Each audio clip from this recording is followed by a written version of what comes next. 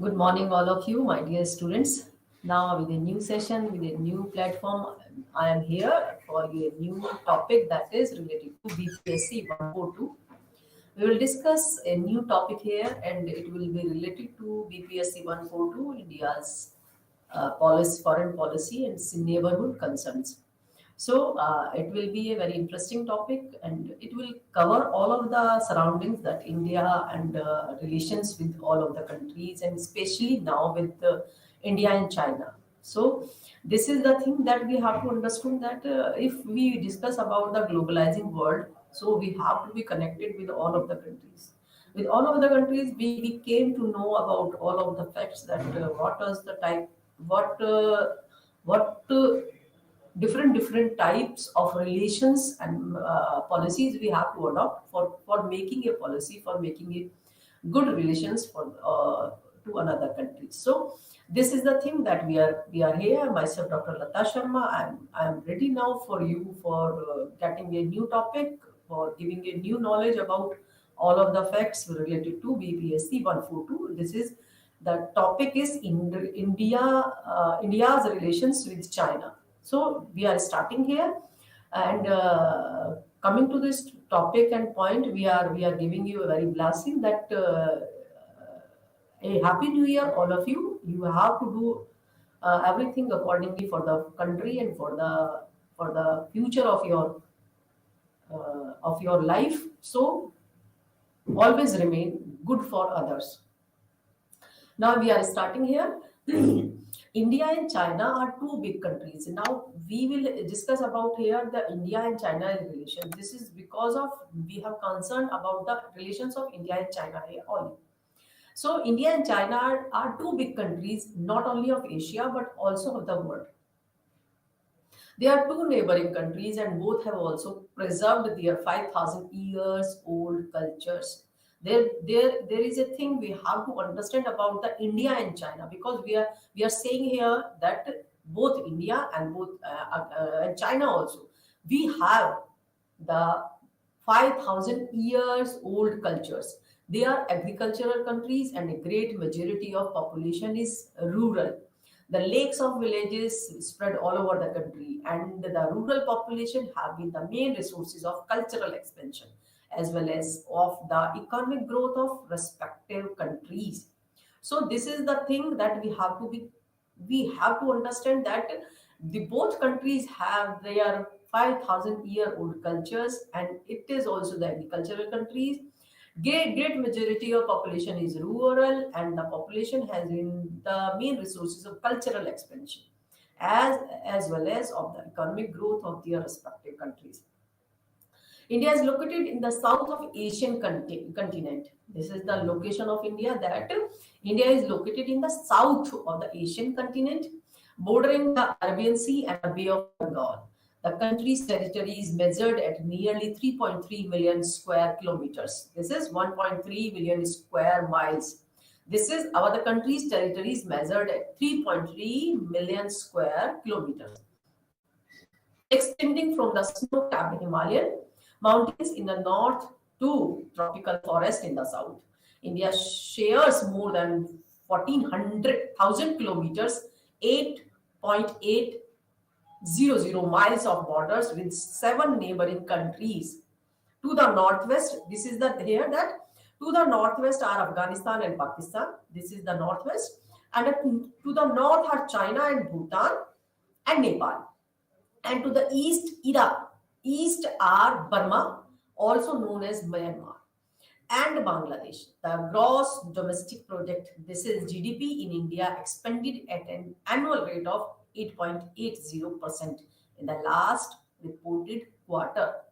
Current population of India in 2010 is around 1.15 billion people. Currently, India is second largest country in the world after China in terms of population. So now we can say this is the two major countries that have the same everything, because of if we discuss about the population, this is that they are at the same surroundings. And if we discuss about that the agricultural aspect, this is also the same. If we discuss about that, there is a continent also, Asian continent, this is also the same. And this is that India's location is nearby the China. So this is, we have discussed here that our that's India's territory is measured is at nearly 3.3 million square kilometers, and this is India's shares more than 8,800 miles of borders with 7 neighboring countries. This is a short question you have to be in your knowledge, that how many neighboring countries India has the border. So there is 7 neighboring borders, and how much kilometers, this is 14,000 kilometers. So this is the thing we have to be keep in our mind. The GDP in India expanded at an annual rate of 8.80% in the last reported quarter. And if we think about that, what is the population of India in remaining 2010? So we will kept in our mind that it is 1.15 billion people. So this is, we are discussing here, this is India, the south of Asian countries, its location, and bordering the Arabian Sea and Bay of Bengal. This is country's territory is measured at nearly 3.3 million square kilometers. China is located, now we are discussing here that what is the location of China. China is located in the east of the Asian continent on the western shore of the Pacific Ocean, bordering the East China Sea, Korea Bay, Yellow Sea, and South China Sea. This is, we have to understand here that China's location in the east of the Asian continent. We have also discussed that India also comes in the Asian continent, and it has the location in the east of the Asian continent, east, on the western shore. And if we say what is the western shore of the China, this is on the western shore of the Pacific Ocean. There is, under a bordering the East China Sea, Korea Bay, Yellow Sea, and South China Sea. It covers an area of about 9.6 million square kilometers. China is the third largest country in the world after Russia and Canada.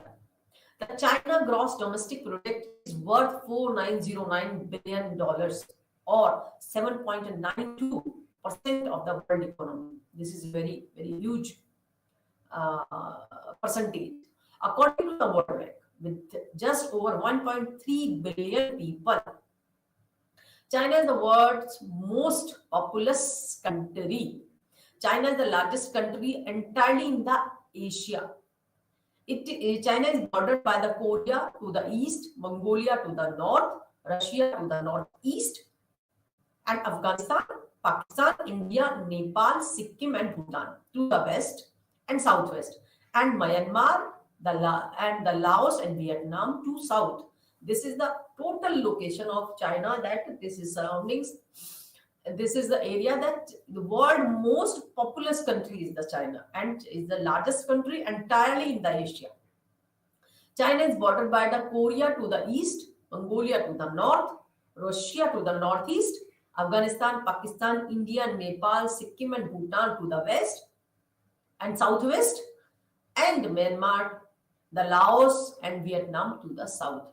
So these are the things that we have to be covered. We have to be our knowledge that what is the location of China, what is the main aspect on, we can discuss what is the main, that who is the border countries of China. So this is all about that. China is located in the east of Asian continent. India-China relations has a long history. Now we have covered here that India and China, that what is the location of India and what is the location of China. Now we have to come with this point that what relations India has with the China and what relation China has with the India. So this is India-China relations has a long history which has seen both ups and downs during these last 6 decades. The relation between late 50s and early 80s were so due to circumstances leading to the War of 1962. which led to a serious setback in bilateral relations. If we say here that the relations between the 50s and early 80s has not remained some good because of there has been recurring of the war of 1962. That is really a serious setback in a bilateral relations. But nevertheless, India and China restored ambassadorial relations in 1976. Again, India has make a good relations with the China, and China has also covered with the friendship, and they again make the ambassadorial relations in 1976. In this backdrop, it is essential to know the various to the fro visit of the premiers and other high-level dignitaries of both the countries. This is in 1979. The External Affairs Minister Atal Bihari Vajpayee made a path-breaking visit to China, which led to renewal of contacts at the highest political level after 2 decades. This is here to be noticed here that that External Affairs Minister Atal Bihari Vajpayee has made a new visit, political visit in 1979, that has made this confirmation that India wants a good relations and India wants to make a friendship with the China. Second point is here that Chinese Foreign Minister Hua made a return visit to India in 1981. This is thing. And third point is here the visit of Prime Minister Rajiv Gandhi to China in December 1988 was a landmark in India-China relations. There is three points we have covered after 1962. 3 points. That one point is that in 1979, first is here we can say the ambassadorial relations have started in 1976, and in 1979 the External Affairs Minister Atal Bihari Vajpayee make a path-breaking visit to China, and this was the highest political level meeting after 2 decades. China's Foreign Minister Wang Hua made a return visit in 1981, and the visit of Prime Minister Rajiv Gandhi to China in December 1988 was a landmark in India-China relations. It led the way for resumption of political dialogue at the highest level between the two countries after a gap of almost 28 years. This is, we have to notice here, this is almost a gap of 28 years. These two countries have made the good relation. They started make the relations, the political dialogues, and they want a good friendship, good relations. Due to after the serious setback, it has become in bilateral relations at the time and the war of 1962. During this visit, both sides agreed to develop and expand bilateral relations in every field. It was also agreed to establish a joint working group on the boundary questions to seek a fair, reasonable, and mutually acceptable solutions. There is the thing that this what has remained the conclusion, what has remained the result, what is the main meeting summarized. There was a summarized meeting agenda that was during this visit. Both sides agreed to develop and expand bilateral relations in every field. It was also agreed to establish a joint working group on the boundaries question. Because of this is the major issues remain, that joint working group on the boundaries questions to seek a fair, reasonable, and mutual acceptable solutions. Here has been covered here that what should be the good chances have to become. So for making a good chances to become, there is a very important points have been discussed. Now we can say that the good relations has started. In the past, China and India relations was very good, as we have discussed here. Besides the border issues and joint economic group on economic and commercial issues. There are bilateral exchanges in science and technology, outer space, mining audit, defense, personnel and culture. Premier Li Peng visited India in December 1991. Prime Minister Narasimha Rao visited China in September 1993. President Jiang Zemin state visited to India in November 1996, was the first by Chinese head of state. During his visit, the two countries agreed to work towards a constructive cooperative relationship while continuing to address outstanding differences. Four agreements were signed, of which the most important was one of the confidence building measure in the military field along the LAC, and the LAC in the India-China border area was signed along with other agreements. This is the here that what what will be continuing in a continuation has been happening. That is the good relations. That one thing here, there are bilateral exchanges in science and technology, mining audit, defense, personnel culture, and more the dignitaries and personalities and political personalities has been visiting. They have visited in 1991. Narasimha Rao visited, our Prime Minister Narasimha Rao visited China in September 1993. President Jiang Zemin state visited to India in November 1996, was the first by Chinese head of state. During his visit, the two countries agreed to work towards a constructive and cooperative relationship while continuing to address outstanding differences. There were four agreements were signed here there, which is the most important was one of the confidence building measures, because this is the main thing that we have a good confidence with each other. So this is confidence building measure in the military field along the LAC and line of control in the India-China border area was signed along with other agreements. There is a new term has been come up that what type of relation India China have in economic perspective. So in economic perspective, India and China, what type of relation they have. Now we are here with this economic comparison. India and China are the world's next major powers. This is true here that India and China are the world's next major powers. India in a global economy affected by the financial crisis, where most advanced countries are slumped into recession. India and China are growing in a PPT. India and China, it has strictly compared the economies and industrial between these two countries. Both the countries have an important role to play in the world economy, with China embracing private entrepreneurship and India facilitating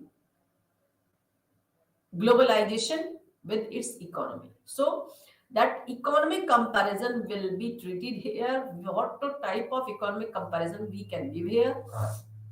And if we say that India and China are growing power, so they are deciding for making the economies strongly build up in the comparison of all superpowers. So this is India's and China's globalization with its economy. GDP India versus GDP China. Here, that what we can say, how we can say that China has a good GDP and India also has a good GDP. So there is a comparison will be treated here, and we will make a new sense that there is a good GDP India and a good GDP China.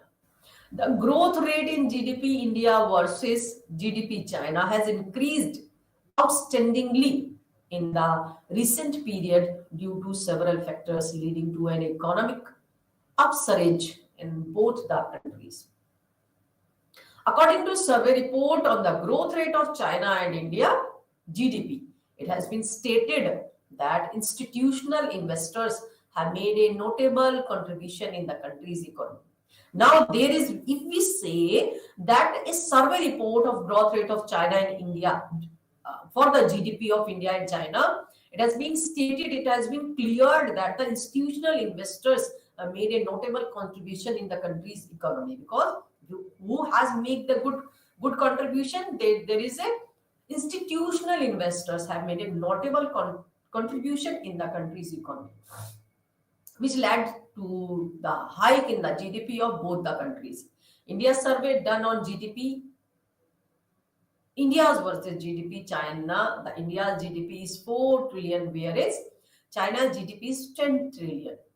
There is a very good differences between the India and China's GDP. We again repeat this, that it has been reported by a survey done on GDP India versus GDP China, that India's GDP is 4 trillion, where India's GDP is 4 trillion, whereas China's GDP is 10 trillions.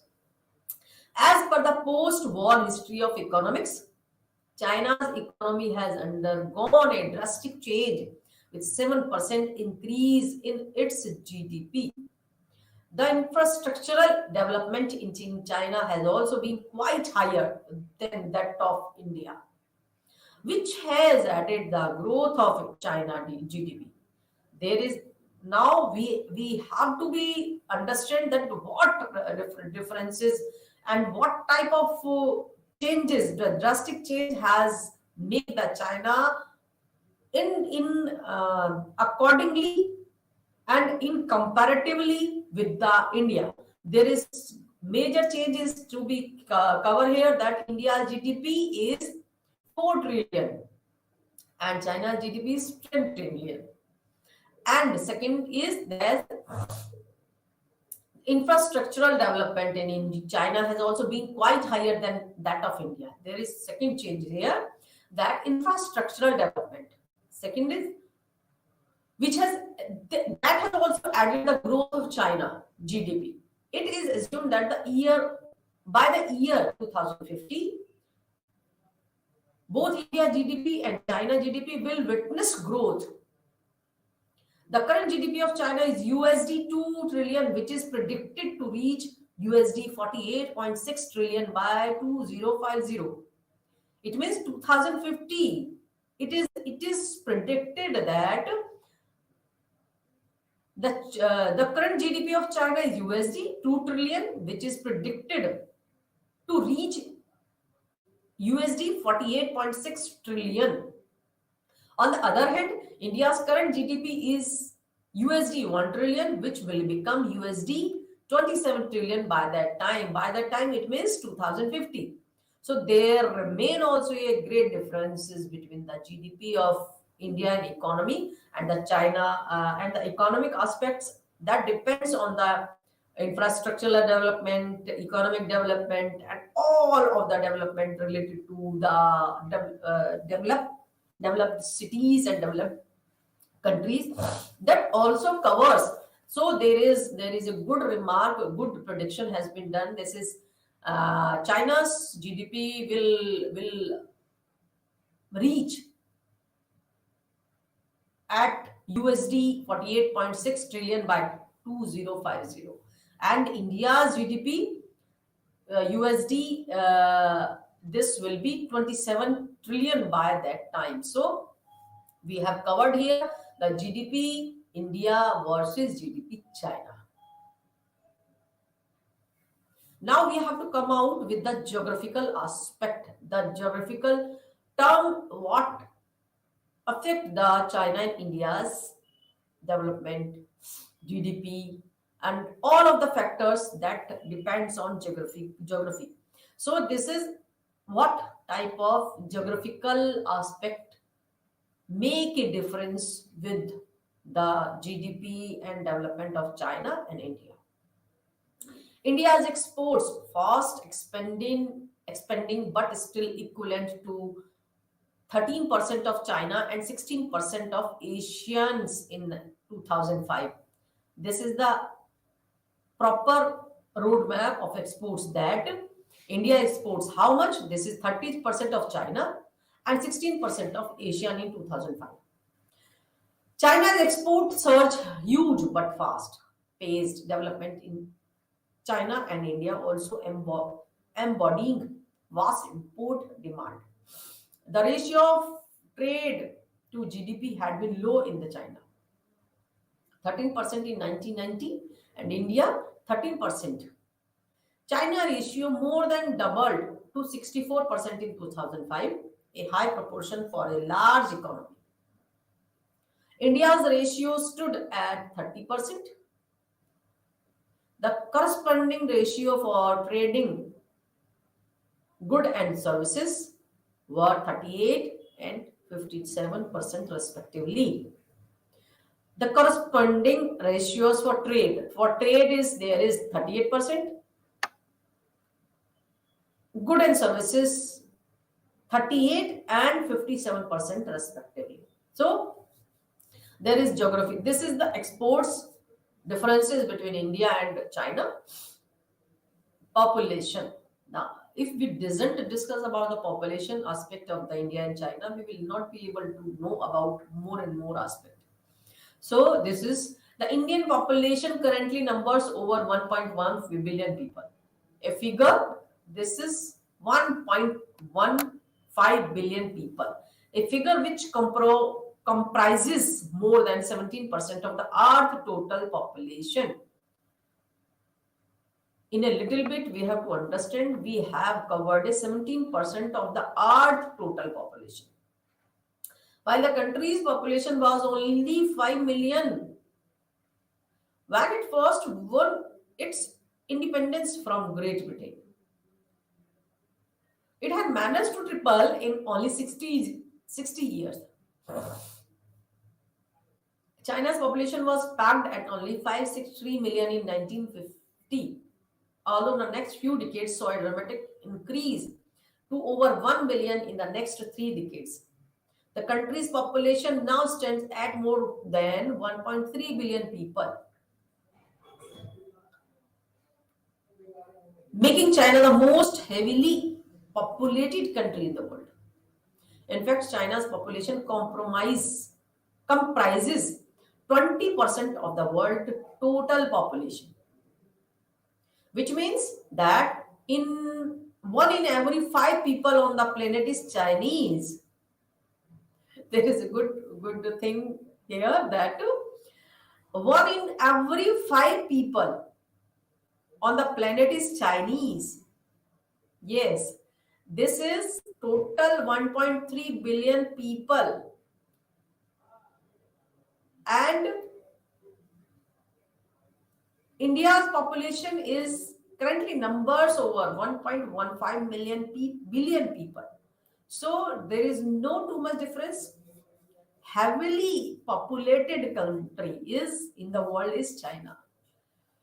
There is all about the term about the population, that what as the has been remained the reasons, and within that we have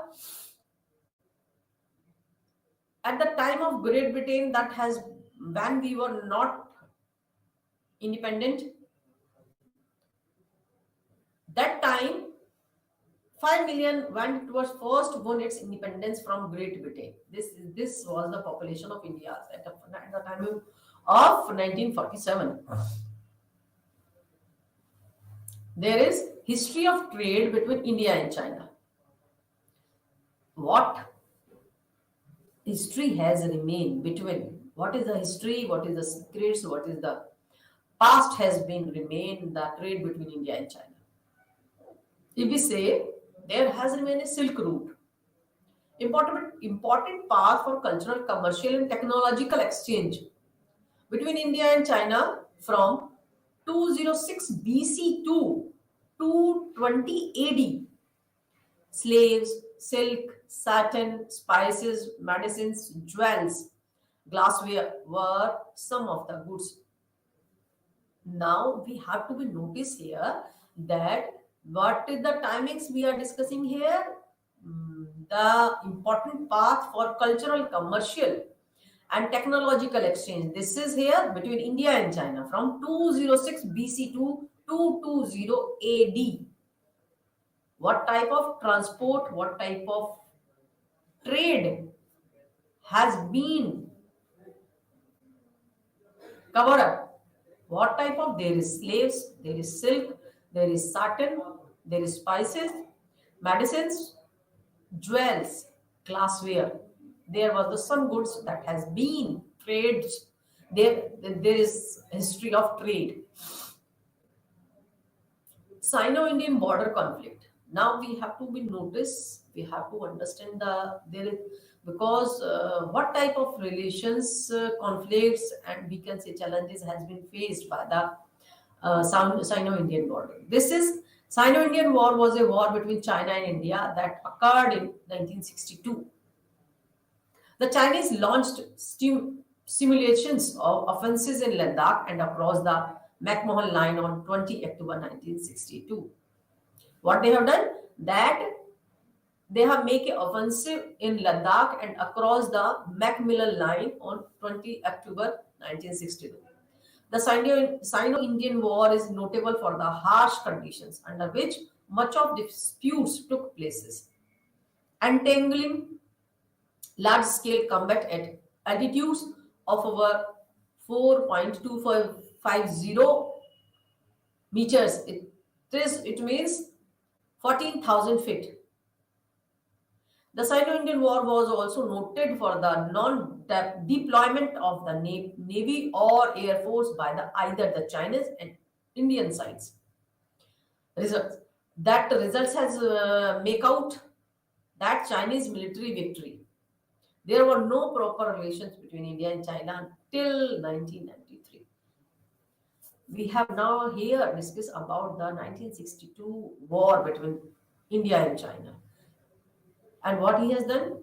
That he has made some offensive in Ladakh and across the McMahon Line on 20 October 1962. This is also notable that the harsh condition, the 14,000 feet. One thing is to be noticed here that there was also the non-deployment of the Navy or Air Force by either the Chinese and Indian sides. So what has happened? There is Chinese military victory and after that, no proper relations between India and China has not been commenced till 1993. This is diplomatic process because of, if we say that diplomatic process should be covered here, and what remain after that in 1993 and 1996, the two sides signed of the Sino-Indian bilateral peace and tranquility accords, an agreement to maintain peace and tranquility along the line of actual control.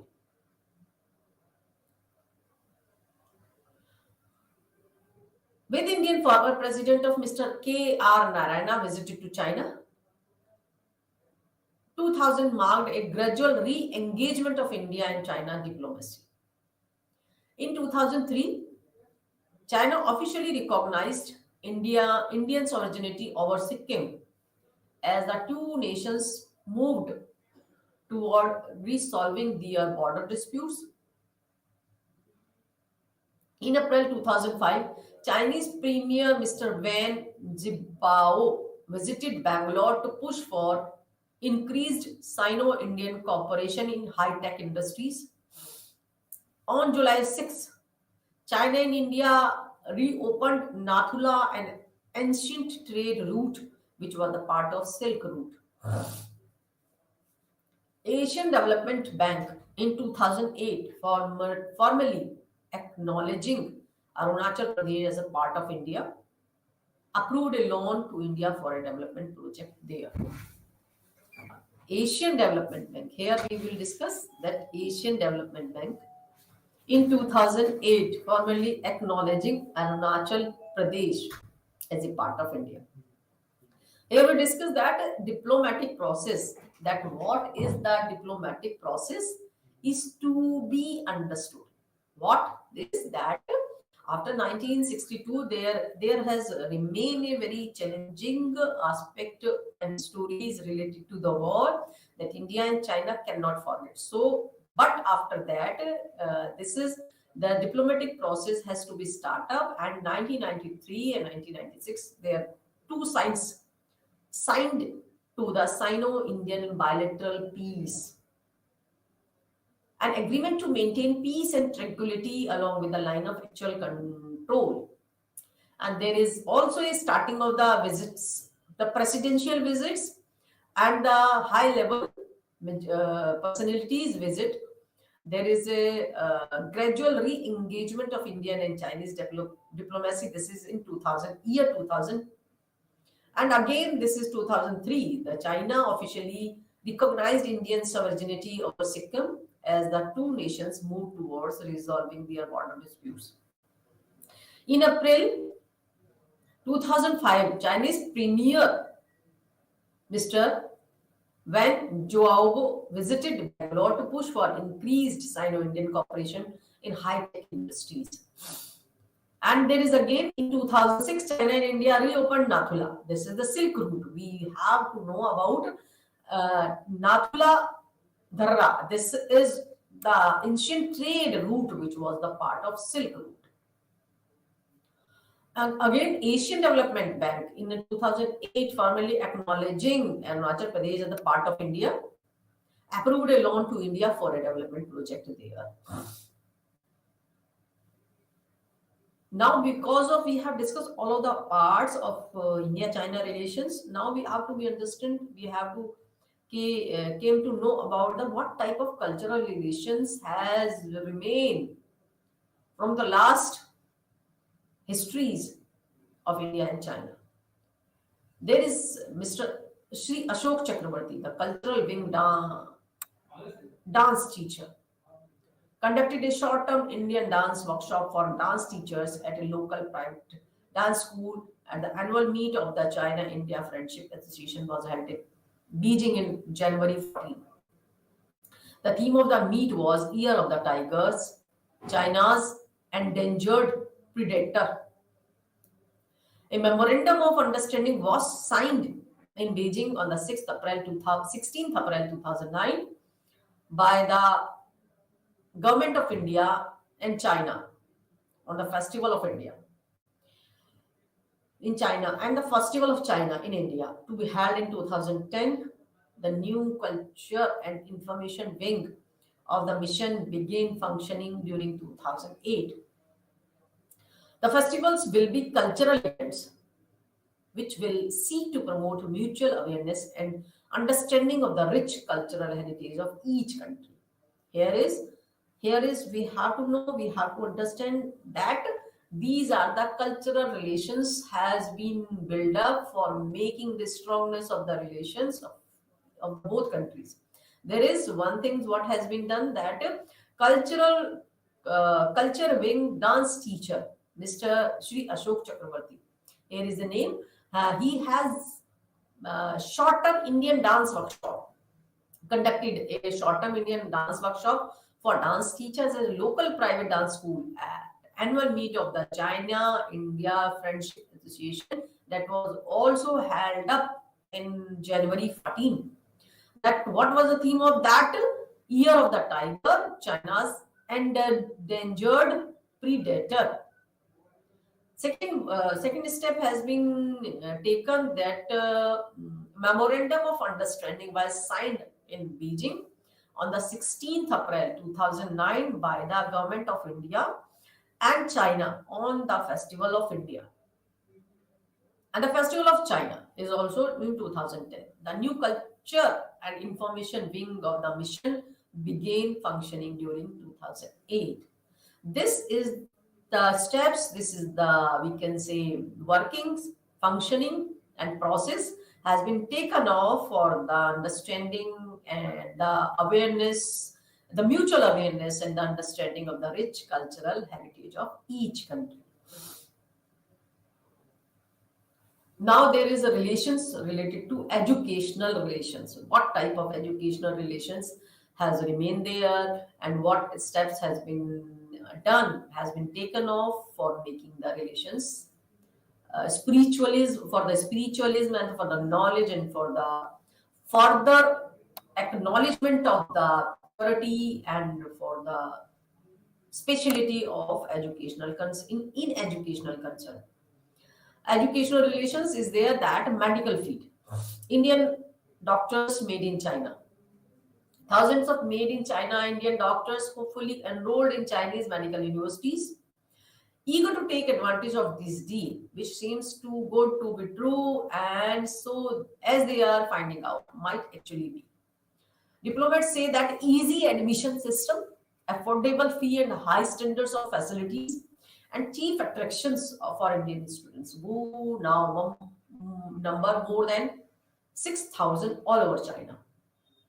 This is the step has been taken off. For what type of step? That is Indian doctors, Chinese, thousand of made in China, Indian doctor, hopefully enrolled in Chinese medical universities, eager to take advantage of this deal, which seems too good to be true. Diplomat says that this easy admission process, what might actually has remained. So the diplomats has declared about this, that easy admission system, affordable fees, and high standard of facilities. There was a chief attraction for Indian students who now number more than 6,000 all over the China. According to Indians, the average tuition fee in Chinese medical universities is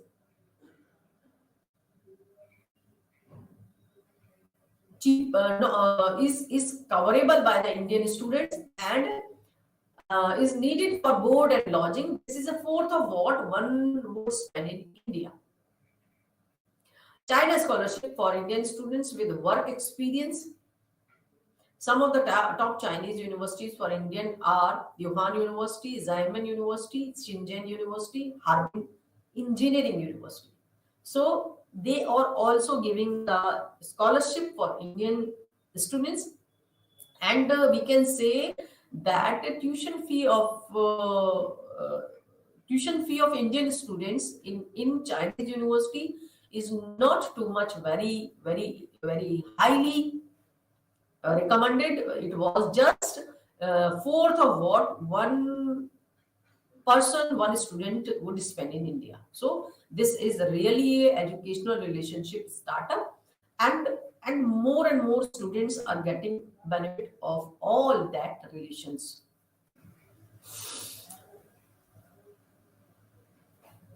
Economic growth and global integration.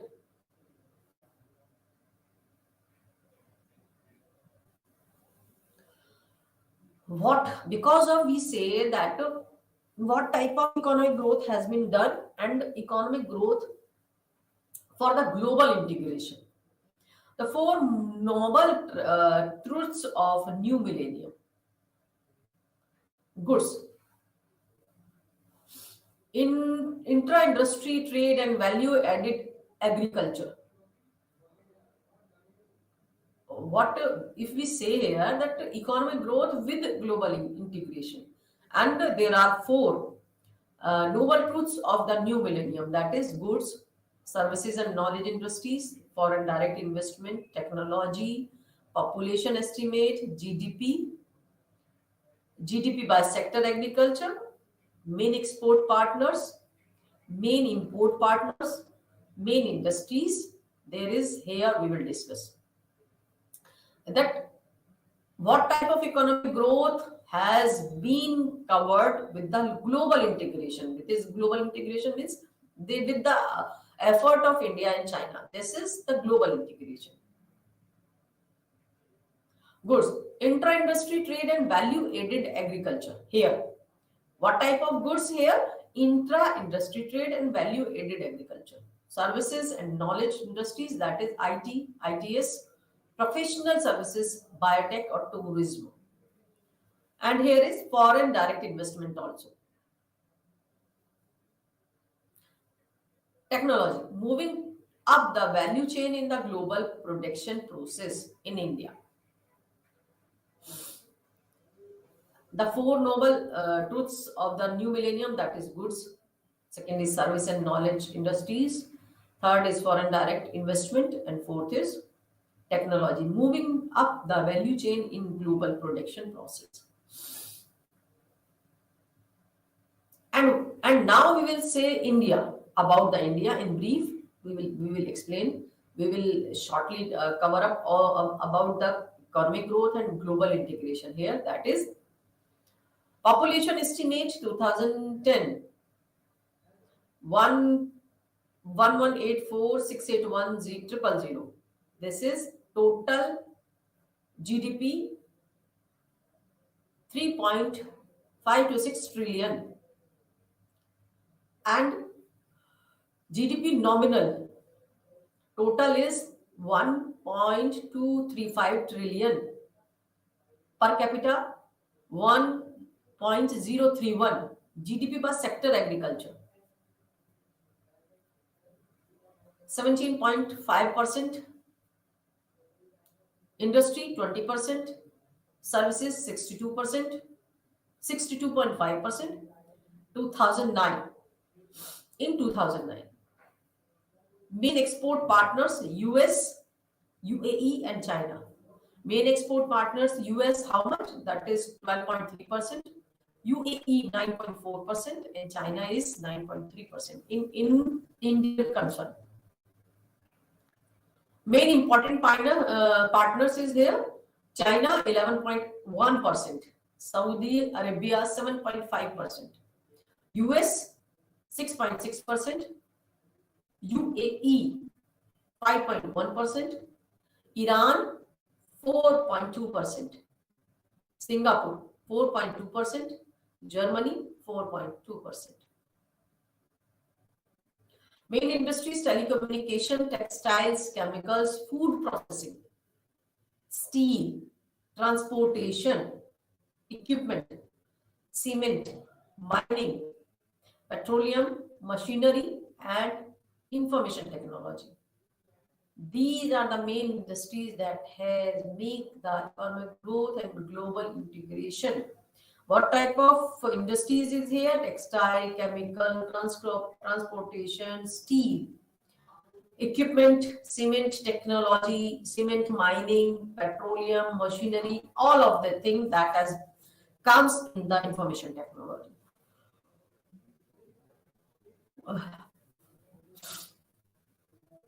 There is main industries: telecommunications, economic growth and global integration. India-China trade relations.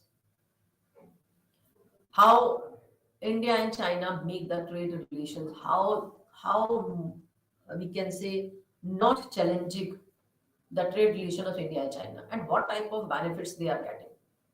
According to statistics of the Chinese Customs Head Office, bilateral trade reached 18.7 billion in 2005, and 20 billion in 2006, and 28 billion in 2009. India-China trade relations. This is the statistics of Chinese Custom Head Office. This is that they have increased the bilateral trade between 2005 to 2009. It has increased. India and China are directly competing. India and China are directly competing across several product categories. India and China are directly competing across several product categories. Here. Recently, Chinese Premier Wang Xiaobo visited India, where he said that India and China must take their trade to 30 billion level by 2010. So it has been, I think it has been crossed there. Iron ore constitutes about 53% of India's total exports to China. Among the potential exports to China, marine products, oil seeds, salt, inorganic chemicals, plastic, rubber, optical and medical equipments, and dairy products are the main important ones. What the India gives to India exports to China. These are the things that inorganic chemicals, plastic, rubber, optical and medical equipments, and dairy products are the important ones. Chinese exports to India, especially machinery, including electrical machinery, which together constitutes about 30% of the export from the country. India gives more and more. India exports more than 53% of India's total export to China. This is oil seeds, plastic, rubber, equipment, daily products, and all the important ones. And Chinese exports to India, that is especially machinery, including electrical machineries, which together constitute about 30% of the exports from that country. There is a good percentage is here also to be counted, but iron ore constitutes about 53% of India's total exports to China. Here, the top 15 Chinese exports to India have recorded growth between 29% organic chemicals and 2.89% iron and steel. The top 15 Chinese exports to India have recorded growth between, this is organic chemicals and iron and steel.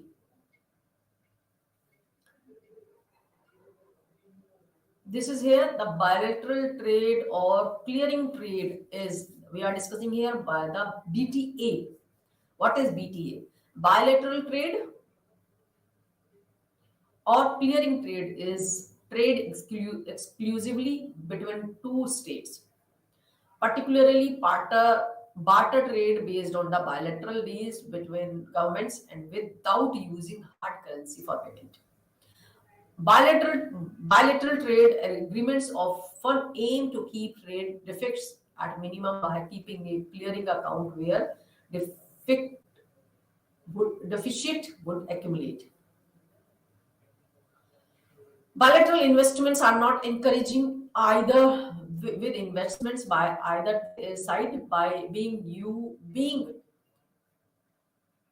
US dollar 30-40 million annually.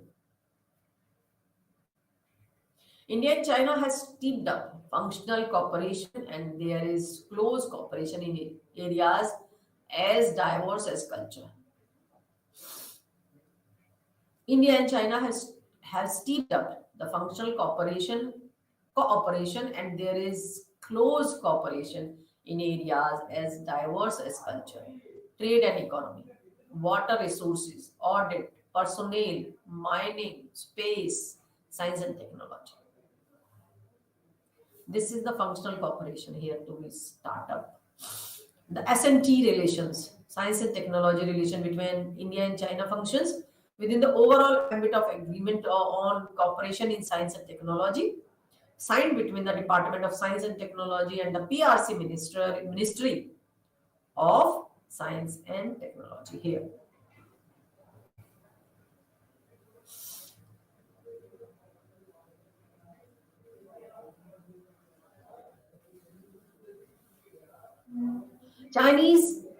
China Eastern Airlines commenced direct air services between Beijing, Shanghai, and New Delhi in March 2002. Air India started operations to China in December 2003. There is a startup of airlines commenced direct air services between Beijing, Shanghai, and New Delhi in March 2002. Free trade agreement. Here is a very valuable thing we have come now. That is free trade agreement. Open regionalism and trade cooperation between the world's two largest developing countries, the People's Republic of China, PRC, and India, can foster outward oriented development and intra-regional trade based on comparative advantage and available factor and moments. India and China have formally launched talks to study the feasibility of signing a bilateral free trade agreement (FTA) as well as the comprehensive economic cooperation agreement (CECA) to cement their booming commercial ties. The two countries can increase bilateral trade with the FTA many times, free trade agreement. In 2004, the bilateral trade between the two countries increased by 650% over the past 5 years. The bilateral trade can touch a staggering $130 billion by the 2015. This is the free trade agreement and the open regionalism and trade cooperation between the world's two largest developing countries. China is pushing for a free trade agreement with India, which will create the biggest free trade region in the world. Now we will discuss about what has become by the post-COVID world. The post-COVID world, the world has entered a period of turmoil and change. Unilateralism, protectionism, and hegemonism pose a threat to world peace and development. China's development will face more headwinds. More importantly, we should see that time and momentum are on our side, which is where our determination and confidence lie. The fundamentals of China's long term economic improvement have not changed, and external shocks will only force us to accelerate the pace of reform and innovation. This is the time that the post-COVID world what has been become. The fundamental of China's long-term economic improvement have not changed, and external shocks will only force to accelerate the pace of reform and innovation. Post-COVID world leadership worldview. What we can say, the leadership worldview. China is a major power, indispensable economic partner, unprecedented changes underway, balance of power shifting to the east, windows of strategic opportunities persist, emphasis on technological advancement and self-reliance. Post-COVID world, from the Chinese perspective, the US has never given up its intent to overthrow the socialist system led by the Communist Party of China.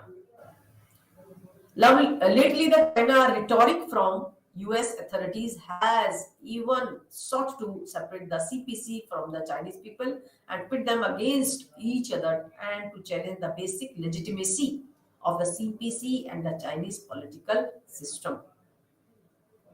The Chinese side has no choice but to fight that. Here, post-COVID world threat perceptions, system competition, reorganizing via the China threat, containment fears, concerns with small circles and cliques, military and economic threats, long arm jurisdiction, post-COVID world perceptions of opportunities, China's economic strength, and anxieties around Cold War 2.0, performance legitimacy, domestic fisheries in democracies, emphasizing US decline and unreliability, values discourses, post-COVID world policy adjustments, quest for inequality, quest for equality, system and narrative contestation, economic and military coercion, greater risk tolerance in exercises of power, expanding circle of friends, policy centralization and party control, ideology, innovation, and development. Here, these are the things that we have to cover with each other country. This is what we have to do post-COVID world policy adjustments. We have given the terms here. Post-COVID world perception of opportunities we have covered here. Post-COVID world threat perceptions we have covered here.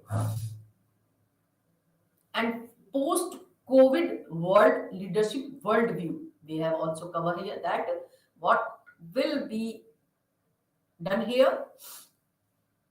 The post-COVID world we have covered here. So these are the things that we have covered with the India and China relations. This is post-COVID world leadership worldview, post-COVID world threat perceptions, and this is the perceptions of opportunities, perception of policy adjustments, all about for today. Thank you very much. And we will also discuss all of the things that is related to India-China relations and India's neighborhood relations with all of the countries. In the coming lecture, we will discuss about all of the things that are related to free trade agreement with the China and BTA, India-China trade relations, economic growth, and global integration. This will be we have covered here. We will discuss about more and more within coming lectures that will be recommended by time to time. Thank you very much.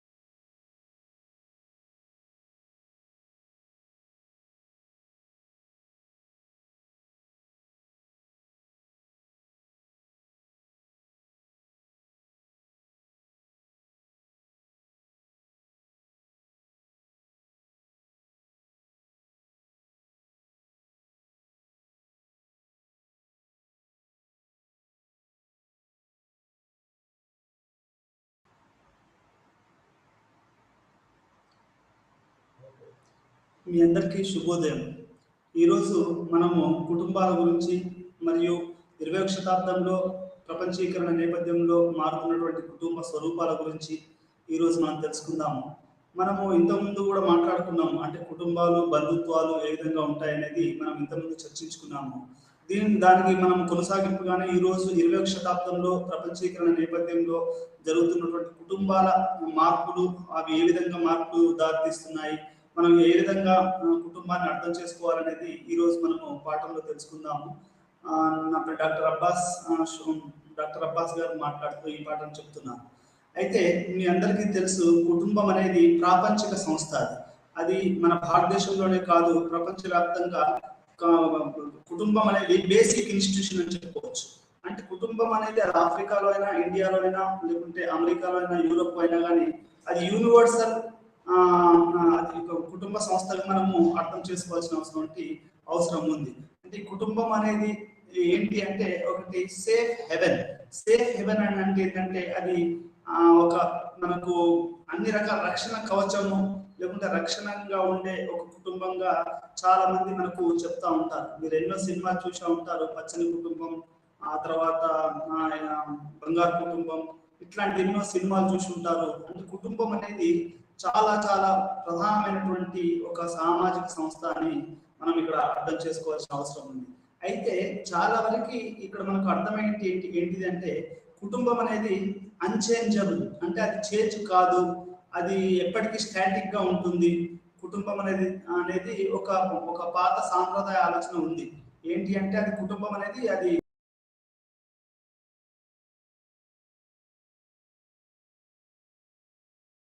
విధంగా ఈ యొక్క కుటుంబం కూడా మారదు అనే ఒక ఆలోచన ఉండేది 18వ శతాబ్దం 19వ శతాబ్దం వరకు.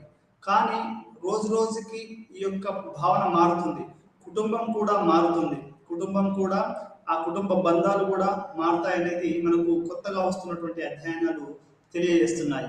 ఇంతకుముందు అంటే కుటుంబం అంటే ఏంటి అంటే ఒక రక్త సంబంధీకులు, అంటే నాన్న కొడుకు, లేకుంటే అమ్మ కొడుకు, లేకుంటే బంధువులు, ఇది ఒక కుటుంబంగా ఉండేది.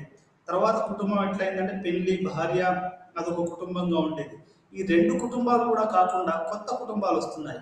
అవి ఏంటంటే ఎమోషన్ మీద, కల్చరల్ మీద, అంటే సాంస్కృతికంగా ఇట్లా కొత్త కుటుంబాలు ఏర్పడుతున్నాయి, కొత్త కుటుంబ రూపాలు అనేటివి వస్తున్నాయి. అవి స్వలింగ సంపర్కులే కానివ్వండి, అది లేకపోతే అడాప్షన్, అంటే ఇప్పుడు దత్తత తీసుకోవడం అంటారు. మన ఊర్లలో, గ్రామీణ ప్రాంతాలలో దత్తత తీసుకోవడం అంటారు. దత్తత తీసుకోవడం కానివ్వండి, ఫ్యామిలీ బై చాయిస్ అంటే ఎంపిక ద్వారా. ఇప్పుడు ప్రేమ ఆప్యాయతలు ఉన్నారనుకోండి, కొంతమంది కుటుంబాలలో ఒక మనిషి ఆ కుటుంబంలో పుట్టకపోయినా, ఆ కుటుంబంలో పెళ్లి చేసుకోకపోయినా, ప్రేమ ఆప్యాయతలతో కూడినటువంటి కుటుంబాలు అనేటివి 21వ శతాబ్దంలో కొత్తగా రూపాంతరం చెంది వస్తున్నాయి. అంటే ఇవి ఎందుకు చెప్పవలసి వస్తుంది అంటే ఇదేదైతే సాంప్రదాయంగా అర్థం చేసుకున్నటువంటి కుటుంబం అంటే ఒక రక్త సంబంధికులు చాలా సినిమాలలో చూసుంటారు, రక్తం పంచుకుని పుట్టిన కొడుకు అని, లేకపోతే ఇంకా రకరకాలుగా అన్నదమ్ముల అనుబంధం, అన్న చెల్లెల అనుబంధం, ఇట్లాంటి ఎన్నో మీరు పాటలు కూడా చూసే ఉంటారు. అది నీ నీ నీ కాలు పుట్టుమచ్చనే పుడతానమ్మ చెల్లెమ్మ అనే ఒక పాట కూడా వింటారు. అంటే ఇది ఏం చెప్తుంది అంటే రక్త సంబంధం ద్వారా కుటుంబము ఏర్పడుతుంది, లేకపోతే పెళ్లి ద్వారా కుటుంబం ఏర్పడుతుంది అనేది ఈ సాంప్రదాయంగా మనం కుటుంబాన్ని అర్థం చేసుకునే ఒక పద్ధతి. అయితే కొత్త కుటుంబాలు అనేటివి ప్రపంచీకరణలో ఈ యొక్క రక్త సంబంధాలు అవసరం లేదు, లేకపోతే ఈ పెళ్లి ద్వారా వచ్చే సంబంధాలు అవసరం లేదు. ఈ కొత్త కుటుంబాలు అనేటివి అది ప్రేమ రూపంగా ఒక కుటుంబం ఏర్పడవచ్చు, లేకపోతే ఒక అడాప్షన్ దత్తత ద్వారా ఒక కుటుంబం ఏర్పడవచ్చు, లేకపోతే స్వలింగ సంపర్కుల ద్వారా ఒక కుటుంబాలు ఏర్పడవచ్చు. అది ఆడవాళ్ళు కానివ్వండి, మగవాళ్ళు కానివ్వండి, ఈ రకంగా ఏదో కొత్త కుటుంబం అనేది ఏర్పడవచ్చు. 4 సరగసి అంటే ఒక కుటుంబంలో అద్దె గర్భం ద్వారా కుటుంబం ఏర్పడవచ్చు. అంటే అది ఒక కొత్త కుటుంబాలు. ఈ కుటుంబాలు ఇంతకుముందు ఎప్పుడు లేవు, ఇవన్నీ కొత్త కుటుంబాలు. అంటే ఏంటి ఇక్కడ మనం అర్థం చేసుకోవాల్సింది ఏంటి అంటే ఈ పాత కుటుంబ అధ్యయనం అనేది చాలా పాతది. అది రోజు రోజుకి challenge of the new family system is challenging the old. అంటే కొత్త కుటుంబాలు అనేది పాత కుటుంబాల యొక్క దాని యొక్క అస్తిత్వాన్ని దెబ్బతీస్తుంది. అది అంత పాత అధ్యయనాలు ఏం చెప్తాయి, రక్తం ద్వారానే కుటుంబం, పెళ్లి ద్వారానే కుటుంబం అనే ఈ సాంప్రదాయ ఆలోచనని కొట్టిపడేస్తున్నాయి ఈ కొత్త కుటుంబాలు. ఇది ఏ విధంగా ఉంటున్నాయి 20వ శతాబ్దంలో, దీని యొక్క రూపాలేంటి, ఇది ఏ రకంగా మార్పు తీసుకుంటుంది, ఒకవేళ కొత్త కుటుంబాలలో ఆస్తిపాస్తుల యొక్క అవి ఎట్లా ఉంటాయి, ఆ తర్వాత దాంట్లో బంధాలు ఎట్లా ఉంటాయి అనేది కూడా మనము ఈ యొక్క పాఠంలో తెలుసుకుందాం. అదేవిధంగా మన కుటుంబాన్ని అర్థం చేసుకోవడంలో సమస్యలు మరియు సవాళ్ళను పరిశీలించాలి. అదేవిధంగా సామాజిక శాస్త్రంలో ఈ యొక్క కుటుంబం యొక్క సిద్ధాంతాలు, దాని యొక్క ముఖ్య లక్షణాలను అర్థం చేసుకోవాలి. అదేవిధంగా తర్వాత వచ్చినటువంటి సాంస్కృతిక సిద్ధాంతకర్తలు, కల్చరల్ అనలిస్ట్, అంటే ఈ యొక్క సాంస్కృతికంగా ఏ విధంగా కుటుంబాన్ని నిర్వర్తించారు అనేది మనం అర్థం చేసుకోవాలి. అదేవిధంగా స్త్రీవాదులు కుటుంబం చేసిన విమర్శనం కూడా మనం అర్థం చేసుకోవాల్సి ఉంది. ఈరోజు ఆడవాళ్ళు చదువుకోవడం వల్ల వాళ్ళ కుటుంబాన్ని, ఇది మగవాళ్ళు వాళ్ళు దీన్ని ఆధిపత్యం వహించే ఒక సంస్థగా దీన్ని వాళ్ళు అర్థం చేసుకోవడం, ఆ తర్వాత పితృస్వామ్య వ్యవస్థపై వాళ్ళు విమర్శలు చేయడము, అదేవిధంగా గృహహింస, కుటుంబం యొక్క చాకిరి, బండ చాకిరి అంటారే, కుటుంబాలలో బట్టలు ఉతకడం, వంట చేయడం, ఇల్లు కడగడము, పిల్లల్ని స్నానం చేయించడం, పిల్లల్ని బట్టలు పంపించడం, ఇట్లా అన్ని కూడా ఈ ఆడవాళ్ళ మీదనే పడడం. ఇది ఒక బానిసత్వము అనేది ఇక్కడ మనకు ఒక స్త్రీవాదులు చేస్తున్నటువంటి ఈ కుటుంబం మీద చేస్తున్నటువంటి విమర్శలు. అంటే ఈ స్త్రీవాదులు ఏం మాట్లాడుతున్నారు, వాళ్ళు ఏ విధంగా కుటుంబాన్ని వాళ్ళు ఏ రకమైనటువంటి కుటుంబాన్ని కోరుకుంటున్నారు అనేది కూడా మనకి ఇక్కడ మనం ఈ పాఠంలో తెలుసుకుందాం. అదేవిధంగా చారిత్రాత్మకంగా ఈ యొక్క కుటుంబం గురించి చదివే మానవాభివృద్ధి శాస్త్రం కూడా తన యొక్క అధ్యయన రూపాన్ని మార్చుకుంది. అది క్లాసికల్ నుంచి మోడర్న్కి వచ్చింది. అది సోషియాలజీ కూడా, సామాజిక శాస్త్రం కూడా తన యొక్క అధ్యయన విధానాన్ని అది మార్చుకుంది. ఇది ఏ రకమైనటువంటి గణనీయమైన ప్రభావాన్ని కలిగి ఉంటుంది అనేది కూడా ఈరోజు మనము పాఠంలో తెలుసుకోవాల్సిన అవసరం ఉంది.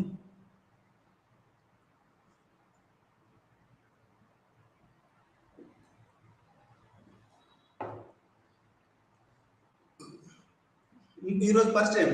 మానవ సమాజంలో ముఖ్యమైన సంస్థల్లో కుటుంబం ఒకటి. సామాజిక శాస్త్రంలో కుటుంబ ప్రాథమిక మరియు సార్వత్రిక జీవ అవసరాలు, సంరక్షణ మరియు సాంఘికరణ విధులను వ్యక్తీకరణ అందించే సమాజంలోని ప్రాథమిక సంస్థగా సూచించబడింది. ఇది సార్వత్రిక సంస్థ అయినప్పటికీ సాంస్కృతిక వైవిధ్యాలు ఉన్నాయి.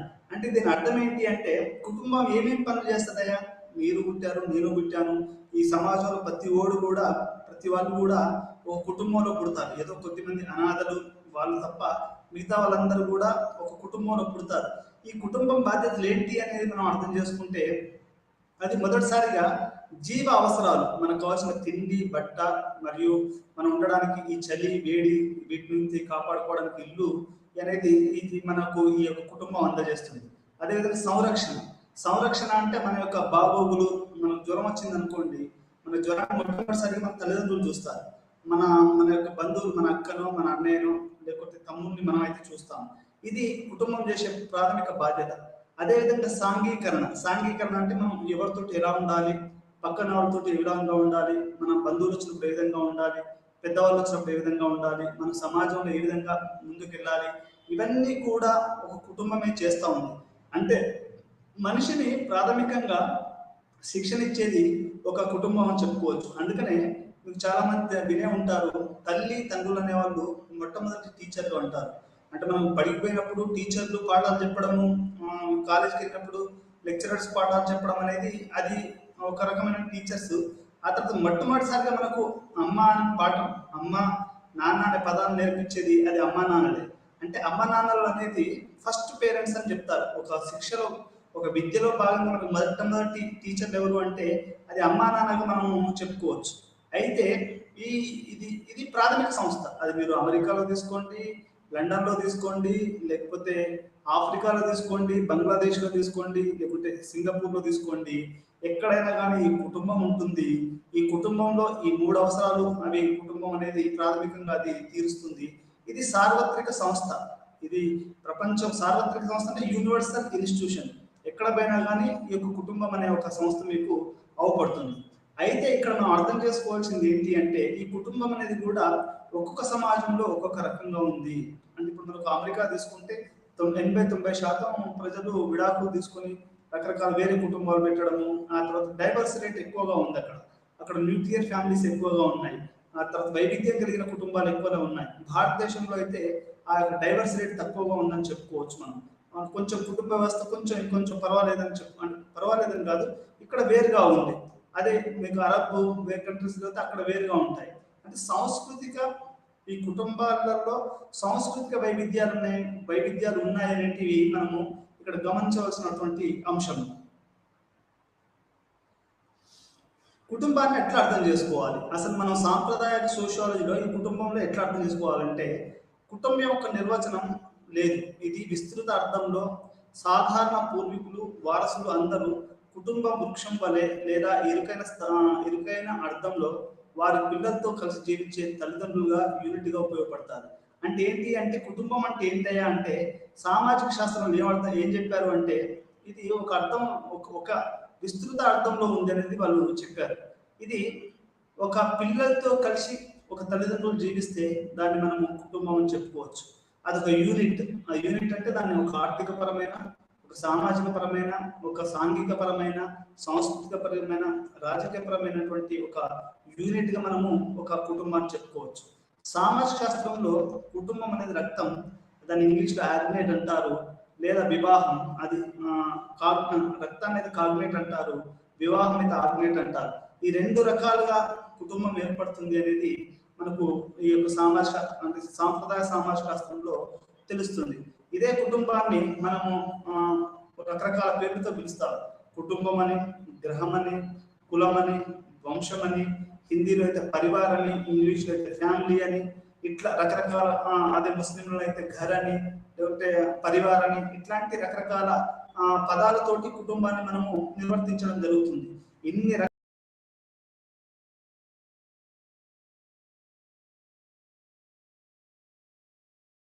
ఒక గృహంలో నిర్వహిస్తే దాన్ని మనం కుటుంబం అని అర్థం చేసుకోవాల్సినటువంటి అవసరం ఉంది.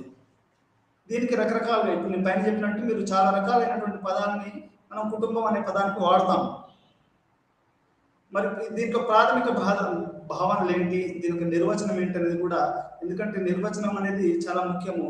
నిర్వచనం దాంతో రోజుకి నిర్వచనాలు మారుతుంటాయి. అది కుటుంబమైనా అది ఏదైనా మారుతూ ఉంటాయి. అసలు కుటుంబాలు అంటే ఏంటి, దాని భావనలు ఏంటి, నిర్వచనాలు ఏంటి అనేది కూడా మనం ఈ యొక్క పాఠంలో తెలుసుకుందాం. కుటుంబ పర్యాయపదాలుగా పరిగణించబడే అనేక భావనలు ఉన్నాయి. కుటుంబం అనే పదానికి పర్యాయ పదాలుగా చాలా పదాలు ఉన్నాయి.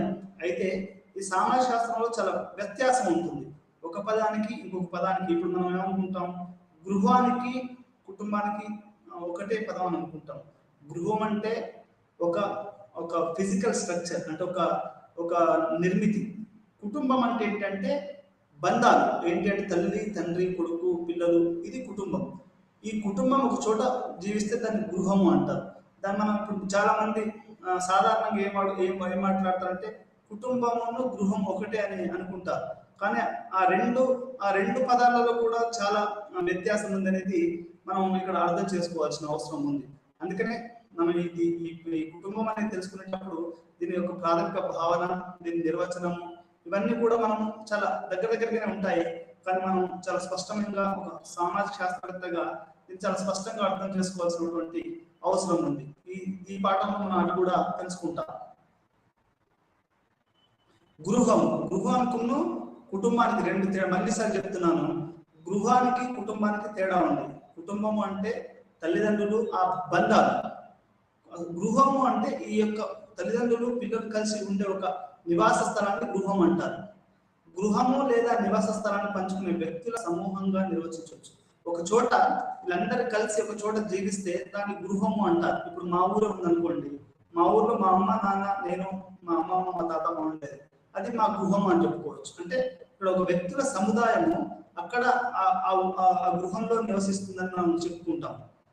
దీంట్లో క్రమం తప్పకుండా భోజనం చేయడము, అంటే అమ్మ నాన్నలతో కలిసి మనం భోజనాలు చేయడము, అతను ప్రతిరోజు మనం మాట్లాడుకోవడం, ఇది ఒక గృహానికి ఒక ఉదాహరణ. అది దాంతో పాటుగా మనకు సాధారణ వంట, అంటే కామన్ కుకింగ్ పార్ట్ అంటారు దాన్ని ఇంగ్లీష్లో. ఇప్పుడు ఒకే పొయ్యి ఉంటుంది మనకు అమ్మా నాన్నలు కానీ, అక్కలు కానీ, వదినేళ్ళు కానీ, ఎవరైనా ఉంటే మన కుటుంబంలో 2, 3 వంట చేసుకునే అవి ఉండవు. ఒకటే ఉంటుంది, దాని మీదనే వంట చేసుకుంటారు. ఈ కామన్ కుకింగ్ అనేది ఒక ఒక ప్రధానమైనటువంటి ఒక అంశంగా మనము ఈ గృహంలో చెప్పుకోవచ్చు. ఎక్కడైతే ఒకే వంట మీద ఉంటుందో దాంట్లో తల్లిదండ్రులు పిల్లలు కలిసి ఉంటారో దాన్ని మనం గృహంగా చెప్పుకోవాలి. ఇది వారసత్వం వినియోగము, ఉత్పత్తి వినియోగము, వారసత్వము, పిల్లల పెంపకము మరియు ఆశ్రమము వంటి ప్రాథమిక నివాస యూనిట్ అని మనము చెప్పుకోవచ్చు. దీంట్లో వినియోగం అంటే మనం తినే తిండి, మనం వేసుకునే బట్టలు, మనం ఉండే ఇల్లు, ఇవన్నీ ఉంటాయి. దీంతో పాటు వారసత్వం అంటే పెద్దవాళ్ళు చనిపోయినప్పుడు ఆ ఇంట్లో ఉన్నటువంటి వాటికి వారసత్వంలో కూడా ఈ యొక్క సంపద రావడం జరుగుతుంది. అదేవిధంగా సోషలైజేషన్ అంటారు ఇంగ్లీష్లో. పిల్లల పెంపకం అంటే పిల్లల పెంపకం కూడా తల్లిదండ్రులు, అన్నదమ్ములు వీటితో చూసుకుంటారు. ఆ తర్వాత ఆశ్రమం నిర్వహించబడే ప్రాథమిక నివాస యూనిట్ అనేది కుటుంబం. అంటే ప్రాథమిక సంస్థగా మనము ఇక్కడ అర్థం చేసుకోవాలి. సామాజిక దృక్పథం ప్రకారం కుటుంబాన్ని నిర్వహించడం గృహం ఎల్లప్పుడూ ముఖ్యమైన అంశం. ఒక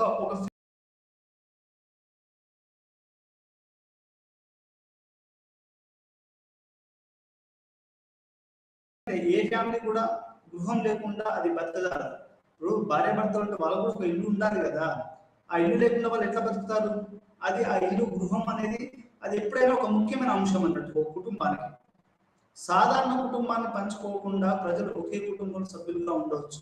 ఆ షా అనే ఒక సమాజశాస్త్రవేత్త ఏం చెప్తాడంటే, అతను గుజరాత్ లో హిందూ ఫ్యామిలీ సిస్టమ్ మీద ఒక పరిశోధన చేశాడు.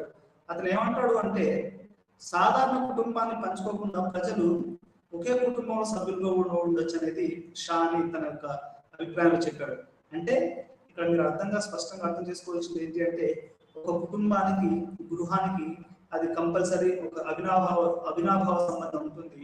గృహం అనేది ఎప్పుడు కూడా కుటుంబంలో ఒక ప్రముఖమైన అంశంగా కలిగి ఉంటుంది అనేది మనకి ఇక్కడ అర్థం చేసుకోవాలి. కుటుంబము మరియు గృహాల మధ్య వ్యత్యాసం నేను ఇంతకుముందు కూడా చెప్పాను. కుటుంబానికి మరియు గృహానికి మధ్య వ్యత్యాసం ఉంది. కుటుంబం అంటే తల్లి, తండ్రి, కొడుకులు, పిల్లలు, ఈ యొక్క బంధుత్వము. గృహము అంటే వీళ్ళందరూ కలిసి ఉండే ఒక ఇల్లుని గృహము అని అంటారు. ఈ గృహానికి మొదటి క్యారెక్టర్ ఏంటి అంటే దాని కామన్ కుకింగ్ పాయింట్. అంటే వంటగది అనేది అందరు కలిపి వంట చేసుకునే వంటగది ఉంటుంది. మనం అందరు కలిసి భోజనం చేస్తారు. అదేవిధంగా పడుకోవడానికి కూడా గృహం ఉంటుంది. దీన్ని మనము గృహం అంటారు. దీంట్లో సభ్యులు సాధారణంగా ఉమ్మడి నివాసాన్ని పంచుకుంటారు. అంటే ఒక కుటుంబంలోని వ్యక్తులు ఒక ఉమ్మడి నివాసాన్ని పంచుకుంటే దాన్ని మనము గృహము అని చెప్పుకోవాలి. డొమెస్టిక్ గ్రూప్ అంటే గృహ సమూహాలను కలిపి మరియు గృహ జీవిత కార్యకలాపాలను పంచుకునే వ్యక్తుల సమూహంగా వర్ణించవచ్చు. ఈ మధ్యలో మనకు తెలుసు, అధిక జనాభా వల్లనో లేకుండా రకరకాల కారణాల వల్ల ఈ మధ్యలో ఒక సముదాయాలు వస్తున్నాయి. మీ అందరికీ తెలుసు, షాపింగ్ కాంప్లెక్స్ అంటారు ఒక సముదాయం, డాక్టర్స్ కాంప్లెక్స్ అంటారు అంటే డాక్టర్లు అంతా ఉంటారు, లాయర్ల కాంప్లెక్స్ అంటారు అంటే టీచర్లు అంతా ఉంటారు, ఆ తర్వాత టీచర్స్ కాంప్లెక్స్ అంటారు అంటే అక్కడ టీచర్ల సముదాయం అంటారు.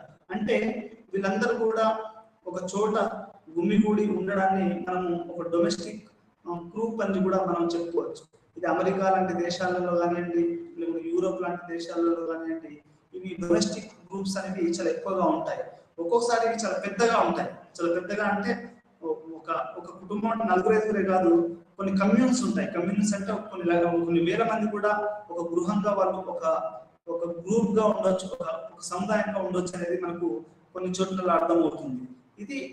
వీటిని కూడా బంధుత్వ యూనిట్లుగా కూడా పరిగణిస్తారనేది మనకు ఈ కుటుంబాన్ని అర్థం చేసుకోవాల్సింది. అంటే మనకు పాత సాంప్రదాయ విధానం ప్రకారం కుటుంబం అంటే తల్లి, తండ్రి, కొడుకు, అది రక్త సంబంధము పెళ్లి ద్వారా కాకుండా ఒక సామాజిక ప్రేమ ద్వారా, ఒక సామాజిక అస్తిత్వం ద్వారా కూడా కుటుంబాన్ని కలిగి ఉండడం అనేది అది కొత్త సాంస్కృతిక చైతన్యం ద్వారా వస్తున్నటువంటి కుటుంబాలు. దీంట్లో స్వలింగ సంపర్కులు కానివ్వండి, ప్రేమ ద్వారా లేకుంటే ఎక్స్టెండెడ్నెస్, రిలేటెడ్నెస్, సంబంధిత కుటుంబాలు, అంకుల్ అంటే ఇట్లాంటివి కూడా కలిపి ఉండడం అనేది ఒక కొత్త కుటుంబము.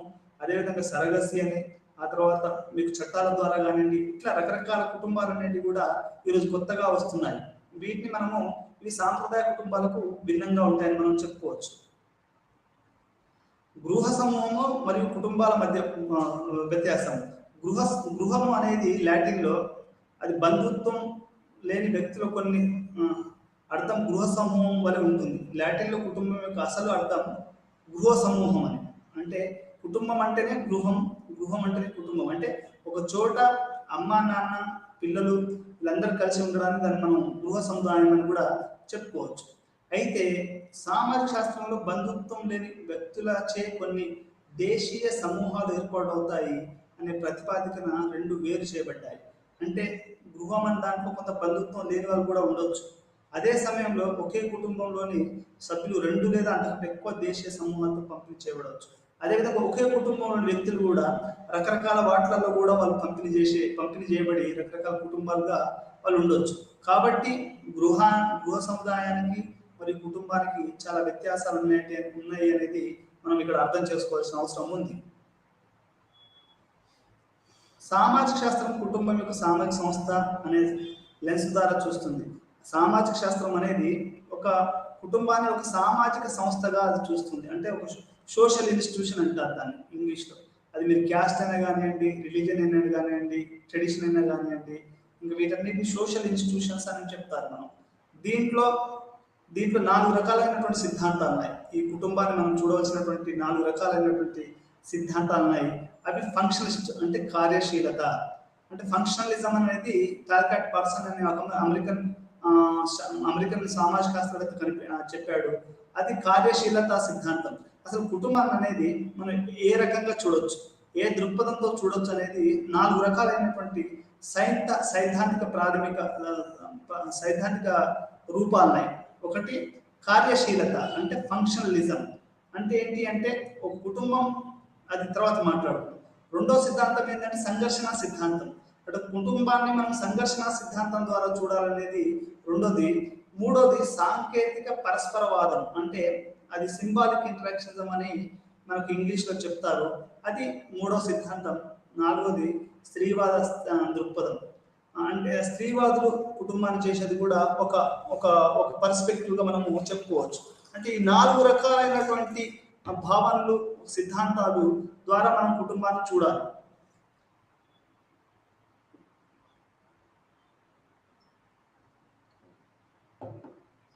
ఇవి అసలు కార్యశీలత సిద్ధాంతం అంటే ఏంటి, కార్యశీలత సిద్ధాంతాన్ని ఎవరు కనిపెట్టారు? దీని ప్రకారం ఏంటంటే మీరు ఒకటే గుర్తుపెట్టుకోండి, ఫంక్షనలిజం కార్యశీలత సిద్ధాంతం అంటే అది సమాజాన్ని మానవ శరీరంతో పోలుస్తుంది. ఇప్పుడు మనం కళ్ళతో చూస్తున్నాము, చెవులతో వింటున్నాము, అది నోటితో మాట్లాడుతున్నాము. అదే అంటే ఇక్కడ ప్రతి అవయవం కూడా అది మొత్తం శరీరం పనిచేయడానికి పనిచేస్తుంది. అదేవిధంగా మొత్తం కూడా ఇప్పుడు మెదడు ఉంటుంది, మెదడుకు వేరే వాటికి కూడా సంబంధం ఉంటుంది. పరస్పర గా ఆధారపడి ఉండడాన్ని మనము కార్యశీలత సిద్ధాంతం అని చెప్పుకోవచ్చు. అంటే కుటుంబం కూడా ఒక అవసరం మీద అది సమాజాన్ని ప్రొక్రియేషన్ అంటారు. అంటే ప్రొక్రియేషన్ అంటే దాని ప్రకారం పిల్లలు పుట్టియడము, సమాజం యొక్క దానికి సంబంధం అనేది వాళ్ళు నమ్ముతారు. అంటే ఇప్పుడు ప్రొక్రియేషన్ అనేది ప్రధానంగా వాళ్ళు నమ్ముతారు. అంటే ఈ యొక్క మానవ మనుగడ కొనసాగించాలంటే అది ఫంక్షనలిస్ట్ కార్యశీలత చేయాలి. అందుకనే కుటుంబం వచ్చిందని టాల్కాట్ పార్సన్స్ అని ఆయన వివరిస్తాడు. అది సాంప్రదాయక కార్యశీలత సిద్ధాంతం. రెండోది సంఘర్షణ సిద్ధాంతం, కాన్ఫ్లిక్ట్. అంటే ఈ ప్రపంచంలో ఆర్థిక అసమానతలు ఉన్నాయి, సాంఘిక అసమానతలు ఉన్నాయి, లింగ అసమానతలు ఉన్నాయి, ఆ తర్వాత సామాజిక అసమానతలు ఉన్నాయి. ఈ యొక్క వీటన్నిటిని కొనసాగించడానికే కుటుంబం అనేది పుట్టుకొచ్చింది అనేది సంఘర్షణ సిద్ధాంతం చెప్తుంది. అదేం చెప్తుంది అంటే కుటుంబం అంటే ఏదో మనిషిని మళ్ళీ ఉత్పత్తి చేయాలి, సమాజాన్ని ముందుకు తీసుకెళ్ళాలని చెప్పినట్టు కాకుండా సంఘర్షణ సిద్ధాంతం ఏం చెప్తుంది అంటే సమాజంలో అసమానతల కొనసాగింపునకు యొక్క కుటుంబం ఉపయోగపడుతుంది అనేది సంఘర్షణ సిద్ధాంతం చెప్తుంది. అదేవిధంగా సాంకేతిక పరస్పరవాదం అంటే సింబాలిక్ ఇంటరాక్షనిజం అంటారు దాన్ని. అంటే ఇప్పుడు మీరందరూ గుర్తుపెట్టుకోండి, మనం స్నేహితులు వచ్చినప్పుడు అందరం కలిసి భోజనం చేస్తాం. అంటే ఏంటి, అది ఏం చెప్తుంది అంటే అది మనం ఒకరం ఇంకొక మనం కలిసి ఉంటున్నాము అని చెప్తుంది అన్నట్టు. ఈ రకంగా కుటుంబాలు ఏర్పడతాయి అనేది సాంకేతిక పరస్పర వాదం. ఇప్పుడు ఇట్లాంటి కలిసి భోజనం చేయడాలు, లేకుంటే ఒకరికొకరి పట్ల ప్రేమ చూపించుకోవడాలు, ఇవన్నీ కూడా కుటుంబం అనేది సాంకేతిక పరస్పరవాదం చెప్తుంది. నాలుగోది స్త్రీవాద దృక్పథం. 18వ శతాబ్దం వరకు 19వ శతాబ్దం వరకు కుటుంబాన్ని సాదాసీదాగా ఒక ఒక పురుష దృక్పథం నుంచి చూశారు. కానీ స్త్రీవాద దృక్పథం అనేది 18వ శతాబ్దం నుంచి 19వ శతాబ్దం కొద్దిగా మొదలై ఈరోజు పూర్తిగా స్త్రీవాదం ఒక ప్రముఖమైనటువంటి ఒక సిద్ధాంతంగా తయారై ఈ యొక్క మగవాడు కేంద్రంగా ఉన్న కుటుంబాన్ని అది విమర్శిస్తుంది. అంటే అది గృహహింస కానివ్వండి, వరకట్నపు మీరందరికీ తెలుసు, చాలా మంది ఆడపిల్లలు వరకట్నానికి బలైపోయి చనిపోతూ ఉంటారు. అంటే వరకట్నాల దురాచారము, బాల్య వివాహాలు, పురుషాధికారము, గృహహింస, ఇంటి పని, వంట పని, ఆ తర్వాత ఇట్లాంటివన్నీ కూడా ఒక స్త్రీల మీద పడి అది అంటే యొక్క ఆధిపత్యం అనేది యొక్క స్త్రీవాదులు వాళ్ళు ప్రశ్నిస్తూ ఉన్నారు. ఈ మగ ఆధిపత్యాన్ని, పురుషాధిపత్యాన్ని దీన్ని స్త్రీవాదులు అసలు కుటుంబం అనేది ఒక పురుషాధిక్యంగా ఉండడానికి ఒక సంస్థ అనేది వాళ్ళు చెప్తా ఉన్నారు. ఇది మనం కొత్తగా తెలుసుకోవాల్సినటువంటి విషయం. ఇంతకుముందు మీ అందరికీ తెలుసు పతి ప్రత్యక్ష దైవం అనేది, అంటే పతి అనేది ముఖ్యంగా చెప్పగలిగారు. కానీ ఈరోజు అట్లా లేదు. పతి ప్రత్యక్ష దైవం అనే ఒక పదాన్ని వాళ్ళు పట్టించుకోవడం లేదు. అది దాన్ని రివర్స్ చేస్తున్నారు. భార్య ప్రత్యక్ష దైవం అనే పరిస్థితికి ఈరోజు వచ్చారు. అంటే ఏంటి, నేను చెప్పాల్సినది ఏంటి అంటే పురుషాధిక్య సమాజాన్ని వాళ్ళు గృహింసని, వాళ్ళ తర్వాత ఇంటి పనిని, ఈ వంట పనిని, వీటన్నిటిని కూడా స్త్రీవాదులు ఈ కుటుంబం అనే సంస్థ అది ఆడవాళ్ళను అణచివేసే ఒక వంటింటి కుందేలు అని మీరు పదం వినే ఉంటారు. ఆడవాళ్ళు స్త్రీవాదులు ఎక్కువగా ఆడవాళ్ళని వంటింటి కుందేలు. ఇప్పుడు కుందేలు మనం ఇంట్లో పెంచుకుంటే ఎట్లా ఉంటుంది, అది మన దగ్గరకు వస్తుంటుంది, అంటే దగ్గరగా ఉంటుంది. అట్లే ఆడవాళ్ళను కూడా యొక్క వంటింటి కుందేలులాగా మగవాళ్ళు తమ యొక్క కాళ్ళ కింద అణచివేస్తున్నారు అనేది స్త్రీవాదులు వాళ్ళ కుటుంబాన్ని చూస్తున్నారు. అందుకనే ఈ యొక్క కుటుంబాలను కూడా మనము స్వేచ్ఛీకరించాలి, లేకుంటే విప్లవీకరించాలి, లేకుంటే ఇట్లాంటి వాటి ద్వారా ఇప్పుడు మీకు తెలుగులో అయితే ఓల్గా, కొండేపూడి నిర్మల, సత్యవతి, ఆ తర్వాత భారతదేశంలో అయితే ఇస్మత్ చుగాయి, ఆ తర్వాత శబానా, మన సరోజిని నాయుడు, ఎంతో మంది స్త్రీవాదులు మనం చారిత్రాత్మకంగా చూస్తే మన కాకతీయ రుద్రమాదేవి, ఝాన్సీ లక్ష్మీబాయి, వీళ్ళందరూ కూడా ఈ యొక్క కుటుంబం అంటే మగవాళ్ళు కాదు, రాజు అంటే మగవాళ్ళు కాదు, ఆడపిల్లలు, ఆడవాళ్ళు అనేది కూడా మనకు ఇక్కడ చాలా స్పష్టంగా మనకు అర్థమవుతుంది. అంటే సమాజాన్ని స్త్రీవాద దృక్పథం నుంచి వాళ్ళు విశ్లేషించడము జరుగుతుంది. ఇది వాళ్ళు ప్రతిదీ వాళ్ళు ప్రశ్నిస్తున్నారు. ఈరోజు ఒకప్పటికి ఇప్పటికి చాలా తేడా ఉంది. ఒకప్పుడు అబ్బాయిలు మాత్రమే చదువుకునే వాళ్ళు, ఈరోజు అమ్మాయిలు చదువుకుంటున్నారు. ఒకప్పుడు వంట పని అమ్మాయిలు చేసే వాళ్ళు, ఈరోజు అబ్బాయిలు చేస్తూ ఉన్నారు. ఇప్పుడు కొత్త అది వచ్చింది ఏంటంటే హౌస్ వైఫ్ లాగానే హౌస్ హస్బెండ్ అంటే ఏంటి అంటే వాళ్ళు ఆడవాళ్ళు బయట పని చేస్తారు, వీళ్ళు మగవాళ్ళు ఇంటి వంట పని, బట్టలు ఉతుకోవడం ఇట్లాంటి పని కూడా చేస్తారు. దీన్ని హౌస్ హస్బెండ్ అంటారు. ఇది కొత్తగా వస్తున్నటువంటి ఒక విధానం. అంటే నేను ఎందుకు చెప్తున్నాను ఇది అంటే ఇక్కడ స్త్రీవాద దృక్పథం ద్వారా కుటుంబం అనేది మెన్ సెంట్రిక్ అయితే దాన్ని మార్చుతున్నారు. ఇప్పుడు వాళ్ళు మొత్తం కుటుంబం యొక్క నిర్వచనం, దాని యొక్క మార్పు, అదంతా మొత్తం మారిపోతుంది. ఇంతకుముందు సాంప్రదాయ ప్రకారం ఏం జరిగేది, కుటుంబం అంటే ఒక హెవెన్, అంటే సేఫ్ సెక్యూర్ హెవెన్ అని, మనకు కుటుంబం స్వర్గసీమ. ఇప్పుడు అట్లాంటిది ఏం లేదు. అది ఎవరికి, మగవాళ్ళకి స్వర్గసీమ, ఆడవాళ్ళకి కాదు కదా. అది వాళ్ళ ఆడవాళ్ళు మొత్తం మారుస్తున్నారు. అంటే దీన్ని మనము స్త్రీవాద దృక్పథం నుంచి కుటుంబాన్ని చూడవలసిన అవసరం కూడా ఈ యొక్క సామాజిక శాస్త్రం ఉంది. 4 రకాలైనటువంటి ఉన్నాయి.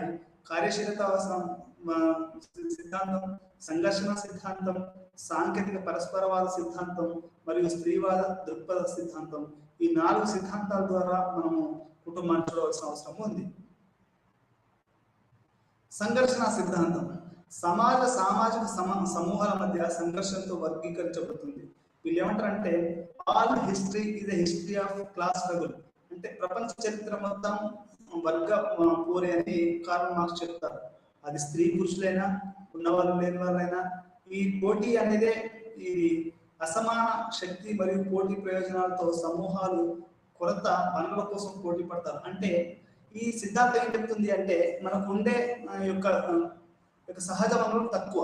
ఈ సహజ వనరుల మీద ఆధిపత్యం సంపాదించడానికి ఆడవాళ్ళు మగవాళ్ళు, మగవాళ్ళు మగవాళ్ళు వీళ్ళ మధ్యలో ఈ యొక్క అసమాన పోటీ ఉంటుంది అనేది ఇక్కడ మనకు సంఘర్షణవాద సిద్ధాంతం చెప్తుంది.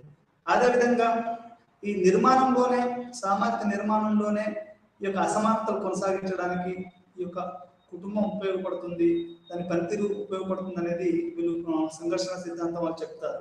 మీ అందరికీ తెలుసు, ఏంగెల్స్ చెప్తాడు ఈ యొక్క ప్రైవేట్ ప్రాపర్టీ అంటే ఈ అదేంటి ప్రైవేట్ ప్రాపర్టీ అంటే వ్యక్తిగత ఆస్తిని కొనసాగించడానికే కుటుంబం పుట్టుకొచ్చిందని ఏంగెల్స్ మహాశయుడు చెప్తాడు. ఇది కుటుంబాల సంఘర్షణ సిద్ధాంతాన్ని అంటారు.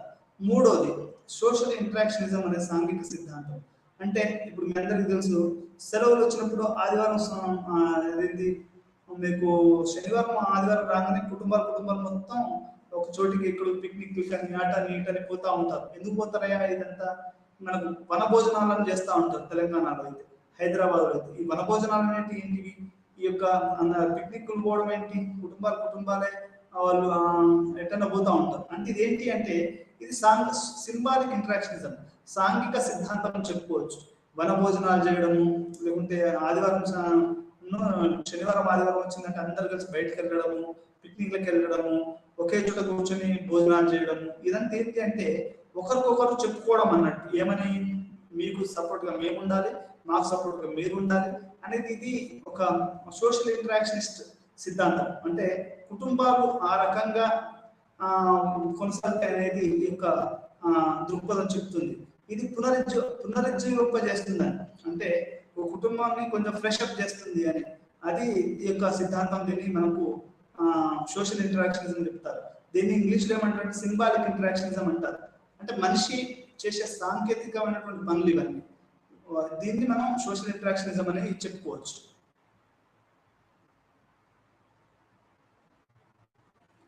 అంటే వీటన్నిటి ద్వారా ఈ నాలుగిట్లలో ఏమి సమస్య అసలు కుటుంబము ఇప్పుడు ఇంతగా మనం ఒక చిన్న కుటుంబం గురించి మనం ఈ రోజు ఇంత పాఠాలు చెప్పుకోవాల్సిన అవసరం ఎందుకు వచ్చింది అనేది కూడా మనం ఇక్కడ అర్థం చేసుకోవాలి.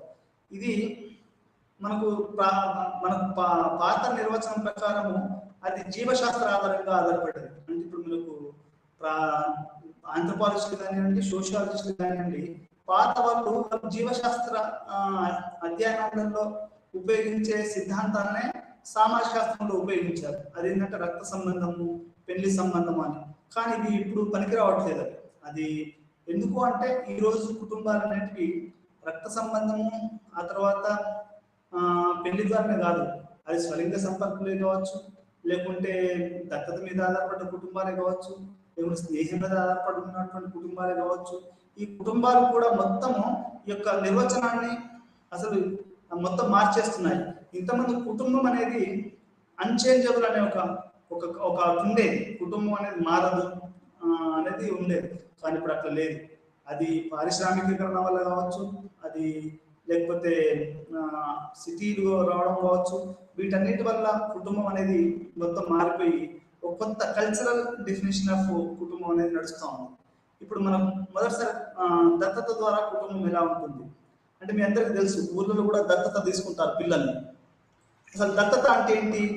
దత్తత అంటే ఏంటి అంటే నీకు నీ రక్తం పంచుకు పుట్టిన పిల్లలు కాకుండా వేరే పిల్లలను కనుక నువ్వు పెంచుకుంటే దాన్ని దత్తత అంటారు.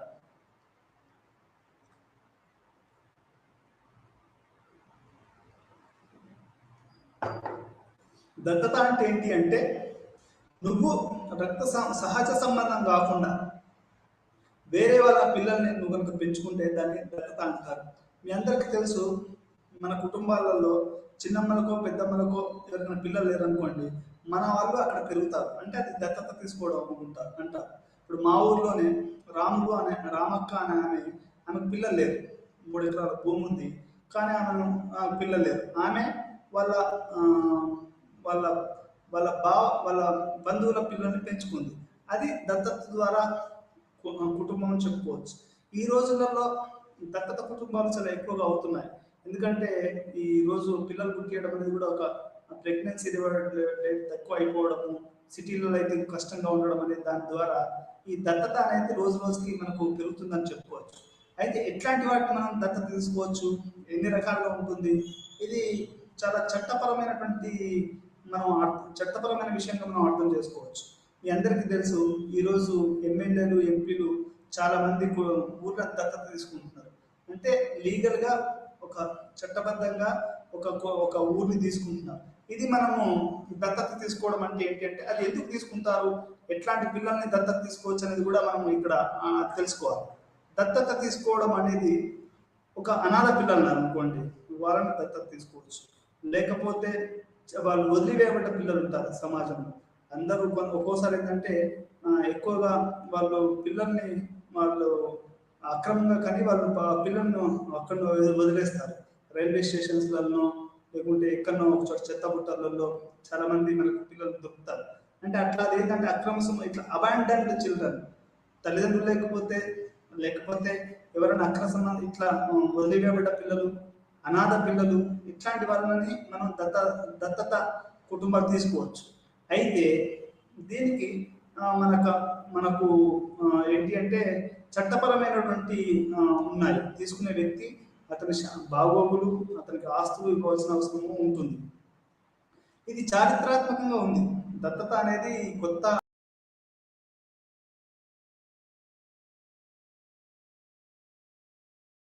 లేకపోతే ఖురాను, బైబిలు, మీరు ఏ ఏ ఏ గ్రంథాలు తీసుకున్నా దాంట్లో దత్తత తీసుకోవడం ఉంటుంది. అది నిజానికి కూడా ప్రాచీన భారతదేశంలో కూడా దత్తత అనేది మామూలుగానే అది ఒక అంశంగానే వస్తుంది. ప్రపంచవ్యాప్తంగా కూడా దత్తత అనేది ఇది కొత్తదేం కాదు, ఇది ఎప్పటి నుంచో ఆచరణాత్మకంగా ఉందనేది మనకు అర్థమవుతుంది. దశ కుటుంబాలు, కుటుంబాన్ని పునర్నిర్వర్తించడం, అసలు ఇదంతా ఎందుకు వచ్చిందా అంటే మనకు సవతి కుటుంబాలు అంటే ఇప్పుడు తండ్రి ఫస్ట్ భార్య చనిపోయిన తర్వాత రెండో భార్య తీసుకుంటే అది కొత్త కాపురం అయింది. ఆ కొత్త కాపురం అనేది ఇప్పుడు దాన్ని ఎట్లా అర్థం చేసుకోవాలి, ఇది 1970 తర్వాత ఏమైంది అంటే ఈ యొక్క సాంప్రదాయ కుటుంబ నిర్వచనం అనేది పూర్తిగా మారిపోయింది. ఎట్లా అంటే 70 తర్వాత స్వలింగ సంపర్కాలు కానివ్వండి, లేకపోతే ఈ దత్తత కుటుంబాలు కానివ్వండి, లేకపోతే decriminalisation of same sex marriage కానివ్వండి, అది 377 అది 277 ఆర్టికల్ పూర్తిగా అది డీక్రిమినలైజ్ చేయడం, దానివల్ల ఈ యొక్క స్వలింగ సంపర్కుల పెళ్లి ఈరోజు మనకు చట్టబద్ధమైంది. అంటే వీటి వల్ల కుటుంబ నిర్వచనం అనేది పూర్తిగా మనకు మారుతుందనేది తెలుస్తుంది. సవతి కుటుంబాలు లేదా మిశ్రమ కుటుంబాలు పెరిగాయి. ఇది ఎందుకు జరుగుతుందయా అంటే అసలు ఎందుకు ఈ కుటుంబాన్ని మార్చవలసి వస్తుందంటే ఈ రెండో వివాహం చేసుకుంటారే వాళ్ళ వల్ల కుటుంబం యొక్క నిర్వచనం మారుతుంది.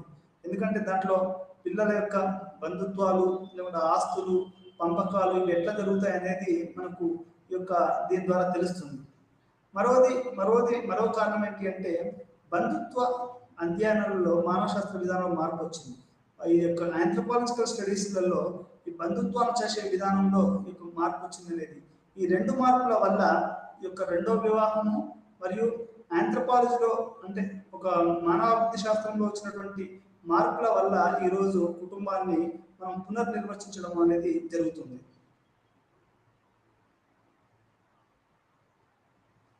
సామాజిక శాస్త్రం కుటుంబం యొక్క నిర్వచనం జీవశాస్త్రం యొక్క పాశ్చాత్య సాంస్కృతిక అవగాహన మరియు కుటుంబం ఏర్పడడానికి కేంద్రంగా నుంచి అనువదించబడ్డది. మనకు ఇంతకుముందే చెప్పాను, మనకు బయాలజీ అంటే ఇప్పుడు ఒక పశువులు ఎట్లా ఉంటాయి అంటే వాటిని అది పిల్లని కన్న తర్వాత పాలు తీసుకోవడం అట్లా ఉంటుంది. అదే అంటే బయాలజికల్ అంటే ఒక జీవశాస్త్ర సిద్ధాంతాల మీద సమాజాన్ని ఇంతకుముందు ఉన్నటువంటి సామాజిక శాస్త్రవేత్తలు మరియు మానవాభివృద్ధి శాస్త్రవేత్తలు నిర్వర్తించారు. అది అంటే కుటుంబం అంటే రక్తం ద్వారానే, కుటుంబం అంటే పిండి ద్వారానే. కానీ ఈరోజు మొత్తం మారిపోయింది. కుటుంబం అంటే ప్రేమ ద్వారా, కుటుంబం అంటే స్వలింగ సంపర్కం ద్వారా, కుటుంబం అంటే ఒక అడాప్షన్ అంటే పెంచుకోవడం కుటుంబం ద్వారా, కుటుంబం అంటే సరగసి అంటే అద్దె గర్భం ద్వారా కూడా ఏర్పడి అసలు కుటుంబం యొక్క నిర్వచనాన్ని పూర్తిగా మార్చేస్తున్నాయి. ఇది నూతన అంశాలుగా మనకు సామాజిక శాస్త్రవేత్తలు లేదా యొక్క ఆంథ్రోపాలజిస్టులు వీళ్ళు అర్థం చేసుకోవాల్సినటువంటి అవసరం ఉంది. కల్చరల్ థియరీ బియాండ్ అండ్ అర్మటైజ్డ్ అంటే ఈ యొక్క ఈ ఈ యొక్క సాంస్కృతికవాదం ఏం చెప్తుందంటే, సాంస్కృతిక సిద్ధాంతకర్తలు కుటుంబం యొక్క సాంప్రదాయ నిర్వచనాలను, జీవశాస్త్రం మరియు బంధుత్వానికి సంబంధించిన గురించి ఎక్కువగా పరిశీలించబడని పాశ్చాత్య సాంస్కృతిక అంచనాలచే ఎక్కువ ప్రభావితమైనని పేర్కొన్నారు.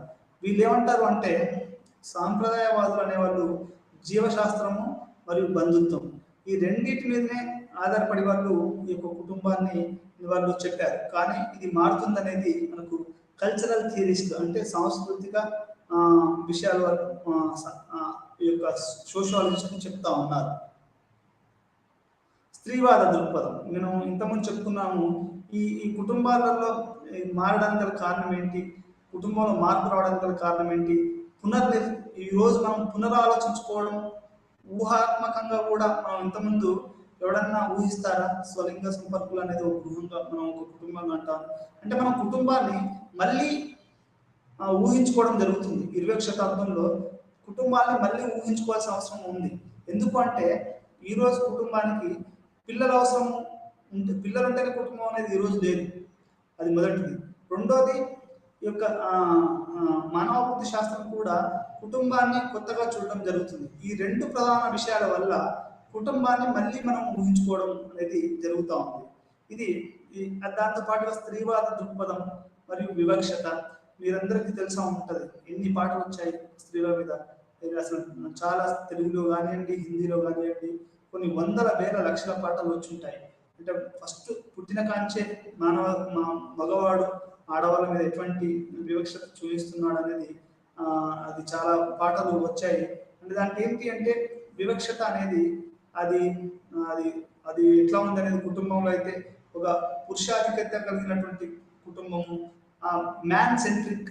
అంటే అది ఇప్పుడు మీరు పిల్లలు ఆడుకునేటప్పుడు మీరు చూడండి, మగపిల్లలకైతే గన్నులు ఇస్తారు, ఆడపిల్లకైతే ముగ్గులు ఇట్లాంటి వేయడానికి ఇస్తారు. అంటే పెంచే విధానంలో కూడా పిల్లల్ని మనము అది ఆడపిల్లల్ని వేరుగా మగపిల్లల్ని వేరుగా పెంచుతాం. ఎందుకంటే హిందూ సాంప్రదాయంలో కానివ్వండి, ముస్లిం సాంప్రదాయంలో కానివ్వండి, క్రిస్టియన్లో కానివ్వండి ఒక భావన ఉంది. ఆ అబ్బాయి సన్ సిండ్రోమ్ అంటారు దాన్ని. సన్ సిండ్రోమ్ అంటే అబ్బాయి అయితే అన్ని చేస్తాడు, ఆడపిల్ల అంటే పక్క పెరాయి పిల్ల అన్నట్టుగా అది జరుగుతుంది. ఈ యొక్క పురుషుడు ప్రధాన కేంద్రంగా యొక్క స్త్రీవాద అధ్యయనాలు జరిగాయి. ఈ పురుషాహంకారం పురుషులకి ఎక్కువగా ప్రాధాన్యత ఇవ్వడం, అతని టార్గెట్ అని ఒక రకంగా మగ అహంకారాన్ని, మగ పెత్తనాన్ని టార్గెట్ చేస్తూ ఈ యొక్క స్త్రీవాద యొక్క అధ్యయనాలు జరుగుతాయి. వాళ్ళు ఏమంటారు అంటే, మీరు ఇంటి పని, వంట పని, పిల్లల పని అన్ని చేసేది ఆడవాళ్ళే, కానీ వాళ్ళ యొక్క శ్రమ దోపిడీ, వాళ్ళ యొక్క లైంగిక హింస. ఇంకొకటి విషయం ఏంటి అంటే, మీకు ఈ యొక్క సొంత బంధువులే బాలికల మీద, మైనర్ల మీద ఈ యొక్క మామయ్యలు వాళ్ళు అత్యాచారం, లైంగిక అత్యాచారం. ఈరోజు లైంగిక అత్యాచారం చిన్నపిల్లల మీద ఎవరు చేస్తున్నారా అంటే అది ఎవరో కాదు, వాళ్ళ సొంత బంధువులే. అంటే దగ్గరలో ఉన్నటువంటి బంధువులే ఈ యొక్క లైంగిక అత్యాచారం అనేది స్త్రీల మీద చేస్తున్నారు. అంటే దాని అర్థం ఏంటి, ఆడవాళ్ళు మగవాళ్ళ ద్వారా ఆర్థిక దోపిడీ, రాజకీయ దోపిడీ, సామాజిక దోపిడీ, లైంగిక దోపిడీ, ఇవన్నీ దోపిడీలు అనేవి ఒక కుటుంబం అనేది ఒక అడ్డాగా మారింది అనేది ఇక్కడ మనకు అర్థమవుతుంది. అంటే ఈ కుటుంబం అనేది పూర్తిగా సంబంధాలు మారితే కానీ ఈ యొక్క సమాజం మారదు అంటే బేస్. అందుకనే ఒక అద్భుతమైనటువంటి ఒక కొటేషన్ ఉంది.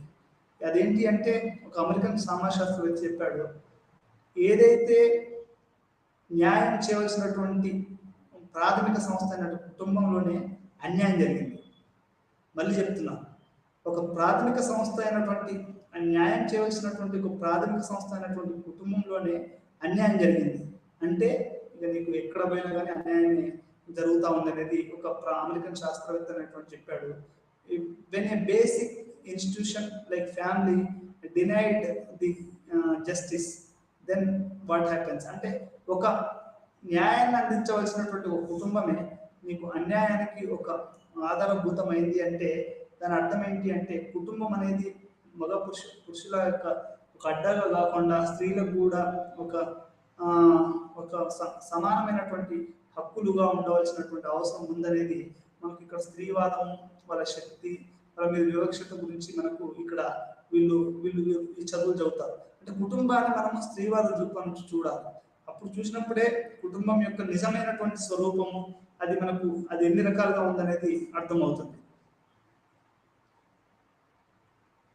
కొత్త కుటుంబాలు అంటే ఇప్పుడు వీటితో పాటుగా పారిశ్రామికరణ, కొత్త పెరుగుతున్న మహిళల స్వాతంత్రము, విద్యాస్థాయిల పెరుగుదల, ఆర్థిక మార్పు, చట్టపరమైన నిబంధనలు, స్త్రీవాద విమర్శలు మరియు రాజకీయ చర్చలు వంటి బహుళ శక్తులు మరియు వేరియబుల్స్ ద్వారా కుటుంబాలు మారుతున్నాయి.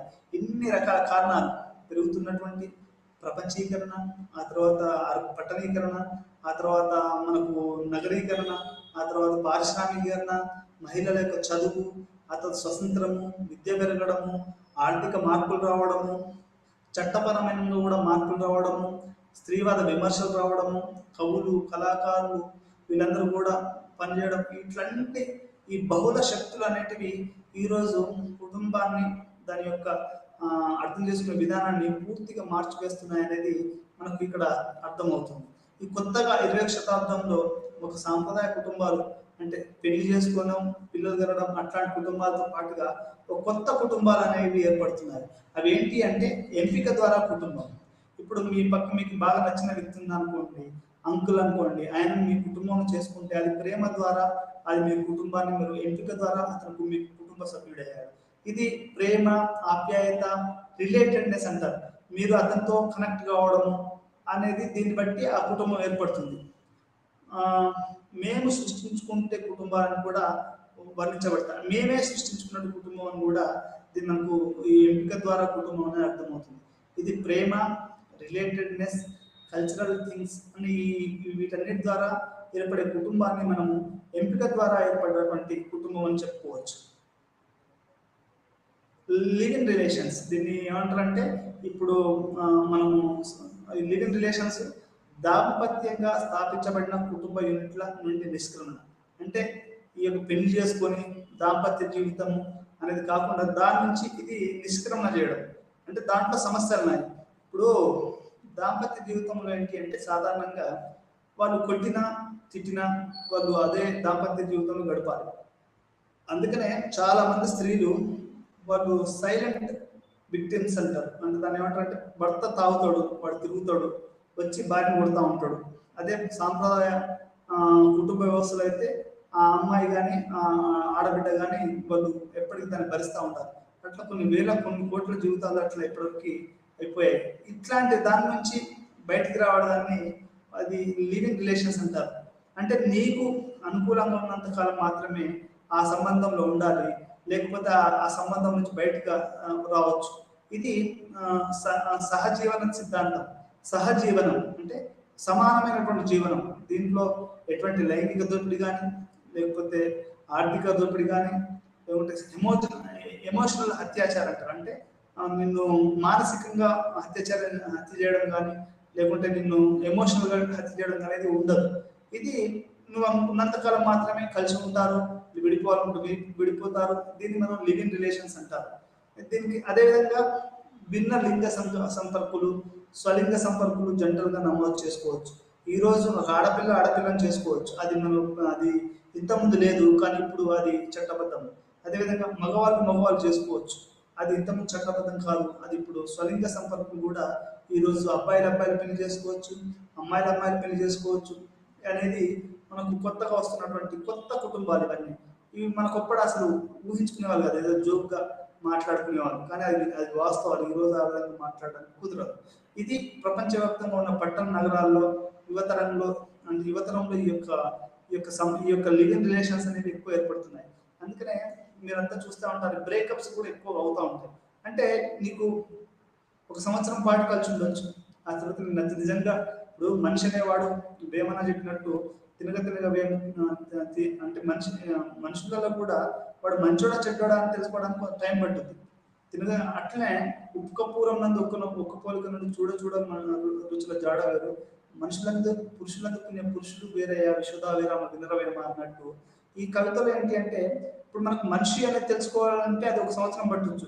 ఆ తర్వాత అతను మంచిగా లేడు అనుకోండి, ఆ సంబంధం నుంచి మీరు బయటకు వచ్చేసేసి మీరు కొత్త జీవితాన్ని మొదలు పెట్టవచ్చు. అది మనకు లివింగ్ రిలేషన్స్ ఉన్నటువంటి ఒక ఒక ఒక ఒక సౌకర్యం అని చెప్పుకోవచ్చు. అంటే ఆ హింసను భరించకుండా, ఆర్థిక దోపిడీని భరించకుండా, ఎటువంటి దోపిడీకి లేని ఒక సహజీవనం అనేది, అందుకనే దానికి చాలా చాలా చాలా మంచి పేరు పెట్టారు సహజీవనం. అదేవిధంగా మీకు బ్రేకప్స్ కూడా ఎక్కువగానే ఉంటాయి. బ్రేకప్స్ అంటే ఈ మధ్య యువతరం 20వ శతాబ్దంలో ఎమోషనల్‌గా అది కంట్రోల్ కావడం లేదన్నట్టు ఎవరికి కూడా. అది అది ఇది మానవ సమాజం యొక్క ఇప్పుడు నడుస్తున్నటువంటి ట్రెండ్ అని చెప్పుకోవచ్చు. అది అది బ్రేకప్స్ కూడా చాలా ఈజీగా అవుతా ఉంటాయి. ఒక సంవత్సరం ఉండొచ్చు, 6 నెలలు ఉండొచ్చు, మీకు 2 నెలలు కూడా ఉండొచ్చు. లేకపోతే కొన్ని సంవత్సరాలు 10 సంవత్సరాల తర్వాత కూడా విడిపోయే అవకాశం ఉంది. దీన్ని సహజీవన సహచర్యం అని మనం అర్థం చేసుకోవాలి. ఇది కొత్త రకమైనటువంటి ఒక కుటుంబం అని చెప్పుకోవచ్చు. సరగసి కుటుంబం. సరగసి అంటే దీంట్లో మూడో పార్టీ ఉంటుంది. అంటే మీకు ఏదైనా ఒక కారణాల వల్ల ఒక కుటుంబంలో పిల్లలు పుట్టకపోతే వాళ్ళు ఏం చేస్తారు అంటే గర్భాన్ని అద్దెకు తీసుకుంటారు. ఇది గుజరాత్ రాష్ట్రంలో మరికొన్ని రాష్ట్రాలలో ఇది కొంచెం ఎక్కువగా ఉందని నాకు ఉన్నటువంటి సమాచారము.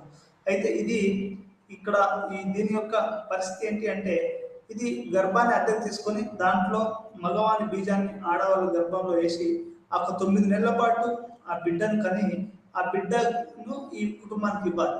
ఇది దీంట్లో మూడో పార్టీ ఇన్వాల్వ్ అవుతుంది. మూడో పార్టీ అంటే డాక్టర్లు, లాయర్లు వీళ్ళంతా ఇన్వాల్వ్ అయిపోయి దానికి గాను ఆమె కొంత డబ్బు ఇవ్వడం అనేది జరుగుతూ ఉంది. ఈ మాతృత్వం అనేది ఇప్పుడు మనకేంటి, ఒక బిడ్డ పుట్టాడు అంటే తల్లిదండ్రుల మాతృత్వం ఉంటుంది. ఇందులో ఈ సరగసి అనే దాంట్లో ఈ యొక్క మాతృత్వం అనే దాన్ని ఆమె గర్భాన్ని అద్దెకివ్వడము, దానికి డబ్బులు తీసుకోవడం తప్ప ఆ పిల్లవాని మీద అతనికి ఎటువంటి హక్కులు లేవు. ఎవరైతే దీన్ని చేశారో వాళ్ళకి మాత్రమే హక్కులు ఉంటాయి. ఇది కొత్త రకమైనటువంటి కుటుంబం. ఇంతకుముందు ఎప్పుడు ఇట్లాంటి కుటుంబాలు లేవు.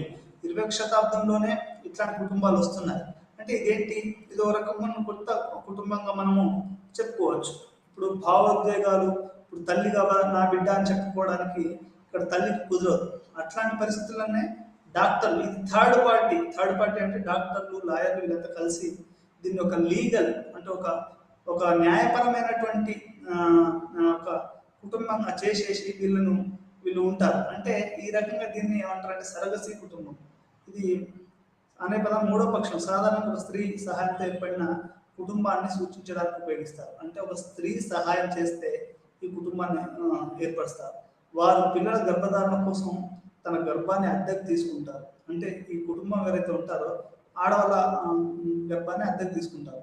సరగటరీ సంతానోత్పత్తికి చట్టపరమైన ఒప్పందాన్ని కుదుర్చుకొని ఉంటుంది. అంటే ఈ చట్టబద్ధమైనటువంటి ఒప్పందం కుదుర్చుకొని ఆమెకు ఆహారం కానివ్వండి, డబ్బులు కానివ్వండి, గృహవసతి కానీ ఈ 9 నెలలు 10 నెలలు ఆమె కల్పించి ఆమె ద్వారా వచ్చినటువంటి బిడ్డను వీళ్ళు పెంచుకోవడాన్ని మనకు సరగసి కుటుంబం అని అంటారు. దీనివల్ల ఏమవుతుందంటే ఒక కుటుంబ బాంధవ్యాలు ఏర్పడతాయి. ఒక్కోసారి ఈ సరగసి కుటుంబ సాంప్రదాయం కుటుంబం పనిచేస్తుంది అని ప్రతి భావన సంక్లిష్టంగా ఉంది. మాతృత్వం అనేది గర్భధారణ కాలం ద్వారా నిర్వర్తించబడుతుంది, కానీ గర్భాన్ని అద్దెకు తీసుకునే సామర్థ్యం ద్వారా నిర్వర్తించబడుతుంది. అంటే మాతృత్వం అనేది ఫెకండిటీ రేట్ అంటారు. ఫెకండిటీ రేట్ అంటే ఇప్పుడు కొంతమందికి ఆడపిల్లలకి ఆడవాళ్ళకి గర్భాన్ని ధరించే కెపాసిటీ ఉండదు, ఆ ఫెకండిటీ రేట్ ఉండదు. అది ఆ కెపాసిటీ మీదనే ఈ సరగసి అనేది ఆధారపడి ఉంటుంది అనేది మనకి ఇక్కడ ఈ యొక్క కొత్త రకమైనటువంటి ఈ యొక్క సరగసి కుటుంబాలు ఏర్పడతాయి. వారి శారీరక మరియు భావోద్వేగ సంబంధాన్ని ప్రభావితం చేయదు. ఇక్కడ గర్భధారణ సంబంధం అనేది వాళ్ళ యొక్క శారీరక మరియు భావోద్వేగాలు, మామూలు తల్లికున్న పిల్లలకి చాలా భావోద్వేగమైనటువంటి సంబంధాలు ఉంటాయి. మీరు ప్రపంచంలో చాలా మ్యాక్సిమం వర్క్నే తీసుకోండి, అమ్మ అని నవల రాశాడు, అమ్మ మీద ఎన్నో వచ్చాయి. అంటే ఒక కొడుకు లేకుంటే తల్లి లేకుంటే ఒక కూతురు తల్లి మధ్యలో ఎన్నో భావోద్వేగ సంబంధాలు ఉంటాయి. అసలు అది ప్రాథమిక భావోద్వేగ సంబంధం కూడా అని చెప్పుకోవచ్చు. అయితే ఇక్కడ మాత్రం సరగసిలో ఏమవుతుందంటే ఈ యొక్క భావోద్వేగ సంబంధాలు అనేటివి ఉండవు. అది పూర్తిగా ఒక ఒక ఒక యాంత్రికంగా ఉంటాయని చెప్పుకోవచ్చు. ఇది ఎటువంటి భావోద్వేగాల్ని ప్రభావితం చేయదు. ఆ బిడ్డను కనడం ఆమెకి ఇచ్చేయడం. ఇది కొత్త రకమైనటువంటి కుటుంబాలు. ఎందుకంటే ఈ యొక్క పారిశ్రామిక ప్రపంచంలో ఈ యొక్క అతివేగంతో కూడుకున్నటువంటి ఈ ప్రపంచంలో మగవాళ్ళల్లో ఈ యొక్క శుక్రకణాలు తగ్గిపోవడము, వాళ్ళ యొక్క లైంగిక శక్తి తగ్గిపోవడం వల్ల ఈ యొక్క సరగసి కుటుంబాలు అనేటివి కొత్తగా వస్తున్నాయి అనేది మనకు అర్థం చేసుకోవాలి. ఇది నాలుగో రకమైనటువంటి నూతన కుటుంబాలుగా మనం వీటిని అర్థం చేసుకోవాల్సినటువంటి అవసరం ఉంది. మొత్తంగా ఈరోజు మనం పాఠంలో ఏం తెలుసుకున్నామా అంటే, మనం కుటుంబాన్ని మొత్తం పునరాలోచించవలసిన అవసరం ఉంది, పునర్ఊహించుకోవాల్సిన అవసరం ఉంది. అంటే పాతలాగా కుటుంబం అంటే ఒక స్వర్గసీమ, కుటుంబం అంటే ఒక ఒక హరివిల్లు, బొమ్మరిల్లు, ఇట్లాంటివన్నీ ఏదైతే సినిమాలు వచ్చాయో, సిద్ధార్థది కూడా వచ్చింది బొమ్మరిల్లు అనే ఒక సినిమా. అంటే బొమ్మరిల్లు, హరివిల్లు, లేకుంటే స్వర్గసీమ ఇట్లాంటివి కాదు ఈరోజు. అంటే అదొక ఒక అదొక ఒక ఒక అంశం మాత్రమే.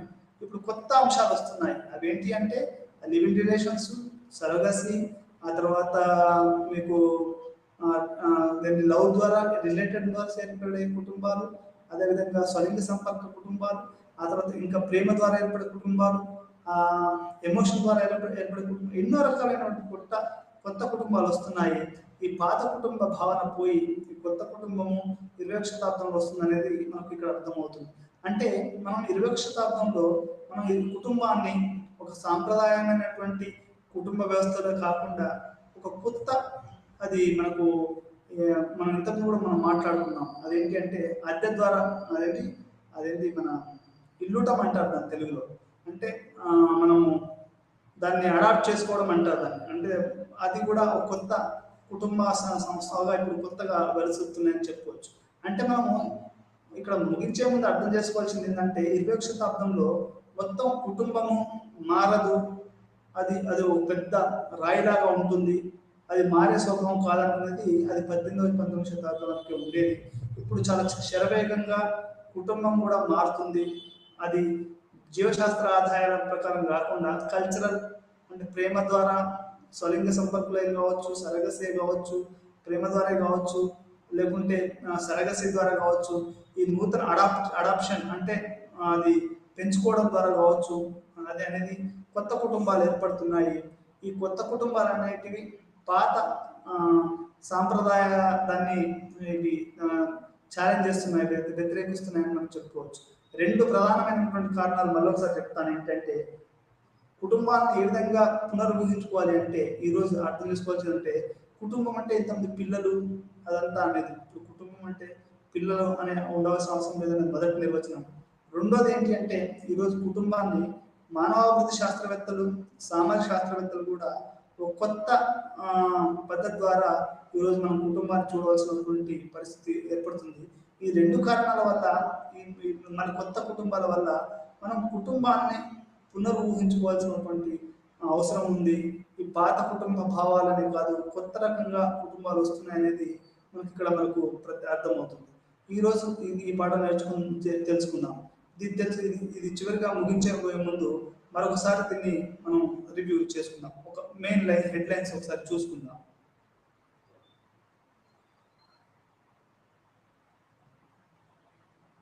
మనం ఈరోజు కుటుంబాన్ని మళ్ళీ ఊహించుకోవడం అనే పాఠాన్ని తెలుసుకున్నాము.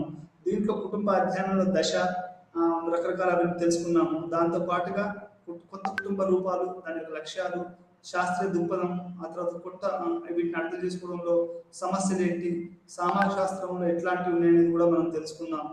ఆ తర్వాత సాంస్కృతిక సిద్ధాంతకర్తలు ఏ విధంగా, స్త్రీవాదులు ఏ విధంగా చేశారనేది కూడా ఈరోజు మనకు ఈ యొక్క కుటుంబ అధ్యయనంలో అనేది తెలిసింది. అదేవిధంగా దీని యొక్క పరిచయము, దీని యొక్క కుటుంబాన్ని అర్థం చేసుకోవడం, క్లాసికల్ సోషియాలజీ అనేది ఏ విధంగా ఉంటుందనేది ఇరుకైన పిల్లలు తెలుసుకున్నాము. ప్రాథమిక భావనలు తెలుసుకున్నాము. గృహాలు అంటే ఏంటో తెలుసుకున్నాము. ఆ తర్వాత డొమెస్టిక్ గ్రూప్ అంటే ఏంటో తెలుసుకున్నాము. ఆ తర్వాత గృహ కాలపనలు ఎలా ఉంటాయో తెలుసుకున్నాము. గృహానికి మరియు కుటుంబానికి వ్యత్యాసం తెలుసుకున్నాము. 4 రకాలైనటువంటి సిద్ధాంతాలు ఉంటాయని తెలుసుకున్నాము. కార్యశీలత, సంఘర్షణ సిద్ధాంతము, సాంకేతిక పరిష్కారవాద సిద్ధాంతము, స్త్రీవాద దృక్పథం, ఈ 4 సిద్ధాంతాలు ఉంటాయని తెలుసుకున్నాము. అదేవిధంగా సంఘర్షణ సిద్ధాంతం అంటే ఏంటో తెలుసుకున్నాము. సోషల్ ఇంటరాక్షనిజం అంటే ఏంటో తెలుసుకున్నాము. ఈ 2 సిద్ధాంతాలతో పాటుగా స్త్రీవాద సిద్ధాంతం అంటే ఏంటో కూడా మనం ఈరోజు తెలుసుకున్నాము. దీంతో ఈ 4 రకాలైనటువంటి సిద్ధాంతాలు ఈ యొక్క కుటుంబాన్ని అర్థం చేసుకోవాల్సినటువంటి పనికి వస్తాయని మనం తెలుసుకుంటూ, ఈరోజు మనం దీంట్లో కొత్త రకమైనటువంటి కుటుంబాలు ఏ విధంగా వస్తున్నాయి, అది స్వలింగ సంపర్క కుటుంబాలు కానివ్వండి, అడాప్షన్ ద్వారా కానివ్వండి, లేకపోతే అది సరోగసీ ద్వారా కానివ్వండి, ప్రేమ ద్వారా ఏర్పడే ఎంపిక ద్వారా ఏర్పడే కుటుంబాలు కూడా మనకి ఈరోజు ఏర్పడుతున్నాయి అనేది మనకు ఈరోజు పాఠం ద్వారా తెలుసుకుందాము. మరొక పాఠంలో మనం మరొక కొత్త పాఠంతో మనం దీన్ని తెలుసుకుందాము. అప్పటి వరకు మీ అందరికీ సెలవు. నమస్కారం.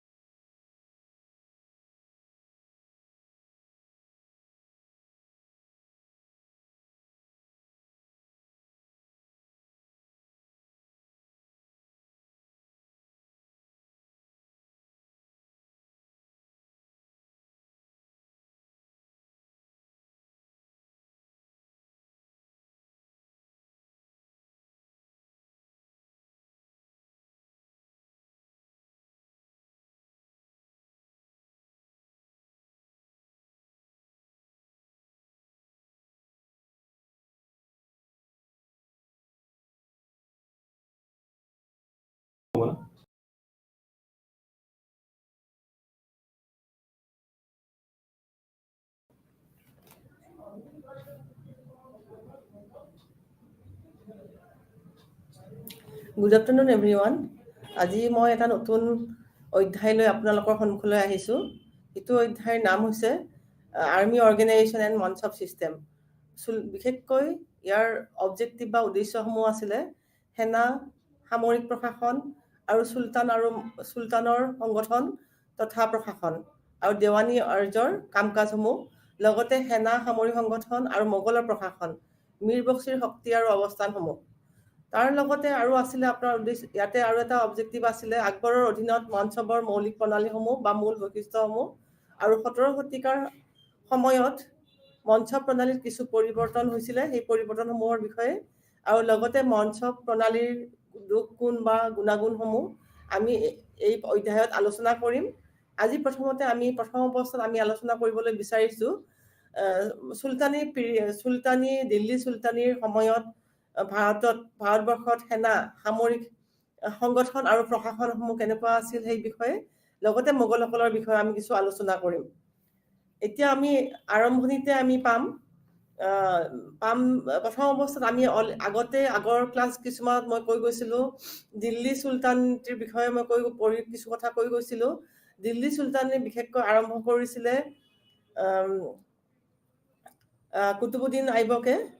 কুতুবুদ্দিন আইবক আছিলে মহম্মদ ঘড়ীৰ সেনাপতি তথা দাস, আৰু কুতুবুদ্দিন আইবকে 1206 খ্ৰীষ্টাব্দত ভাৰতত দিল্লী চুলতানী আৰম্ভ কৰিছিল আৰু তেতিয়াৰ পৰাই 1526 খ্ৰীষ্টাব্দলৈ মোগলৰ সাম্ৰাজ্য স্থাপনলৈ ভাৰতবৰ্ষত কেন্দ্ৰত বিশেষকৈ দিল্লীত চুলতানেটৰ শাসন চলিছিল।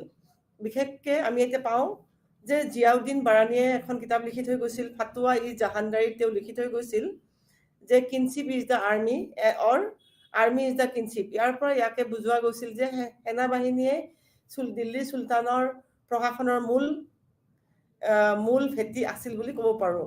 যিহেতু চুলতানী সময়ত চুলতানসকলে সঘনাই যুদ্ধ বিগ্ৰহৰ লগত জড়িত হৈ আছিল আৰু বিশেষকৈ তেওঁলোক যিহেতু ভাৰতৰ স্থায়ী বাসিন্দা নাছিল, তেওঁলোকে বাহিৰৰ পৰা আহিহে ভাৰতত সাম্ৰাজ্য স্থাপন কৰিছিল। গতিকে তেওঁলোকে নিজৰ ভেটি সুদৃঢ় কৰিবলৈ বা তেওঁলোকে নিজৰ ৰাজ্য বা সাম্ৰাজ্যখন সম্প্ৰসাৰণ কৰিবলৈ বিশেষকৈ সৈন্য বাহিনীৰ ওপৰতে নিৰ্ভৰ কৰিবলগীয়া হৈছিল আৰু তাৰ কাৰণে তেওঁলোকে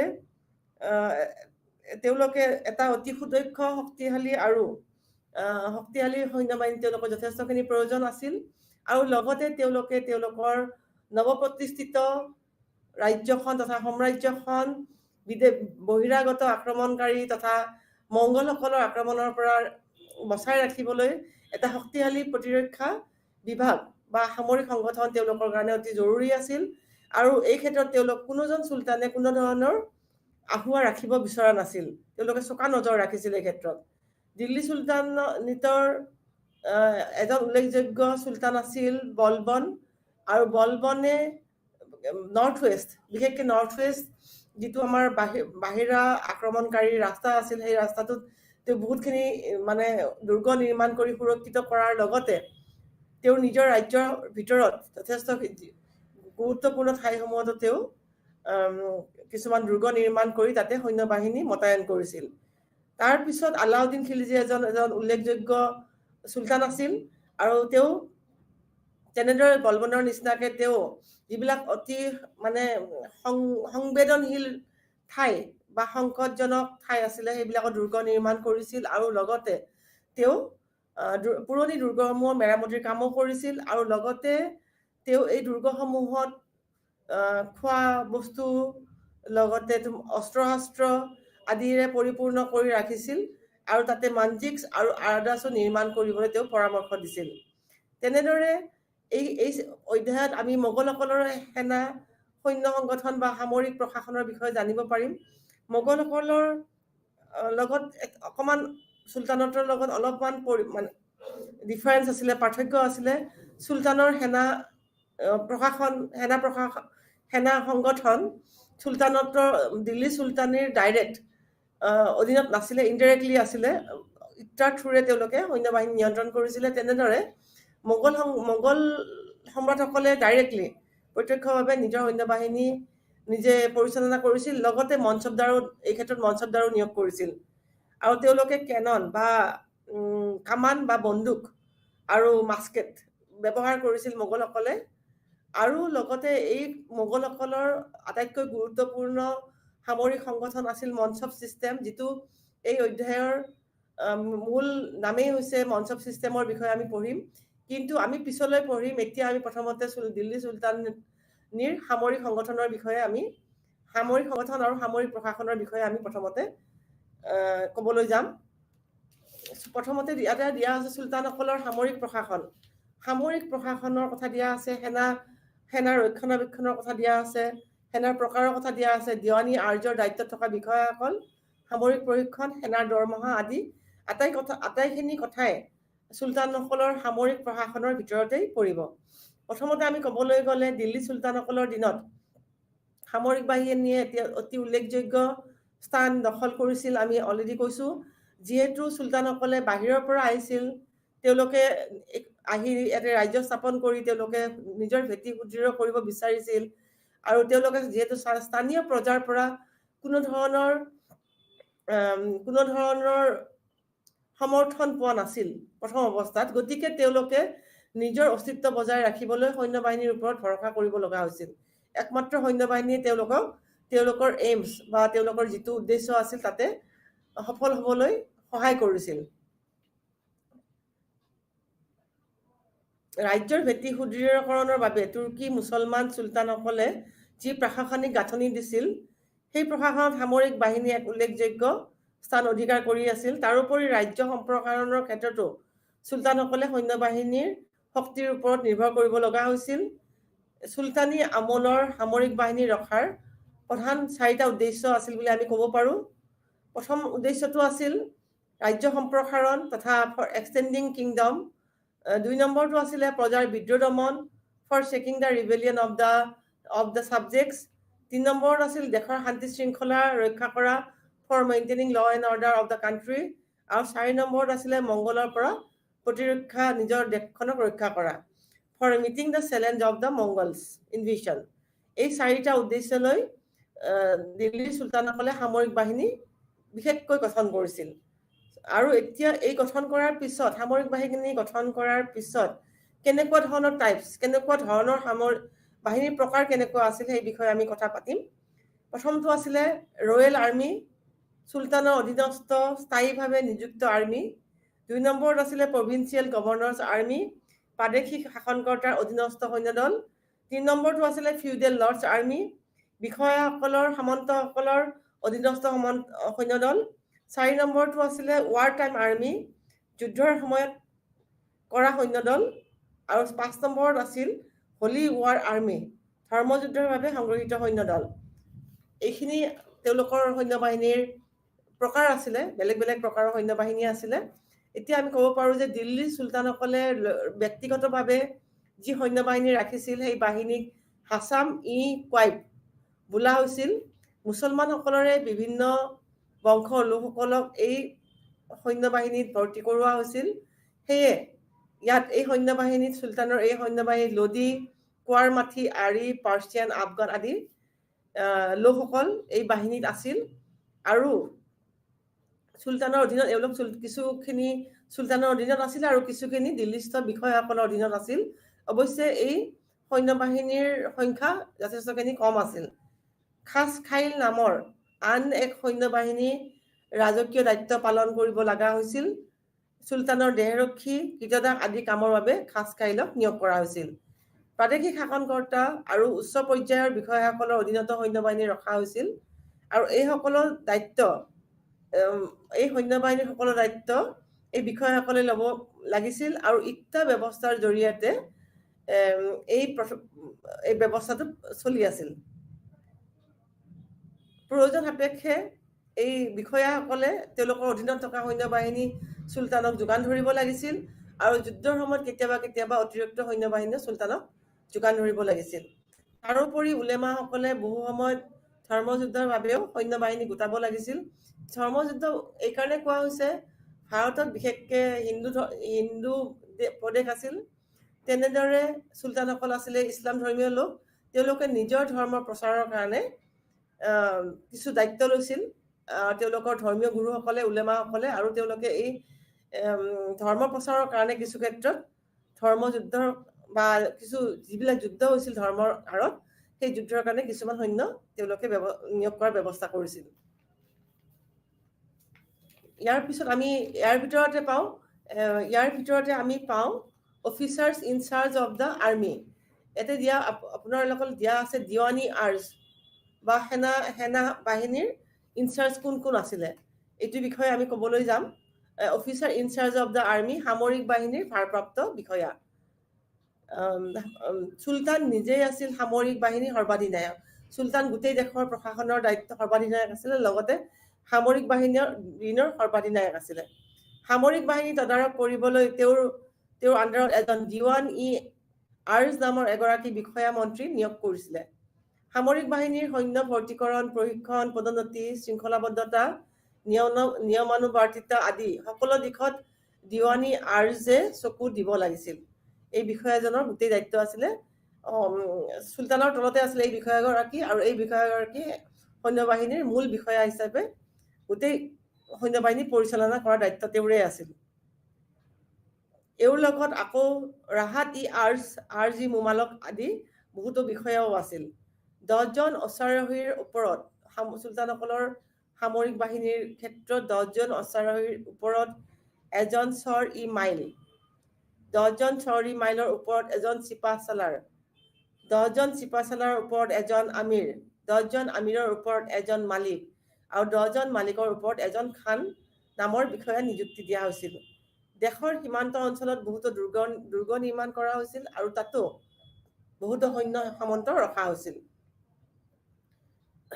চুলতান বলবনৰ দিনত ৱাজিৰ নামৰ এক শ্ৰেণীৰ বিষয়াই সামৰিক আৰু অসামৰিক দুয়োটা দায়িত্বত আছিল, যদিও পিছলৈ বলবনে অসামৰিক আৰু সামৰিক দায়িত্বৰ ক্ষেত্ৰত সামৰিক দায়িত্বৰ পৰা ৱাজিৰসকলক আঁতৰাই দিছিল, কাৰণ তেওঁ ৱাজিৰসকলৰ পৰা পিছলৈ বিপদৰ আশংকা কৰি পেলাই অকল অসামৰিক দায়িত্বই তেওঁলোকক ৰাখিছিল। তেওঁৰ দিনত সামৰিক বাহিনীৰ যিজন মুৰব্বী লোক আছিল, তেওঁৰ নাম আছিলে ইমাদ উল মুল্ক। আলাউদ্দিন খিলজীয়ে সামৰিক বাহিনীটো অধিক শক্তিশালী কৰাৰ প্ৰতি গুৰুত্ব দিছিল আৰু শক্তিশালী কৰি তুলিছিল। কি কাৰণে? আলাউদ্দিন খিলজী গোটেই তেওঁৰ ৰাজ্য সম্প্ৰসাৰণ কৰি দিল্লী চুলতানেটখন সাম্ৰাজ্যলৈ পৰিৱৰ্তন কৰিছিল। তেনেদৰে ফিৰোজ শ্বাহ তুগলকে তেওঁৰ সামৰিক বাহিনীটো নিজৰ ব্যক্তিগত সামৰিক বাহিনীটো নিজৰ বিশ্বাসী ভিত্ৰৰ অধীনত ৰাখিছিল। দিৱানী আৰ্জ নামৰ বিষয়াগৰাকীয়ে চুলতানৰ লগত প্ৰত্যক্ষ সম্পৰ্ক আছিল আৰু যিকোনো সময়তে চুলতানৰ লগত নিজৰ লেনদেন কৰিব পাৰিছিল। এতিয়া আমি চাব লাগিব সামৰিক প্ৰশিক্ষণ কেনেকৈ দিয়া হৈছে সৈন্যবাহিনীক। মিলিটাৰী ট্ৰেইনিং বা সামৰিক প্ৰশিক্ষণ। চুলতানী যুগত সৈন্যসকলৰ প্ৰশিক্ষণৰ যথেষ্ট গুৰুত্ব দিয়া হৈছিল, কাৰণ তেওঁলোক সৈন্যবাহিনীৰ বা সামৰিক বাহিনীৰ ওপৰতে নিৰ্ভৰশীল আছিল। সেইকাৰণে তেওঁলোকৰ প্ৰশিক্ষণৰ ওপৰত যথেষ্টখিনি গুৰুত্ব দিয়া হৈছিল। সৈনিকৰ উপৰিও হাতী আৰু ঘোঁৰাৰ প্ৰশিক্ষণৰ ব্যৱস্থাও কৰা হৈছিল। চুলতান নিজেই ৰণনীতিত বিশেষ ধৰণে প্ৰশিক্ষণপ্ৰাপ্ত এজন লোক আছিল। সমৰনায়কসকলে সৈন্যসকলক যুদ্ধৰ কৌশল শিকাইছিল, যুদ্ধলৈ যোৱা শিকাইছিল, আৰু লগতে হাতী আৰু ঘোঁৰাকো প্ৰশিক্ষণ দিয়া হৈছিল। আৰু যুদ্ধলৈ যোৱা সৈন্যবাহিনীৰ পজিশ্যন, কোনে কেনেকৈ ক'ত থিয় হ'ব লাগিব, কেনেকৈ সামৰিক বাহিনী আগবাঢ়ি যাব লাগিব, এই বিষয়েও তেওঁলোকৰ অৱস্থান সৈন্যবাহিনীৰ অৱস্থান থকা সৈন্যবিলাক মধ্যৱৰ্তী মাজত, সোঁফালে আৰু বাওঁফালে থকা সৈন্য, আৰু লাষ্টত শেষত পশ্চাদ বাহিনী আছিল। এনেদৰে সৈন্যবাহিনীৰ অৱস্থান নিৰ্ণয় কৰা হৈছিল। হাতীবোৰত থকা সৈন্যবাহিনীকো আগলৈ যাবলৈ দিয়া হৈছিল, আৰু যুদ্ধৰ বাতৰি দি থাকিবলৈ স্বেচ্ছাসেৱক বাহিনীও নিয়োগ কৰা হৈছিল। ইয়াৰ পিছত আমাৰ আছে সেনাৰ দৰমহা। চুলতানী পিৰিয়ড সেনাসকলৰ দৰমহা কেনেকৈ দিয়া হৈছিল। চুলতানী যুগত সামৰিক বিষয়াসকলৰ বেতন ইক্তা ছিষ্টেমত বা ৰাজক্ষেত্ৰ হিচাপে মাটি বাৰী প্ৰদান কৰা হৈছিল। নিয়মীয়া তেওঁলোকক নগদ বেতন দিয়া হোৱা নাছিল বিষয়াসকলক, আৰু লগতে নিয়মীয়া সৈন্যসকলক কিন্তু নগদ ধনেৰে বেতন দিয়া হৈছিল। অনিয়মীয়া আৰু যুদ্ধৰ সময়ত নিয়োগ কৰা সৈন্যসকলক বেতনৰ কোনো নিৰ্দিষ্ট হাৰ নাছিল। আনহাতে ধৰ্মযুদ্ধৰ বাবে সংগ্ৰহিত সৈন্যসকলক উলমাসকলে কোনো ধৰণৰ বেতন দিয়া হোৱা নাছিল, নিদিছিল। এই যুদ্ধত যিখিনি বস্তু তেওঁলোকে পাইছিল, লাভ কৰিছিল, সেই বস্তুৰ পৰাই তেওঁলোকক মাজত ভগাই লুটপাট কৰি অনা বস্তুবিলাক বা যুদ্ধত প্ৰাপ্ত বস্তুবিলাকৰ পৰাই সৈন্যবাহিনীৰ মাজত এই বস্তুবোৰ ভগাই দিয়া হৈছিল। এতিয়া আমি আহিম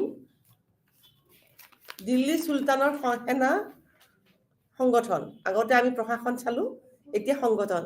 সেনা সংগঠনৰ বিষয়ে আমি পঢ়িব ক'বলৈ গ'লে প্ৰথম অৱস্থাত আমি জানিব পাৰো যে দিল্লী চুলতানীৰ সেনাসকলে মানে চুলতানসকলে তেওঁলোকৰ সৈন্যবাহিনী মংগলসকলৰ সামৰিক বাহিনীৰ নিচিনাকে তেওঁলোকে নিজৰ সৈন্য সংগঠন কৰিছিল আৰু তেওঁলোকে মাল্টিপুল অফ টেন্স নাইবা ডেচিমেল চিষ্টেমত নিজৰ সৈন্যবাহিনী সংগঠন কৰিছিল। সৈন্যবাহিনীৰ আটাইতকৈ সৰু গোটটো আছিল 100, এই মাল্টিপুল অফ 10। নেক্সটটো আছিলে তুমান ৱাজ এ কমাণ্ডাৰ অফ 10,000। 100ৰ পৰা 1,000ৰ পৰা 10,000 এনেকে সৈন্যবাহিনী সংগঠন কৰা হৈছিল। তুমান যিজন আছিলে তেখেত আছিলে কমাণ্ডাৰ অফ 10,000 আৰ্মি। আলাউদ্দিন খিলজীৰ শাসনকালত এজন চাৰখাইলৰ অধীনত 10জন অশ্বাৰোহী, এজন চিপাচালাৰৰ অধীনত 10জন চাৰখাইল, এজন আমিৰৰ অধীনত 10জন চিপাচালাৰ, এজন মালিকৰ অধীনত 10জন আমিৰ আৰু এজন খানৰ অধীনত 10জন মালিক আছিল। আৰু এই গোটেই সৈন্যবাহিনীটোৰ মুৰব্বী মানে ওপৰত দায়িত্বত আছিল খান বুলি এজন বিষয়া, গুৰুত্বপূৰ্ণ বিষয়া। আৰু আটাইতকৈ ওপৰত আছিল আমি গম পাওঁ দেৱানী আৰ্জ, আৰু চুলতান আছিলে আটাইতকৈ ওপৰত।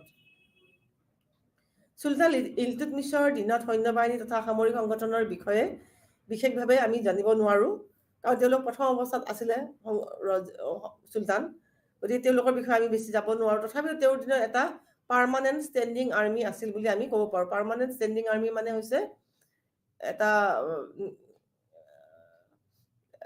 নিৰ্দিষ্ট বেতনভোগী সৈন্যবাহিনী, যিটো কেন্দ্ৰীয় চৰকাৰে বাছনি কৰি ৰিক্ৰুট কৰি নিয়োগ কৰিছিল, আৰু তেওঁলোকৰ বেতনো কেন্দ্ৰই দিছিল। আৰু লগতে কেন্দ্ৰই এই সৈন্যবাহিনীখিনি পৰিচালনাও কৰিছিল। সামৰিক বাহিনীৰ গুৰুত্ব বুজি লৈ বলবনে কেন্দ্ৰীয়ভাৱে বাছনি তথা নিয়োগ কৰা সৈন্যৰ সংখ্যা বঢ়াই দিছিল। মানে কেন্দ্ৰীয় চৰকাৰৰ কাৰণে যিখিনি সৈন্যবাহিনী আছিল সেই গুৰুত্ব বুজি পেলাই বলবনে এই সৈন্যবাহিনীৰ সংখ্যা বঢ়াই দিছিল। আৰু এই সৈন্যসকলৰ দক্ষতা বৃদ্ধি কৰিবলৈ বলবনে কুচকাৱাজ তথা ড্ৰিলৰ ব্যৱস্থা কৰিছিল। আৰু গুণগত মানদণ্ড উন্নত কৰিবৰ কাৰণে এই সৈন্যবিলাকে যিবিলাক ঘোঁৰা ব্যৱহাৰ কৰিছিল, এই ঘোঁৰাৰ পিঠিত দাগ দিয়া বা ব্ৰেণ্ডিং, এটা ব্ৰেণ্ড বা এটা দাগ মাৰি চাপ মৰাৰ ব্যৱস্থা কৰিছিল, যাতে ইয়াত কোনো ধৰণৰ অন্যায় আহিব নোৱাৰে। আলাউদ্দিন খিলজীয়ে প্ৰৱৰ্তন কৰা সৈন্যবাহিনীৰ বলবনৰ পিছত আলাউদ্দিন খিলজীয়ে যিটো ব্যৱস্থা কৰিছিল, এইটো হুলীয়া, চেহেৰা আৰু দাগ। সৈন্যবাহিনী আৰু ঘোঁৰা আটাইৰে ক্ষেত্ৰত হুলীয়া, চেহেৰা আৰু দাগ ব্যৱস্থাটো তেওঁ প্ৰচলন কৰিছিল। আৰু ইয়াৰ পিছত গিয়াছুদ্দিন বলবনে এই ব্যৱস্থাটো কঠোৰভাৱে মেইনটেইন কৰিছিল, চলাই নিছিল। পিছলৈ অৱশ্যে ফিৰোজ শ্বাহ তুগলকে এই ব্যৱস্থা কিছু কোমলতা আনিছিল বা কঠোৰতা কমাই দিছিল, ডিছকণ্টিনিউ কৰিব বিচাৰিছিল। এই ক্ষেত্ৰত জড়িত যিখিনি বিষয়া আছিল, তেতিয়াহ'লে তেওঁলোকে কি কৰিব? এই ক্ষেত্ৰত জড়িত বিষয়াসকলে সৈন্যবাহিনীৰ পৰিচালনা কৰাৰ লগতে চুলতানৰ ব্যক্তিগত আৰ্মি চোৱা চিতাৰ দায়িত্বত আছিল। আৰু ৰাজধানী দিল্লীত চুলতানৰ লগত থাকিবলৈ যিখিনি সৈন্যবাহিনী আছিল তাহাঁতৰ দায়িত্বত আছিল এই মানুহখিনি। আনহাতে প্ৰদেশসমূহৰ কেন্দ্ৰস্থলত থকা সৈন্যবাহিনীক হাছামি আত্ৰাফ বুলি কোৱা হৈছিল। আমি অলৰেডি ক'লো যে চুলতানৰ লগত যিখিনি ব্যক্তিগত সৈন্য আছিল তাহাঁতক কোৱা হৈছে হাছামি কোৱাল্ফ আৰ্মি, আৰু প্ৰদেশত যিবোৰ সৈন্যবাহিনী আছিল তাহাঁতক কোৱা হৈছিলে হাছামি আত্ৰাফ আৰ্মি। 1300 শতিকাত ৰাজকীয় অচাৰী সৈন্যৰ ক্ষেত্ৰত নগদ বেতনৰ পৰিৱৰ্তে কিছুমান ৰাজনিৰ্ধাৰিত দিল্লীৰ আশে পাশে থকা গাঁও দিয়া হৈছিল আৰু যাক কোৱা হৈছিল ইকতা। আমি অলৰেডি আগৰ ক্লাছবিলাকত শ্ৰেণীসমূহত আমি ইকতা ছিষ্টেমৰ বিষয়ে কিছু কথা কৈছিলোঁ। গতিকে ইয়াৰ পৰা আমি ধৰিব পাৰিম যে চুলতানৰ অধীনত যিখিনি সৈন্যবাহিনী আছিল সেই সৈন্যবাহিনীক বিষয়াসকলক বিশেষকৈ প্ৰদেশসমূহত থকা বিষয়াসমূহক বিশেষকৈ তেওঁলোকক বেতন দিয়া নগদ বেতন নিদি পেলাই তেওঁলোকক কিছুমান গাঁও দিল্লীৰ আশে পাশে থকা গাঁও আৰু বা তথা ৰাজহ ক্ষেত্ৰ কিছুমান দিয়া হৈছিল আৰু ইয়াক ইকতা ছিষ্টেম বুলি কোৱা হৈছিল। ইলতুৎমিছৰ ক্ষেত্ৰত এনেকুৱা অস্ত্ৰাৰোহীৰ সংখ্যা প্ৰায় 3000 আছিল বুলি আমি জানিব পাৰোঁ। পিছলৈ চুলতান বলবনে এই ব্যৱস্থাৰ সাল সলনি ঘটাইছিল আৰু ঘটাব বিচাৰিছিল, যাৰ ফলত সৈন্যবাহিনীৰ মাজত ইকতা ছিষ্টেমৰ সাল সলনি ঘটাব বিচৰাৰ ফলত সৈন্যবাহিনীৰ মাজত অসন্তুষ্টি বৃদ্ধি পাইছিল। কিন্তু আলাউদ্দিন খিলজীয়ে এই ক্ষেত্ৰত সফল হৈছিল। তেওঁ ইকতাৰ পৰিৱৰ্তে নগদ বেতন দিয়াৰ ব্যৱস্থা কৰিছিল। এই ক্ষেত্ৰত তেওঁ সফল হৈছিল। এজন সৈন্য তথা ট্ৰুপাৰক 234 টংকা নগদ বেতন দিয়া হৈছিল আৰু সৈন্যজনে যদি নিজাববীয়াকৈ ঘোঁৰা লগত লৈ আনে তেওঁক অতিৰিক্ত 78 টংকা দিয়া হৈছিল। যিজন ট্ৰুপাৰে 2টা ঘোঁৰা লগত লৈ আহে তেওঁক 2 আস্পা আৰু এটা ঘোঁৰা চোৱাচিতা কৰিব পৰাজনক ইয়াক আস্পা বুলি কোৱা হৈছিল। পিছলৈ পুনৰ ফিৰোজ শ্বাহ তুগলকে সৈন্যসকলক নগদ বেতন দিয়া বন্ধ কৰিছিল আৰু তেওঁ এটা বেলেগ ব্যৱস্থা প্ৰচলন কৰিছিল। তেওঁলোকক এখন ড্ৰাফট বা ইতলাক দিয়া হৈছিল, যাৰ দ্বাৰা তেওঁলোকে নিজৰ বেতন চুলতানসকলৰ খালিচা ভূমি ৰাজহ বিষয়াজনৰ পৰা দাবী কৰিব পাৰিছিল। অশ্বাৰোহী সৈন্যই সাধাৰণতে 2খন sword বা তৰোৱাল, পদাতিক সৈন্যই ড্ৰেগাৰ, তৰোৱাল, ধনুকাৰ ৰাখিব পাৰিছিল। এই সৈন্যসকলৰ ভিতৰত শিল দলিওৱা, মিছাইল প্ৰেৰণ কৰা, মেচিন ব্যৱহাৰ কৰিবৰ কাৰণে প্ৰয়োজন হোৱা মানজিক, আৰাদাছ এণ্ড মাঘৰালী আদি সৈন্যৰ ব্যৱস্থাও কৰা হৈছিল। মিছাইল দলিওৱাৰ কাৰণে অলপ বেলেগ ধৰণৰ প্ৰশিক্ষণপ্ৰাপ্ত সৈন্য ব্যৱহাৰ কৰা হৈছিল। এতিয়া আমি বিশেষকৈ গম পাব পাৰোঁ সৈন্যবাহিনীৰ গুৰুত্বপূৰ্ণ শাখাসমূহ আছিলে বিশেষকৈ চুলতানী পিৰিয়ডত পদাতিক, অশ্বাৰোহী, হস্তী বাহিনী, লগতে এই 3টা গুৰুত্বপূৰ্ণ বাহিনীৰ লগতে তেওঁলোকৰ এটা সৰুকৈ গোলান্দাজ বাহিনী আৰু লগতে এটা নৌ বাহিনীও তেওঁলোকৰ আছিলে। পোনপ্ৰথমে আমি হস্তী বাহিনীৰ কথা ক'বলৈ যাওঁ। চুলতানী যুগত চুলতানৰ ক্ষমতা আৰু প্ৰতিপত্তিৰ প্ৰতীক আছিল হস্তী বাহিনীটো। হাতী থকা বিষয়াসকলৰ সামাজিক স্থান অতি উচ্চ আছিল আৰু হাতী বাহিনীৰ তত্বাৱধানত থকা বিষয়াসকলক চাহনা-ই-কিল বুলি কোৱা হৈছিল। চাহনা-ই-কিল হাতী বাহিনীৰ তত্বাৱধানত থকা বিষয়াসকলক কোৱা হৈছিল। দিল্লী চুলতানী সৈন্যবাহিনীৰ হাতী বাহিনী অতি গুৰুত্বপূৰ্ণ উপাদান আছিল। মহম্মদ বিন তুগলকৰ সৈন্যবাহিনীত 3000 হাতী আছিল। ফিৰোজ শ্বাহ তুগলকৰ বংগ অভিযানত প্ৰায় 470টা হাতী ব্যৱহাৰ কৰা হৈছিল। বলবনে তেওঁৰ পুত্ৰ বংগৰ শাসক বুঘেৰা খানক দিল্লী চুলতানীলৈ হাতী যোগান ধৰিবলৈ পৰামৰ্শ আগবঢ়াইছিল। বলবনে আনকি এটা হাতীৰ লগত 500 বা 500টা অশ্বাৰোহী বা ঘোঁৰা থকা সৈন্যৰ তুলনা কৰিছিল। বাৰানীয়ে লিখিছিল, জিয়াউদ্দিন বাৰানীৰ কথা আমি আগতে কৈছোঁ, তেওঁ এজন ডাঙৰ পণ্ডিত আছিল, সভাসদ আছিল চুলতানী পিৰিয়ডত, আৰু তেওঁ লিখিছিল যে হাতীসমূহ সৈন্যবাহিনী অস্ত্ৰ বিশেষকৈ বয় বস্তু আদি কঢ়িয়াবলৈ ব্যৱহাৰ কৰা হৈছিল।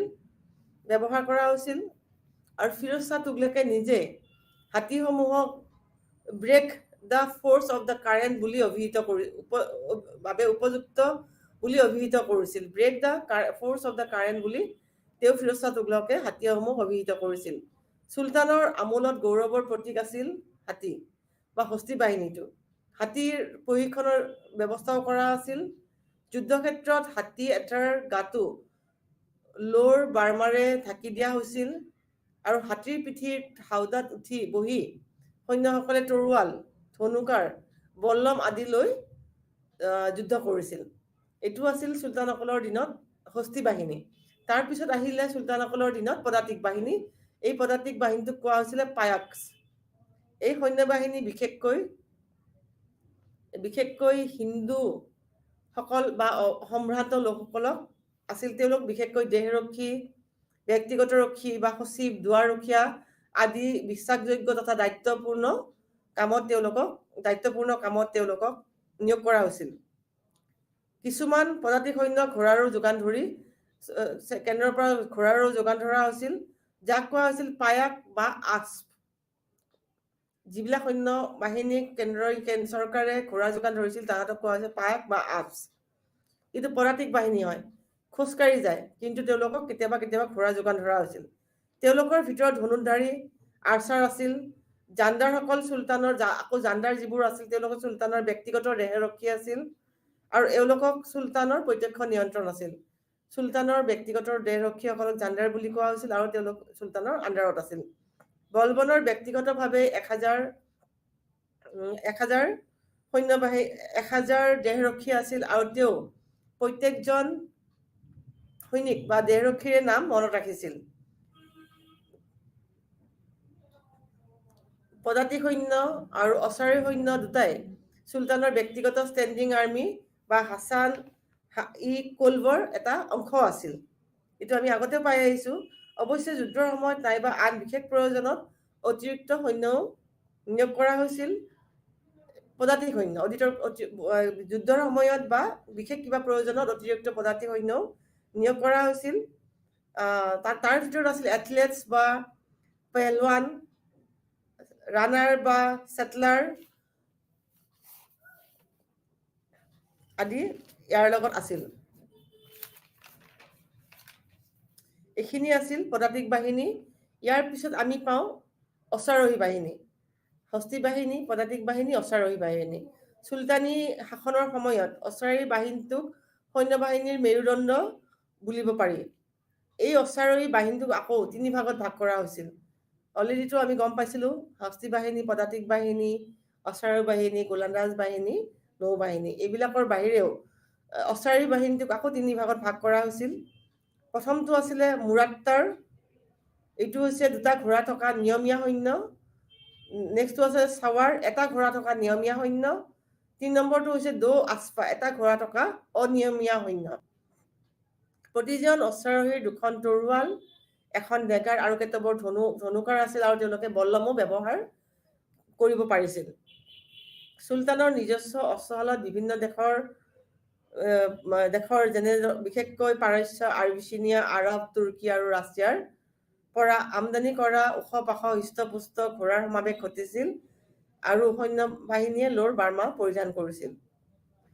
মুঠৰ ওপৰত দিল্লী চুলতানতৰ গোটেই বাহিনী থাকিলেও অশ্বাৰোহী বাহিনীটোকে সৈন্য বাহিনীৰ মূল বা মেৰুদণ্ড বুলিব পাৰি।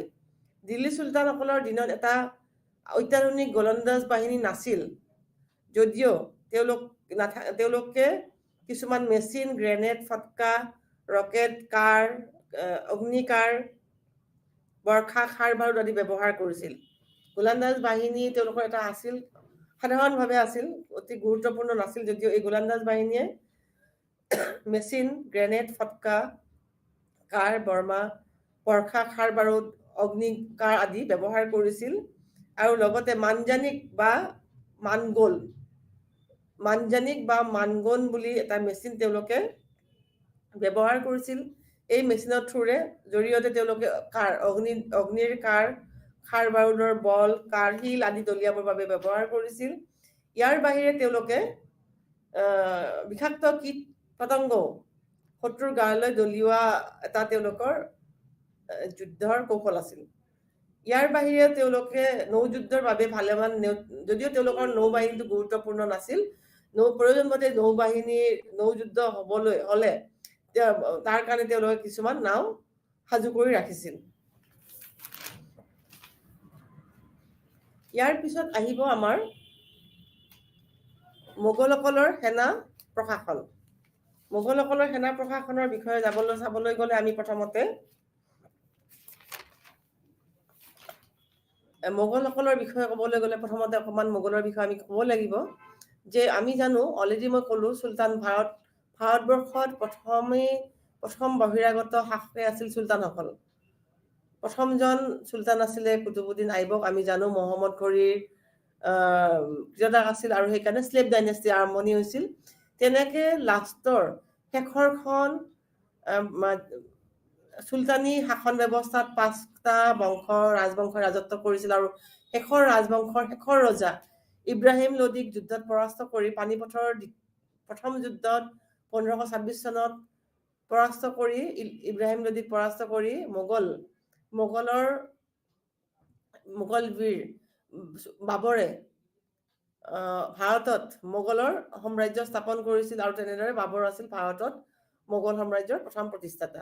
আৰু তেনেকে মোগল সাম্ৰাজ্যৰ ক্ষেত্ৰতো চুলতানসকলৰ নিচিনা মোগল সাম্ৰাজ্যৰ একে কথাই আছিলে, যিহেতু মোগলসকলো ভাৰতবৰ্ষৰ নেটিভ বা স্থায়ী প্ৰজা নাছিলে, গতিকে মানুহ নাছিলে, গতিকে তেওঁলোকৰ বাহিৰৰ পৰা আহিছিলে আৰু তেওঁলোকেও তেনেদৰে নিজৰ ভাৰতবৰ্ষত নিজৰ ভেটি সুদৃঢ় কৰিবলৈ, ভাৰতবৰ্ষত নিজৰ ৰাজ্য সম্প্ৰসাৰণ কৰিবলৈ সৈন্য বাহিনীৰ ওপৰতে বিশেষকৈ ভৰসা কৰিব লগা হৈছিল। আৰু সেইকাৰণে মোগল প্ৰশাসনিক ব্যৱস্থাত সামৰিক প্ৰশাসনে এটা অতি গুৰুত্বপূৰ্ণ দায়িত্বত আছিল বুলি আমি ক'ব পাৰোঁ। অৱশ্যে মধ্যযুগীয় ৰাজনীতিত আমি দেখিবলৈ পাওঁ সৈন্য বাহিনীৰ গুৰুত্ব, প্ৰশাসনত ক্ষেত্ৰত সৈন্য বাহিনীৰ গুৰুত্ব যথেষ্টখিনি আছিল। মোগলসকলে বহিৰাগত আছিল বাবে ভাৰতত মোগল সাম্ৰাজ্যৰ ভেটি সুদৃঢ়কৰণৰ বাবে মোগল সম্ৰাটে যি প্ৰশাসনিক গাঁথনি দিছিল সেই প্ৰশাসনত সামৰিক বাহিনীৰ উল্লেখযোগ্য স্থান অধিকাৰ কৰি আছিল।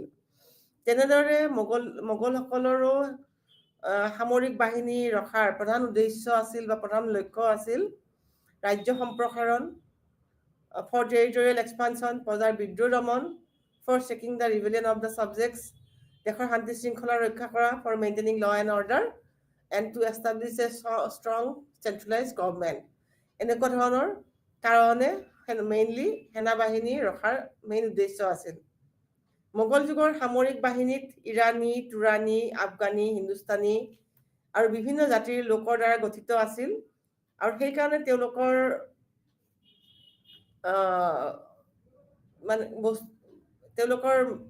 এই সৈন্য বাহিনীত তেওঁলোকৰ বিভিন্ন ধৰণৰ বস্তু সোমাইছিল, উপাদান সোমাই গৈছিল। সেই সময়ত প্ৰধানকৈ 3 প্ৰকাৰৰ তেওঁলোকৰ সৈন্য আছিল। প্ৰথমটো আছিল আহাদী সৈন্য, ছেকেণ্ডটো আছিলে মানচবদৰী আৰু 3 নম্বৰটো আছিলে দাখিলী।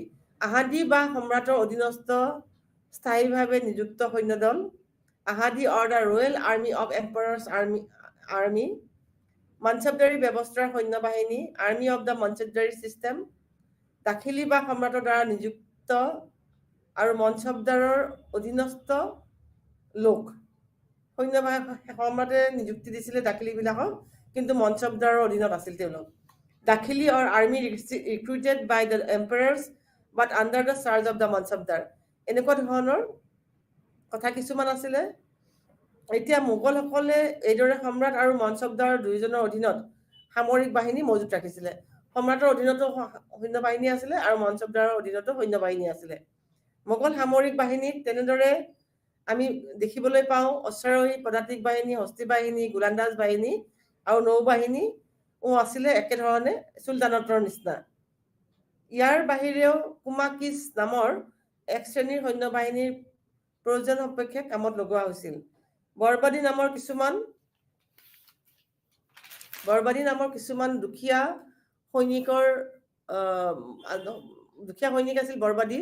তেওঁলোকৰ ব্যক্তিগত ঘোঁৰা নাছিল আৰু ঘোঁৰা নথকাৰ কাৰণে তেওঁলোকে শান্তিৰক্ষক বাহিনীক সহায় কৰাত তেওঁলোকক কামত লগোৱা হৈছিল। শান্তিৰক্ষা বাহিনীও সৈন্য বাহিনীৰ এটা ভাগ আছিল। শান্তিৰক্ষক বাহিনী গাঁৱৰ দায়িত্বত আছিল গাঁওবাসীসকল নিজেই, চহৰ বা নগৰৰ দায়িত্বত আছিলে কোটৱাল আৰু জিলা পৰ্যায়ত আছিলে ফৌজদাৰ। এই 3 শ্ৰেণীৰ বিষয়া গাঁও বা নগৰ বা জিলা প্ৰশাসনৰ ক্ষেত্ৰত, শান্তি ৰক্ষাৰ ক্ষেত্ৰত নিয়োগ কৰা হৈছিল। অতিৰিক্তভাৱে মোগল প্ৰশাসনত সামৰিক ক্ষেত্ৰত আন এক উল্লেখযোগ্য অংগ আছিল চোৰাংচোৱা বাহিনী। যিকোনো প্ৰশাসনিক ব্যৱস্থা এটা সফলভাৱে বৰ্তি থাকিবলৈ হলে এই হলে প্ৰধান উপাদান আছিলে চোৰাংচোৱা, কাৰণ দেশখনৰ অভ্যন্তৰীণ পৰিস্থিতিৰ নিৰ্ভৰযোগ্য প্ৰতিবেদনৰ ওপৰত দেশ এখনৰ প্ৰশাসন বা ৰাজনীতি নিৰ্ভৰ কৰে। সেইকাৰণে মোগলসকলে চোৰাংচোৱাসকলক নিয়োগ কৰাৰ ক্ষেত্ৰত অত্যন্ত চতুৰ, দক্ষ, কৰ্মপটু লোকসকলক নিয়োগ কৰিছিল। চোৰাংচোৱাসকলে দেশৰ আভ্যন্তৰীণ পৰিস্থিতিৰ লগতে বিষয়াসকলৰ কাম কাজৰ ওপৰতো চকু ৰাখিব লাগিছিল আৰু সময়ে সময়ে সম্ৰাটক এই বিষয়ে জনাই থাকিব লাগিছিল। আনহাতে কৰ্মত গাফিলতি কৰিলে চোৰাংচোৱাসকলকো সকলকো কঠোৰ শাস্তি দিয়াৰ নিয়ম আছিল। এতিয়া আছিল মোগল সেনাৰ দায়িত্বত থকা বিষয়াসকল। মোগল আৰু বিশেষ বিষয়া আছিল মীৰ বক্সিৰ বিষয়ে আমি বিশেষকৈ ক'ম। প্ৰকৃতাৰ্থত এতিয়া অফিচিয়েলছ বা বিষয়াসমূহ কমাণ্ডাৰ ইন চিফ অৰ্থাৎ মোগলৰ প্ৰধান সেনাপতিৰ দায়িত্বত আছিল সম্ৰাট নিজেই। তথাপিও সামৰিক বাহিনীৰ বিভাগৰ ছেপাৰেটলি চাবলৈ গ'লে সামৰিক বিভাগৰ প্ৰথমজন আছিল মুমালিক নাইবা মীৰ বক্সি। তেওঁৱেই মনচবদাৰী ব্যৱস্থাৰ আটাইবোৰ গ্ৰেণ্ট তথা অনুদান আটাইবোৰ কামেই পৰিচালনা কৰিব লাগিছিল। তেওঁ ঘোঁৰাৰ গাত দাগ মৰা, ব্ৰেণ্ডিং অফ হৰ্চেছ, সৈন্য বাহিনীৰ ইনস্পেকশ্যন আদি কামৰ দায়িত্বত আছিল। মোগল ৰাজসভাত তথা দৰবাৰত তেওঁৰ অৱস্থান সদায় সোঁফালে আছিল। নিজ বিভাগৰ সকলোবোৰ দিশৰে প্ৰতিবেদন তেওঁ সম্ৰাটৰ ওচৰত সময়ে সময়ে দাখিল কৰিব লাগিছিল। আনকি তেওঁ সম্ৰাটৰ ব্যক্তিগত অফিচ বা কাৰ্যালয়তো তেওঁক সহযোগ কৰিব লাগিছিল। আৰু ব্যক্তিগত কাৰ্যালয় মিনছ খুচাল চালাতো সম্ৰাটক মীৰ বক্সিয়ে সহায় কৰিব লাগিছিল। তেওঁৰ ৰাজমহলৰ ৰক্ষীসকলৰো ইনচাৰ্জ বা দায়িত্বত আছিল। ইয়াৰ বাহিৰেও মীৰ বক্সিয়ে সম্ৰাট তথা ৰাজকোঁৱৰসকলৰ অভিযানসমূহৰো সংগী আছিল আৰু প্ৰয়োজন সাপেক্ষে কেতিয়াবা সম্ৰাটৰ আদেশ মৰ্মে নিজাকৈ কোনো অভিযানৰ তেওঁ বিশেষ অভিযানৰ নেতৃত্ব দিবলগীয়াতো পৰিছিল। যিহেতু প্ৰকৃততে সম্ৰাটেহে সাম্ৰাজ্যখনৰ সৰ্বেসৰ্বা বা সৰ্বাধিনায়ক হয়, মীৰ বক্সি নহয়। মীৰ বক্সি সম্ৰাটৰ অধীনত থকা বিষয়াই হয়। সেয়েহে তেওঁৰ হাতত যিকোনো অভিযানৰ কৰ্তৃত্ব নাছিল। বিভিন্ন অভিযান চলাবলৈ কেতিয়াবা তেওঁ সম্ৰাটৰ আদেশ মৰ্মে বেলেগ বেলেগ বিষয়া যেনে লস্কাৰ আদিক নিয়োগ কৰিছিল। কিন্তু এওঁলোকে সামৰিক বাহিনীৰ অৰ্থনীতি বা ফাইনেন্সিয়েল মেটাৰত কোনো ধৰণৰ হস্তক্ষেপ কৰিব পৰা নাছিল। এই ক্ষেত্ৰত দায়িত্বত আছিল দিৱান-ই-তান নামৰ আন এগৰাকী বিষয়া। সৈন্য বেলেগ বিষয়াই আছিলে। মীৰ বক্সি তেওঁৰ সৈন্য বাহিনী পৰিচালনাৰ দায়িত্বত আছিলে। অৱশ্যে যুদ্ধ এখন চলি থকা সময়ত এই বিষয়াসকলেও বা মীৰ বক্সিয়ে নিজে আৰ্থিক লেনদেনৰ কাম কৰিব পাৰিছিল। এই ক্ষেত্ৰত সম্ৰাটে কোনো ধৰণৰ হকা-বধা কৰা নাছিল।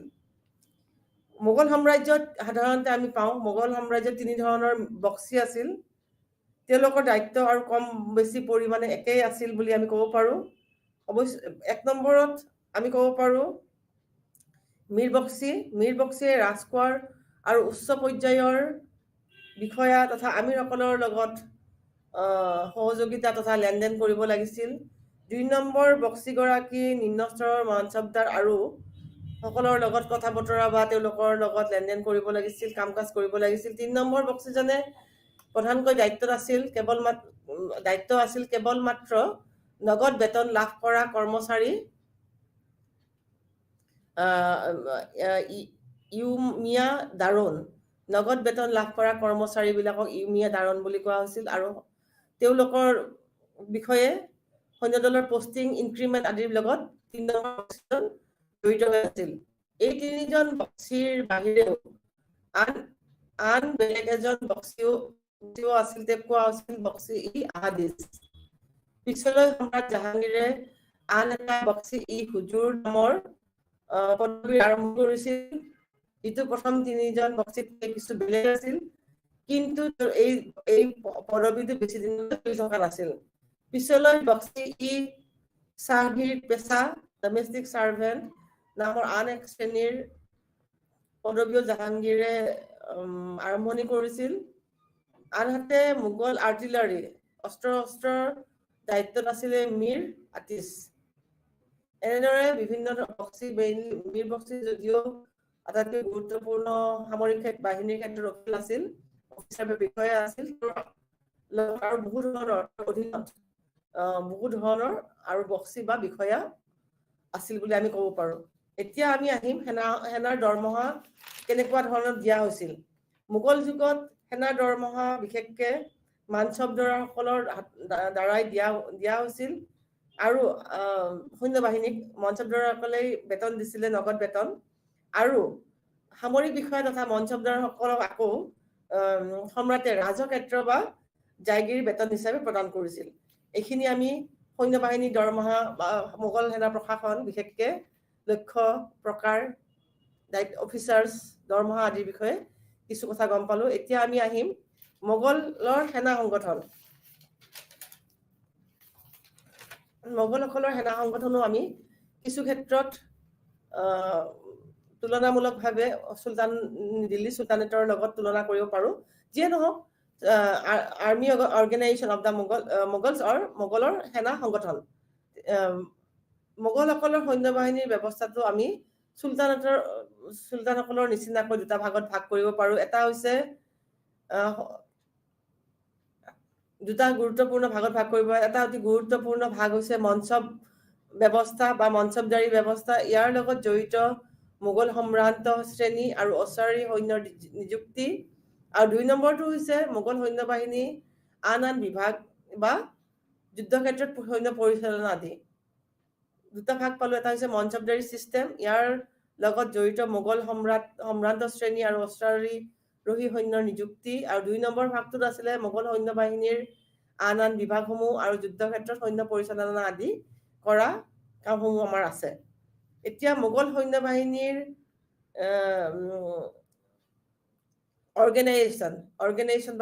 সংগঠন বিশেষকে চুলতানসকলৰ নিচিনাই ডেচিমেল চিষ্টেমত বা মাল্টিপুল অফ 10 চিষ্টেমত তেওঁলোকৰ সংগঠনো কৰা হৈছিল। তুমান আৰু তুমানদাৰ শব্দটো মোগলসকলে প্ৰতীকী অৰ্থত ব্যৱহাৰ প্ৰায় কৰিছিল। অৱশ্যে দিল্লী চুলতানত আৰু মোগলসকলৰ মাজত এটা উল্লেখযোগ্য পাৰ্থক্য আছিল যে মোগল সম্ৰাটসকলে সৈন্য বাহিনীক ডাইৰেক্ট প্ৰত্যক্ষ নিয়ন্ত্ৰণত ৰাখিছিল, আনহাতে চুলতানসকলে মোগলসকলৰ নিচিনা নিজৰ সৈন্য বাহিনীক ইনডাইৰেক্ট কণ্ট্ৰল অৰ্থাৎ ইক্তাৰ অধীনত ৰাখিছিল। তেনেদৰে আমি মোগলসকলৰ বিষয়ে জানিব পাৰো। এতিয়া আমি চাম সেনাৰ প্ৰকাৰ। মোগল সেনাৰ প্ৰকাৰ আমি প্ৰথমতে চাম মোগল সেনাৰ গুৰুত্বপূৰ্ণ শাখাসমূহ, constituent branches of Mughal army, Mughal সেনাৰ গুৰুত্বপূৰ্ণ শাখাসমূহ। এতিয়া আমি প্ৰথমতে চাম পদাতিক। গম পাওঁ দিল্লী চুলতানীৰ নিচিনা মোগলসকলেও পদাতিক, হস্তি বাহিনী, অশ্বাৰোহী 3টা গুৰুত্বপূৰ্ণ বাহিনী হস্ত কৰি ৰাখিছিল। লগতে তেওঁলোকৰ আন এটা গুৰুত্বপূৰ্ণ বাহিনীও আছিল গোলান্দাজ বাহিনী আৰু নৌ বিভাগ এটা মোগল সৈন্য বাহিনীৰ প্ৰকৃত শক্তি আছিল। কিন্তু মোগল সৈন্য বাহিনীত যিহেতু পাৰ্চিয়ান, টাৰ্কছ, আফগানছ, ৰাজপুতছ আদি বিভিন্ন ধৰণৰ জাতিৰ সৈন্য বাহিনী সমাৱেশ হৈছিল, গতিকে সৈন্য বাহিনীৰ বৈশিষ্ট্যও বেলেগ বেলেগ আছিল বুলি আমি ক'ব পাৰো। প্ৰথমতে আমি চাম পদাতিক বাহিনীটোৰ বিষয়ে। পদাতিক বাহিনীৰ বিষয়ে চাবলৈ যাওঁতে আমি পাম মোগল সৈন্য বাহিনীৰ আটাইতকৈ তলৰ স্তৰত আছিল পদাতিক বাহিনী। ইয়াক জনা গৈছিল পিয়াদাগাম আছাম, যেনেকে চুলতানত কোৱা হৈছিল পায়েক্স, ইয়াক মোগল পদাতিক বাহিনীক কোৱা গৈছিল পিয়াদাগাম অৰ আছাম। ই বহুতো গোটৰ সমষ্টি আছিল আৰু এই পদাতিক বাহিনীয়ে যথেষ্টখিনি বেলেগ বেলেগ দিশত কাম কাজ কৰিব লাগিছিল। যেনেদৰে হৈছিলে স্পেয়াৰমেন, ৰাইফলমেন, বন্দুকচি, swordmen, শামছেৰবাজ, দাখিলিছ, আৰ্চাৰ্ছ, নন কম্বেটমেণ্টছ, খিদমাতাইয়াছ, runners, couriers, wrestlers, athletes, stone throwers, slaves, litter bearers, carpenters, iron smith, water carriers আদি বিভিন্ন ধৰণৰ কাম কাজ পদাতিক সৈন্যবাহিনীয়ে কৰিব লাগিছিল। এইসকলৰ ভিতৰত অলপ বেছি উচ্চ স্তৰৰ আছিল নিমা চাৱাৰ্ছ, হাফ ট্ৰুপাৰ্ছ, তেওঁলোকে মানে ঘোঁৰা ব্যৱহাৰ কৰিছিল। মোগল পদাতিক বাহিনী দুই ধৰণৰ সৈন্য বিশেষকৈ আছিল। এটা আছিলে বন্দুকচি, তেওঁলোকে বন্দুকবাৰুদ ব্যৱহাৰ কৰিছিল। আনটো চামচিৰবাজ, তেওঁলোকে তৰোৱাল ব্যৱহাৰ কৰিছিল। এই দুই ধৰণৰ পদাতিক বাহিনীত দুই ধৰণৰ সৈন্য আছিল আৰু বাকী সৈন্যসকলে বিভিন্ন ধৰণৰ কাম কাজত ব্যস্ত থাকিব লাগিছিল। পিছৰ গুৰুত্বপূৰ্ণ বিভাগটো হৈছিলে হস্তী বাহিনী। মোগল সৈন্য বাহিনীটো হাতী অতি গুৰুত্বপূৰ্ণ আছিল আৰু হাতী অভিজাত্যৰ প্ৰতীক আছিল আৰু ই বিভিন্ন তিনি ধৰণে বিশেষকৈ ব্যৱহাৰ হৈছিল। হাতী ব্যৱহাৰ কৰাটো আছিল অভিজাত্যৰ প্ৰতীক আৰু প্ৰায়ে যুদ্ধক্ষেত্ৰত সম্ৰাট আৰু সেনাপতিসকলে হাতীৰ পিঠিত উঠি যুদ্ধক্ষেত্ৰত পৰিস্থিতি, সৈন্যসকলৰ গতিবিধি আদিত চকু ৰাখিব পাৰিছিল। পিছত 2 নম্বৰত হ'ব পাৰে হাতী অধিক প্ৰয়োজনীয় আছিল, বিশেষকৈ বয়-বস্তু কঢ়িয়াবৰ বাবে, গধুৰ অস্ত্ৰ শস্ত্ৰ কঢ়িয়াবৰ বাবে, যাতায়াতৰ বাবে, নদী পাৰ কৰাবলৈ, সৈন্যবাহিনীক নিবলৈ আৰু লগতে শ্বিল্ডিং অফ আৰ্মি মানে সৈন্যবাহিনীক প্ৰটেক্ট কৰিবলৈ, বচাই ৰাখিবলৈ হাতীসমূহ ব্যৱহাৰ কৰা হৈছিল। যুদ্ধক্ষেত্ৰত বিশেষকৈ হাতীৰ শুৰডাল ধাতুৰে মেৰিয়াই ৰখা হৈছিল আৰু শুৰডালৰ সৈতে দুখন ডেগাৰ, এখন তৰোৱাল সংযুক্ত কৰি ৰখা হৈছিল যাতে শত্ৰুৱে আক্ৰমণ কৰিলে হাতীটোৱে শত্ৰুক প্ৰতিৰোধ কৰিব পাৰে। আৰু সিহঁতে they provided better target for archers, musketeers and small cannons. Archer ধনুধাৰী, বন্দুকধাৰী, কেননছবিলাকৰ, স্মল কেননছবিলাকৰ পৰা তেওঁলোকৰ বেছি টাৰ্গেট আছিল হাতীবিলাক। তদুপৰি হাতীয়ে কেতিয়াবা মোগল হাৰেমৰ মহিলাসকলক ফুৰা চকাত নিবলৈ ব্যৱহাৰ কৰা হৈছিল আৰু বয় বস্তু কঢ়িয়াবলৈ হাতীৰ বাহিৰে উট, গাধ, ষাঁড় গৰু আদিও ব্যৱহাৰ কৰা হৈছিল। ইয়াৰ বাহিৰে প্ৰথমতে আমি পালোঁ পদাতিক বাহিনী, তাৰপিছত হস্তী বাহিনী পালোঁ, এতিয়া আমি পাম কেভেলৰী বাহিনী। কেভেলৰী বাহিনীৰ আকৌ দুটা ভাগ আছে, আমি কৈ আছোঁ এইটো কথা। ফাদাৰ মনচেৰেটে কৈছিল যে মোগল অশ্বাৰোহী সৈন্যসকলে the flower of the army. Mughal অশ্বাৰোহী সৈন্যসকলৰ এটা গ্লেমাৰ আছিল, ফ্লাৱাৰ অফ দ্য আৰ্মি বুলি কৈছে সেইকাৰণে। আহাদিছসকল জেণ্টেলমেনছ ট্ৰুপছ আছিল সম্ৰাটৰ ব্যক্তিগত ট্ৰুপাৰ। আহাদিবিলাক আছিলে সম্ৰাটৰ ব্যক্তিগত ট্ৰুপাৰ। আকবৰে তেওঁলোকক পোনপ্ৰথমে নিয়োগ কৰিছিল আহাদিসকলক। আনহাতে যদিও সম্ৰাটৰ বাবে দাখিলীসকলক সেনা বাছনি কৰিছিল, কিন্তু প্ৰকৃতাৰ্থত তেওঁলোকে মনচবদাৰৰ অধীনতে কাম কাজ কৰিব লাগিছিল। দাখিলীবিলাক আকৌ প্ৰধানকৈ দুটা ভাগত ভাগ কৰা হৈছিল। এটা আছিলে বাৰ্গিৰ্ছ, যিসকলে চৰকাৰৰ পৰা অস্ত্ৰ সাজ পোছাক, ঘোঁৰা আদি লাভ কৰিছিল, এইটো আছিলে বাৰ্গিৰ্ছ। আৰু এটা আছিলে চিলেহদাৰ, যিসকলে নিজাববীয়াকৈ ঘোঁৰা আৰু অস্ত্ৰসমূহ সংগ্ৰহ কৰিব লাগিছিল। দুই ধৰণৰ মোগলসকলৰ দাখিলীসকলক ভাগ কৰা হৈছিলে, বাৰ্গিৰ্ছ এণ্ড চিলেহদাৰ। এইবোৰৰ উপৰিও কুমাকিজ নামেৰে এক শ্ৰেণীৰ সৈন্য কিছুমান বিশেষ ডিউটিৰ বাবে নিয়োগ কৰা হৈছিল। তথাপিও অশ্বাৰী বাহিনীটো আটাইতকৈ গুৰুত্বপূৰ্ণ ভাগ আছিল তাবিনামসকলে অশ্বাৰী বাহিনী, যদিও আহাদিছবোৰ আছিলে, দাখিলীজবিলাক আছিলে, তথাপিতো তাবিনামছবোৰ আটাইতকৈ বেছি গুৰুত্বপূৰ্ণ অশ্বাৰী সৈন্যৰ ভাগ আছিল আৰু এইবিলাকক মনচবদাৰসকলে পৰিচালনা কৰিছিল। আৰু মনচবদাৰসকলে দায়িত্ব আছিলে সৈন্যসকলক একগোট কৰি তেওঁলোকৰ সৈন্যসকলক লগতে ঘোঁৰাবোৰক দাগ, হুলীয়া, চেহেৰা আদি ইনস্পেকশ্যনৰ কাৰণে বা আদি ব্যৱস্থা পৰিচালনা কৰিবৰ কাৰণে মনচবদাৰসকলৰ দায়িত্ব আছিল। প্ৰতি 18 মাহৰ অন্তৰত নাকাদিৰ বাবে আৰু প্ৰতি 36 মাহৰ অন্তৰত জাগিৰৰ বাবে মনচবদাৰসকলে এই সৈন্যবাহিনীক উপস্থিত কৰাব লাগিছিল। বিশেষকৈ টাৰ্কি, তাজিক, পাৰ্চিয়ান ঘোঁৰা আছিল এই মোগলসকলৰ সৈন্যবাহিনীত, যিসকল অস্থায়ী সৈন্য ৰাজ্যৰ পৰা ঘোঁৰা আৰু অন্যান্য সা সামগ্ৰী লাভ কৰিছিল তেওঁলোকক বাৰ্গীৰ বুলি কোৱা হৈছিল, অলৰেডি মই ক'লো। আৰু যিসকলে নিজৰ ঘোঁৰা আৰু অস্ত্ৰ শস্ত্ৰ ব্যৱহাৰ কৰিছিল তেওঁলোকক কোৱা হৈছিল লেডাৰ বুলি কোৱা হৈছিল বুলি আমি গম পাওঁ। নেক্সট আছিলে গোলান্দাজ বাহিনী, আৰু গোলান্দাজ বাহিনীটো মোগলসকলৰ অতি গুৰুত্বপূৰ্ণ বাহিনী আছিল আৰু সমগ্ৰ এছিয়াৰ ভিতৰতে শক্তিশালী বাহিনী আছিল মোগলসকলৰ গোলান্দাজ বাহিনীটো। পানীপথৰ প্ৰথম যুদ্ধ আৰু খনুৱাৰ যুদ্ধত বাবৰে গধুৰ আৰু অত্যাধুনিক অস্ত্ৰ ব্যৱহাৰ কৰাৰ কথা আমি জানিব পাৰোঁ। হুমায়ুনেও আমি জানো 21 বিধ হেভি অস্ত্ৰ ব্যৱহাৰ কৰিছিল আৰু 700 তেওঁৰ বন্দুক আছিল। শ্বেৰশ্বাহৰ অস্ত্ৰ শস্ত্ৰ হুমায়ুনতকৈও বেছি উন্নত মানৰ আছিল। মহামতি আকবৰৰ অস্ত্ৰ শস্ত্ৰ 150 বিধ বা প্ৰকাৰৰ আছিল। বিখ্যাত লেখক তথা সভাসদ আবুল ফজলে অস্ত্ৰ শস্ত্ৰৰ গুৰুত্ব সম্পৰ্কে কৈছিল যে এইবোৰ বিশেষকৈ ব্যৱহাৰ কৰা হৈছিল, এই গোলান্দাজ বাহিনীৰ বিষয়ে কৈছিল, এইবোৰ to seize the fortresses and naval action, to seize the fortresses মানে দুৰ্গসমূহ অধিকাৰ কৰিবলৈ, আৰু নেভেল একশ্যন নৌ ক্ষেত্ৰত এইবিলাক ব্যৱহাৰ কৰা হৈছিল।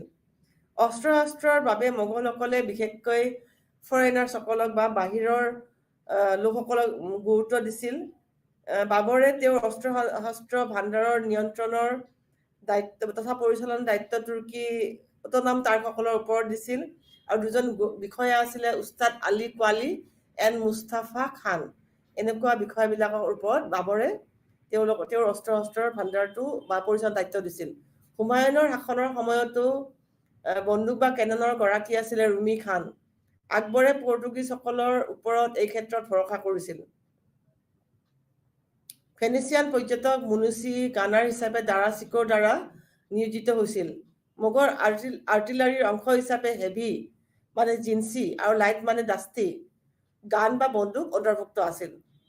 হেভি বন্দুকবোৰ ডাঙৰ ডাঙৰ নামেৰে নামাকৰণ কৰা হৈছিল, যেনেদৰে জাহান খোচা, কিছোৱাৰ খোচা, গ্ৰাহ ভঞ্জন আদি। অস্ত্ৰ শস্ত্ৰ আৰু খাৰ বাৰুদৰ তৈয়াৰ কৰিবৰ বাবে মোগলসকলৰ অধীনত বেলেগ বেলেগ কাৰখানা আছিল। শ্বাহজাহান আৰু ঔৰংগজেবৰ দিনত দক্ষ বান্দুকচি বা মুষ্টেকাৰ্ছবোৰ আছিল। বিশেষকৈ বন্দুক চলোৱা মানুহবোৰ বিশেষকৈ আছিলে হিন্দু। তেওঁলোক আছিলে বাক্সাৰিয়াজ, বুন্দেলাজ, কৰ্ণাটকিজ, বাহেলিয়াজ। এওঁলোক বাক্সাৰৰ পৰা অহা কাৰণে বাক্সাৰিয়াজ, কৰ্ণাটক বাহেলিয়াজবিলাক এলাহাবাদৰ পৰা অহা, কৰ্ণাটকিজবিলাক কৰ্ণাটকৰ পৰা অহা, আৰু বুন্দেলৰ পৰা অহাবিলাক বুন্দেলাজ বুলি কোৱা হৈছিল। এনেদৰে মোগলৰ অধীনত গোলান্দাজ বাহিনীটো অতি গুৰুত্বপূৰ্ণ আৰু শক্তিশালী বাহিনী আছিল। তাৰপিছত মোগলসকলৰ এটা নৌ বাহিনীও আছিল, কিন্তু ই বিশেষভাৱে উল্লেখযোগ্য নাছিল। মোগল সাম্ৰাজ্যৰ আন এটা নৌ বাহিনীও আছিল। মোগলসকলৰ জলপথ আৰু নাও জাহাজবোৰ পৰিচালনাৰ বাবে আন এটা বিভাগ মীৰ বক্সিৰ অধীনত ৰাখিব লাগিছিল। এই বিভাগটোৰ দায়িত্বত বিশেষকৈ নাও বনোৱা, সাগৰ তথা বন্দৰ পৰিচালনা কৰা, নিয়ন্ত্ৰণ কৰা, ইম্প'জ টোলছ মানে টেক্স লগোৱা, দলং আদি নিৰ্মাণ কৰা। কিন্তু মোগলসকলৰ নৌ বাহিনীটো বিশেষ শক্তিশালী নাছিল বা উল্লেখযোগ্য নাছিল। এই ক্ষেত্ৰত তেওঁলোকে পৰ্তুগীজ আৰু চিডিছ অফ জিঞ্জিৰাৰ ওপৰত ভৰসা কৰিছিল, যদিও কেতিয়াও মোগলৰ নৌ বাহিনীটো পৰ্তুগীজসকলৰ নিচিনা বা বেলেগ চিডিজৰ নিচিনা শক্তিশালী হোৱা নাছিল। তথাপিতো মোগলসকলৰ এটা নৌ বাহিনী আছিল বুলি আমি ক'ব পাৰোঁ।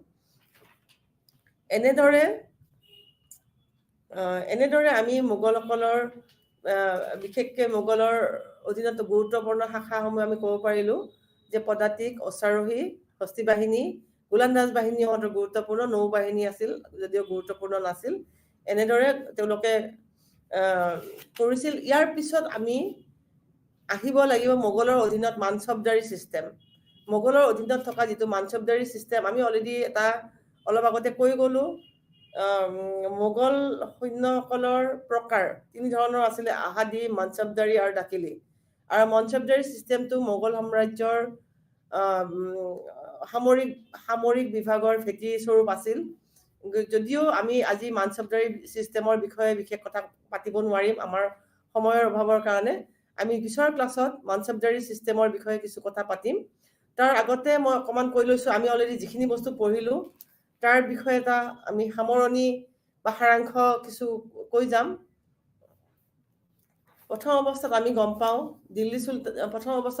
পাওঁ দিল্লী চুলতান ভাৰতবৰ্ষত দিল্লী প্ৰথমবাৰৰ কাৰণে বহিৰাগত শাসন আৰম্ভণি হৈছিল দিল্লী চুলতানীৰ পৰা দিল্লী চুলতানীত আৰম্ভণি হৈছিল আমি জানো মোহাম্মদ বিন তুগলক মোহাম্মদ ঘড়ীৰ দাস তথা সেনাপতি কুতুবুদ্দিন আইবকে ভাৰতত চুলতানী শাসন আৰম্ভ কৰিছিল আৰু তেনেদৰে পাঁচটা ৰাজবংশই ভাৰতবৰ্ষত চুলতানৰ শাসন চলাই নিছিল আৰু শেষৰ যিটো বংশ আছিল লোদী বংশৰ শেষৰ গুৰুত্বপূৰ্ণ ৰজা ইব্ৰাহিম লোদীৰ লগত কাবুলৰ অধিপতি বাবৰে যুদ্ধ কৰি বা ভাৰত আক্ৰমণ কৰি দিল্লী দখল কৰিছিল আৰু তেনেদৰে বাবৰে প্ৰথমবাৰৰ কাৰণে ভাৰতত 1526 পানিপথৰ প্ৰথম যুদ্ধৰ পিছত বাবৰে ভাৰতত মোগল সাম্ৰাজ্যৰ ভেটি স্থাপন কৰিছিল আৰু এই সাম্ৰাজ্যৰ ভেটি স্থাপন কৰি তেওঁলোকে বহু দিনলৈ তেওঁলোকৰ অধীনত বাবৰৰ পিছত হুমায়ুন আকবৰ জাহাংগীৰ শাহজাহান ঔৰংজেব আদিয়ে নিজৰ সামৰিক বাহিনীটোৰ ওপৰত ভিত্তি কৰি নিজৰ সাম্ৰাজ্যখন আগবঢ়াই নিবলৈ সক্ষম হৈছিল আৰু যিটো মানসবদাৰ চিষ্টেমৰ কথা আমি কৈছো এই চিষ্টেমটো মহামতি আকবৰে এইটো আৰম্ভণি স্থাপন কৰিছিল আৰু পিছলৈ এই মানসবদাৰী চিষ্টেমটোৰ জৰিয়তেই মানসবদাৰী চিষ্টেমটোৱে প্ৰথাটোৱে এটা গুৰুত্বপূৰ্ণ ব্যৱস্থা হিচাপে মোগলসকলৰ সামৰিক প্ৰশাসনৰ ক্ষেত্ৰত বা সামৰিক সংগঠনৰ ক্ষেত্ৰত যথেষ্টখিনি অৰিহণা যোগাইছিল এতিয়া ইয়াৰ ভিতৰত আমি ক'ব পাৰো যিখিনি আমি পঢ়িলো চুলতানসকলৰ সৈন্য সংগঠন সৈন্য প্ৰশাসন তেনেদৰে মোগলসকলৰ সৈন্য সংগঠন সৈন্য প্ৰশাসন ইয়াৰ পৰা আমি চাব পাৰো যে চুলতানসকলৰ দিনতো এটা ষ্টেণ্ডিং আৰ্মি আছিল তেনেদৰে মোগলসকলৰ এটা ষ্টেণ্ডিং আৰ্মি আছিল চুলতানসকলে সৈন্য বাহিনীক ইনডাইৰেক্টলি পৰোক্ষভাৱে ইক্তাৰ জৰিয়তে বা প্ৰাদেশিক শাসনকৰ্তাসকলৰ জৰিয়তে নিয়ন্ত্ৰণত বা পৰিচালনাত ৰাখিছিল তেনেদৰে আকবৰ বা তথা মোগলসকলেও তেওঁলোকৰ সৈন্য বাহিনী ইনডাইৰেক্টলি নহয় ডাইৰেক্টলি বা প্ৰত্যক্ষভাৱে তেওঁলোকৰ নিজৰ সম্ৰাটসকলে নিজৰ নিয়ন্ত্ৰণত ৰাখিব বিচাৰিছিল যদিও কিছু ক্ষেত্ৰত মানসবদাৰসকলে এটা গুৰুত্বপূৰ্ণ সম্ৰাটসকলৰ লগতে মানসবদাৰসকলেও মোগল সৈন্য বাহিনী সংগঠন তথা প্ৰশাসনৰ ক্ষেত্ৰত এটা গুৰুত্বপূৰ্ণ অৰিহণা যোগাইছিল চুলতানসকলৰ যেনেদৰে সামৰিক ক্ষেত্ৰত গুৰুত্বপূৰ্ণ বিষয়া আছিল দিৱানী আৰ্জ তেনেদৰে মোগলসকলৰ সামৰিক ক্ষেত্ৰত গুৰুত্বপূৰ্ণ বিষয়া আছিল দিৱান মীৰ বক্সি বা বাক্সি ই মুমালিক তাৰ পিছত আমি চাবলৈ পাৰো যে চুলতানসকলৰ সামৰিক বাহিনীৰ সংগঠনটো ডেচিমেল চিষ্টেমত হৈছিল মোগলসকলৰ নিচিনা বা মাল্টিপুল অফ টেন্স তেনেদৰে মোগলসকলৰ সৈন্য সংগঠন ডেচিমেল বা মাল্টিপুল অফ টেন্স এনেকুৱা ধৰণত তেওঁলোকৰ সৈন্য সংগঠন কৰা হৈছিল লগতে এই সৈন্য সংগঠনৰ ক্ষেত্ৰত বিশেষ গুৰুত্ব দিছিল তেওঁলোকৰ নিজৰ যিহেতু তেওঁলোক চুলতানসকল আৰু মোগলসকল দুয়োবিধেই যিহেতু আপোনালোকৰ বহিৰাগত আছিল তেওঁলোকে বহিৰাগত আছিল কাৰণে নিজকে ভাৰতত নিজৰে সাম্ৰাজ্য প্ৰশাসন চলাবলৈ তেওঁলোকে গুৰুত্বপূৰ্ণভাৱে সৈন্য বাহিনীৰ সংগঠন কৰিব বিচাৰিছিল আৰু এই ক্ষেত্ৰত তেওঁলোকে সফল হৈছিল এইখিনি আজি মোৰ অধ্যায়ত যিখিনি আছিলে এইখিনিৰ পৰা আপোনালোকে কিছু কথা শুনি পেলাই ইয়াৰ পৰা কুৱেশ্যন উলিয়াই ল'ব এনচাৰ উলিয়াই ল'ব আৰু ইয়াৰ পৰা আপোনালোকৰ বহুতখিনি কামত আহিব আৰু লগতে আপোনালোকে ইয়াৰ পিছৰ মই যিটো ক্লাছ কৰিম বা ক্লাছ ল'ম এইটো ক্লাছত মানসবদাৰসকলৰ বিষয়ে মই যথেষ্টখিনি উপাদান দাঙি ধৰিম। নমস্কাৰ।